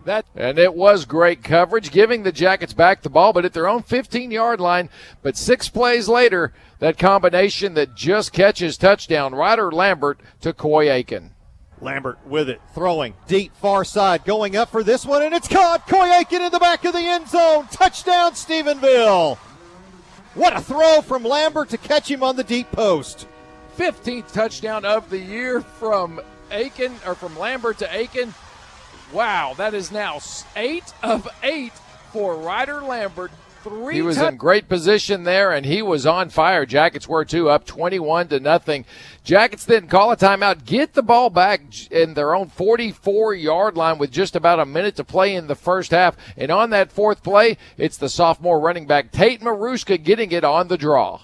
Tate Maruska looking for running room, and he's got some. Bounces to the outside, inside the 25, the 20, the 15, the 10, the 5. Second touchdown of the year for Tate Maruska, and what a run from 41 yards out. The Jackets extend 27-0. Extra point upcoming. Alvarado gets the ball back, and the Jackets use a timeout to send it to a fourth down. Alvarado decides to go for it deep in their own territory. They don't make it, and with just a few seconds remaining in the first half, Lambert hits Corey Aiken for his third catch of the game, his third touchdown of the game, and we go to half 35-0.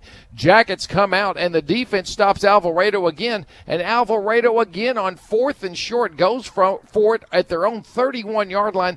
They don't get it. 3 plays later, Ryder Lambert scampers for 27 yards. Jackets are up 42-0. And in the fourth quarter, Jackets put 2 nice drives together. One finished off by Tate Maruska. The other finished off by Julian Iribarren. And our final score tonight, Stephenville winning it, going away 56-0 over Alvarado. Those are our plays of the game, brought to us by Mike's Westside Rental. From digging to dancing, they've got you covered at Mike's Westside Rental. When we come back, it's post-game stat time, and you know what that means, folks. Kyle Monteith getting ready to get on the microphone, so get out your popcorn, get out your tape recorders. Everybody get ready, because the Peacocks post-game stats coming up in 2 minutes on KSTV.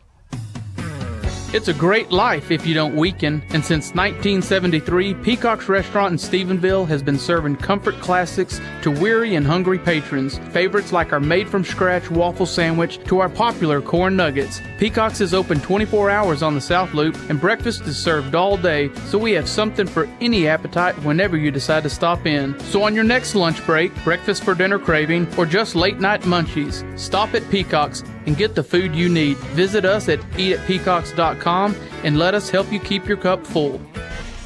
Did you know there is an ACR accredited facility providing advanced imaging services for our community? If your doctor says you need an imaging exam, tell them you want the convenience of local CTI, Cross Timbers Imaging. Ask for us by name. Visit our website or Facebook page for more information at crosstimbersimaging.com. If you want local, convenient, affordable, and experienced care, you want Cross Timbers Imaging.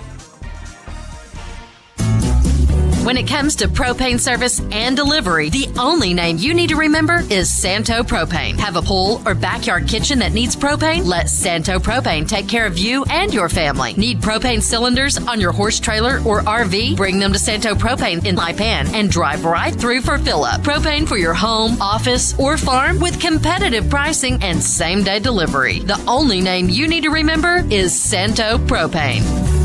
Affordicare makes it easy to get in. You can even check in online at affordicare.com, and they'll text you when it's time to show up. So when you or a family member have a need to feel better, count on Affordicare to get you feeling better fast. And be sure to ask about AffordaPass, an affordable membership that offers quality, cost-effective health care for minor illnesses and injuries for the entire family. Affordicare, located at 2857 West Washington in Stephenville. Welcome back. Time for our Peacock's Restaurants post-game stats. And, Kyle, before we jump into all the stats, did you have a little fun on the sideline tonight? One of those nice kind of game in control pretty much all the way through. I think it was a fun night. Stephenville did exactly what they were supposed to do. They went out and performed and put them away. I think the only thing that it confuses me is, you know, when – Lolo comes back to you guys up here, y'all get Tone Loc, and I'm getting classical music. So, I mean, maybe I could throw that out. But it was a great performance by Stephenville, and they, like I said, they did what they were supposed to do and played well. Well, and then we're obviously going to talk about the offense, 56 points a game, but let's start with the defense. Alvarado came in averaging 440 yards a game, and Stephenville basically cut that in half, down to 233. Alvarado averaging 330 yards a game. They did rush for 180, but the Jacket defense, I thought, was solid. Bridgewater and Webb each had nice nights when you think of it just stat-wise. 64 yards for Bridgewater, 87 for Webb. But these are guys averaging, 7 and 10 yards a carry. They got nowhere close to that tonight. Correct. And how far was that last one they busted? It was a 33-yarder. Yes, that almost cost me lunch. So that was the 21-yarder. Yeah, Bridgewater had a 33-yarder that he got loose on, and Webb had the 21-yarder that he got loose on a little bit. Yes, and those two plays jumped up a lot. And I think, we adjusted. They were in what I would just call a sprint draw in the first quarter, and the second Stephenville adjusted, and that didn't bother us all in the second half. But I thought the defense played well. And they did, and they were on the field a lot. Time of possession, Alvarado almost 31 minutes, Stephenville 17:07. But the Jackets actually had the ball more in the second half than they did in the first half. They had it for 10 minutes in the second half. Really, the last couple of drives were most of that 10 minutes. But the Jacket defense just swarming all night long. They were, and I was telling you, down there trying to watch it and stay focused on it, it got a little lethargic because they were, running the play clock down there, and they killed the ball. And I think Stephenville scored. They had one drive that took 7 or 8 plays, but the rest of them Stephenville scored pretty quick. Well, how good was the offense tonight? They rushed the ball 23 times for 254 yards. That's over 11 yards a carry. That is awesome. Passing, 15 completions, 262 yards. That's over 17 yards a reception. So Ryder Lambert, 15 of 17, 262 yards. Foreman had 1 of 2 for 6 yards. Jackets total 262 total yards. Reese Elston had 7 catches last week ago against La Vega. He just had 1 catch. Went to him 7 times tonight. He also got a touchdown. Coy Aiken, only 3 catches tonight. Yeah, but he had 3 touchdowns. All touchdowns. And this is something we talked about, too. Kyle Ward with another couple of catches. Callan Kimbrough with another catch for the Jackets. Iribaran with a catch. Cullis got his first reception of the year. Ethan did late in the game from Foreman on his 1 completion. The Jacket offense, it really is just pick your poison with them. It really is. And, 15, Kyle Ward. Kyle Ward. It's like every week we find out somebody else has got a different set of wheels, and they all can run, and they're all fast. I heard you say something interesting. You call Coy Aiken a touchdown machine. And yes. I couldn't agree more. You know what Hall of Famer they did not call a touchdown machine? I want to go back and think, and I've got it here in the record book. It looks like they did not call Boots Elliott a touchdown machine. That is correct. But I believe the team he played on did score a touchdown. They did. Yes. They did. Just a few. And I doubt he's listening, but I'd like to shout at Chad Campbell, Stephenville's last 0-10 quarterback. We've been awesome ever since they left. Individually talked about Tate had the 2 touchdown runs, only 7 carries tonight, but 134 yards. Julian had 9 carries, had a touchdown, 83 yards there. Ryder finished with 23 positive yards. He didn't have to run much either tonight, but did have a 27-yard touchdown run. Really, if you wanted to get real nitpicky, Jackets with 71 yards worth of penalties and a couple of personal fouls late, offensive pass interference, a defensive pass interference. That's pretty much the if you got to kind of nitpick, and then Ryder did throw the 1 interception. And I think it was where I really do think that the wind was kind of blowing the way it was tonight. He wanted to make sure he didn't overthrow the receiver, so he just didn't put enough on it. Yeah, but It was a little bit of a flashback because the 2 personal fouls I saw were retaliation. And then, like that last touchdown that he scored, he got hit late. He got hit right in the side of the helmet. We might not have got those calls because it was 56-0. But they got to get that cleaned up because we're going to face some teams that, that 71 yards is going to matter. Those are your Peacock's Restaurants post-game stats. When we come back, Boots is down with Coach Doty, and we will get you the Techstar Kubota post-game interview in 2 minutes on KSTV.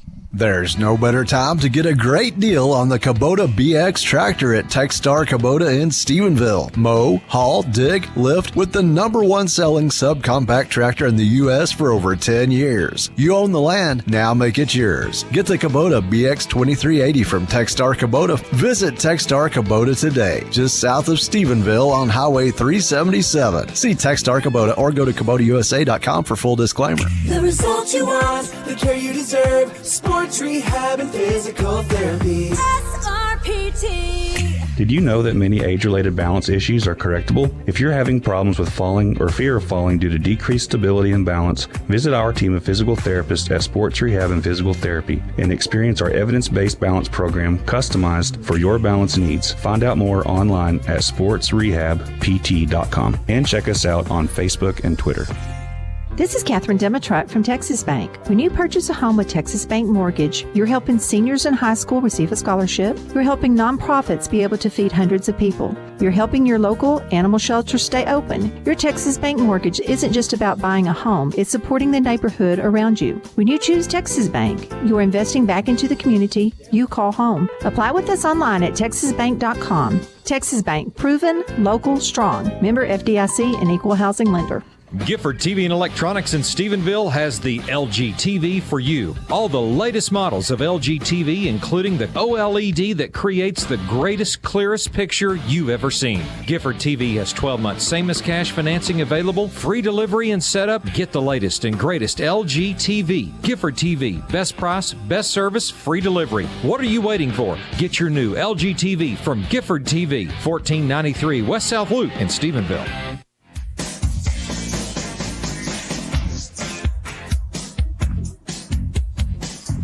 Let's get it to our Techstar Kubota post-game interview. Boots is down with, I bet, a pretty happy Coach Doty. All right, thanks, Pep. I am with Coach after the game. Coach, early in this game, you got 2 quick scores, and then your offense kind of stumped their toe a little bit. Your defense did a nice job to get a stop, got the ball right back to your offense. They started scoring again, and the rest is history. We talked about this morning, can the team take care of business against an opponent that they're quite the favorite over? I think they did tonight. Yes, sir. We love our football team, and we're getting better every step of the way. We faced a little adversity, like you mentioned there early, but, just a great job of playing complimentary football and our guys having each other's back. And just very proud of all 40 of us. A lot of us got a lot of burn there in the second half, and we got better as a football team. Well, you talk about that. A lot of guys got some playing time that I know in a lot of the games so far have not gotten playing time. It was good to see them out there tonight. Yes, sir. That's exactly right. We have 40, and they work their tails off all week and get prepared to play just like the starters do. And it was their opportunity to go out there and play, and they played well. I mean, your the guys that are in there, they're in the late in the game, they preserve the goose egg. And a shutout the first of the year, too. Congratulations for that. Yes, sir. All right, Coach, with that being the case, health status coming out of the game, because I know that is a key with these games. Yes, sir. We had a outside linebacker there that they got banged up. We'll get an MRI on his knee and kind of see where we're at. Plays on some special teams and in the backup role for us. A hard-working kid, so we're hoping for the best on that. Outside of that, just some bumps and bruises. All right, Coach, great win. We'll talk to you next week. Thank you. All righty, Pep, back up to you. That is your Techstar Kubota post-game interview. When we come back, we'll put a wrap on this one, and we'll look to Week 3 in District as the Jackets go back on the road as the Stephenville Medical and Surgical Clinic post-game show wraps up in 1 minute on KSTV. Since 1868, C&B of Texas has been a bedrock of support and security for farmers, ranchers, businesses, communities, and families that needed a friend as a banker. We became the oldest independent bank in Texas because we made sure our customers survived the tough times and prospered in the good. I'm Mason Singleton, relationship banker and branch manager at Citizens National Bank of Texas in Stephenville. I'm proud to say that our way of banking hasn't changed. We have been there for people when they needed us, making a positive difference for over 150 years. Let C&B of Texas make a difference for you. C&B of Texas, member FDIC. Bradbury Builder Supply, the real deal for steel in Central Texas. I'm Heather Raspberry. Between myself, Troy, and Charlie, we have over 70 years combined experience designing and providing quality steel products at reasonable prices. Not only that, we also have a fleet of delivery vehicles to get your orders to you. We are open 7:30 to 5 Monday through Saturday. That's right, all day Saturday. Come by and see us for a quote today or visit us on the web at bradburybuilders.com. Bradbury Builder Supply, the real deal for steel in Texas.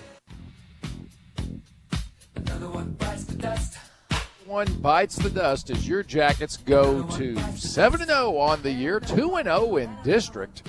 And rolling on tonight, we both talked that this was hopefully the way it should go, the way we felt it should go, and nice that this is the way it went tonight with the Jackets with a very comfortable win all night long, and as you just pointed out to Coach Doty, first shutout of the year. Taking care of business, you got another week like that as well before you'll have the very strong opponent in Midlothian Heritage that we will go on the road to. And so the next 2 weeks are on the road. Matter of fact, it is kind of wild to make the assessment. We only got one more home game this year. Yes, and another game that will be big in our district next week. There's actually two of them. All of the games, the Stephenville game is probably, as far as interest in the district go, that's probably the least interesting game. But Midlothian Heritage, Waco La Vega, and Brownwood Alvarado, all of those games have playoff implications. Yeah, so there's a lot still to unpack. I'm just glad we're getting an opportunity to do it. Yes, it has been a fun season so far, and the Jackets keep getting better. And I think that's what you saw tonight was when they could pretty much do whatever they wanted tonight. But I thought, and Kyle made a good point, talking about some of the defensive adjustments. The sprint draw was giving them a little bit of trouble, and Alvarado shooting themselves in the foot with a few turnovers as well. But the Jacket defense, especially in the second half, really shut down Alvarado's run game completely. A couple of times, a couple of running backs who are very talented get free, but holding that team to only 180 yards rushing is quite an accomplishment. When I know they hadn't had a game much under 300 yards. I can't remember what they finished up with Decatur, but it was close to 300. But almost every game they've been up around 350, 360 in rushing. Jackets basically cut that in half. And this also continues another streak for the Jacket defense, holding their opponent to at or below the lowest amount that team has scored the entire season. If you look back on all the schedules of all the teams we played this year, when they played Stephenville, that was the least amount or tied the least amount. Certainly that was the same again tonight, as Alvarado came in having the least amount scored in the game was 14. Tonight it's 0. Yes. That'll do it for us. Want to thank everyone that has been listening. Thanks to Lorena Rodriguez for producing back at the studios. Don't forget, tomorrow morning on these airways, KSTV 93.1, it will be at 9 o'clock the morning after Scoreboard, as Rodney Boswell with all of his, what are we going to call those this week? Knuckleheads, cronies, his support staff. Roofers? A lot of that, yes, that will be in the studio tomorrow to have fun with you from 9 to 9:30, in which if you missed any of the post-game interview, the stats, plays of the game, they'll have those with some of their own bantering going on tomorrow morning. My thanks to Jason Smith for handling the camera once again for us this week. Robert Campbell on stats. He's here, he's there, he's everywhere.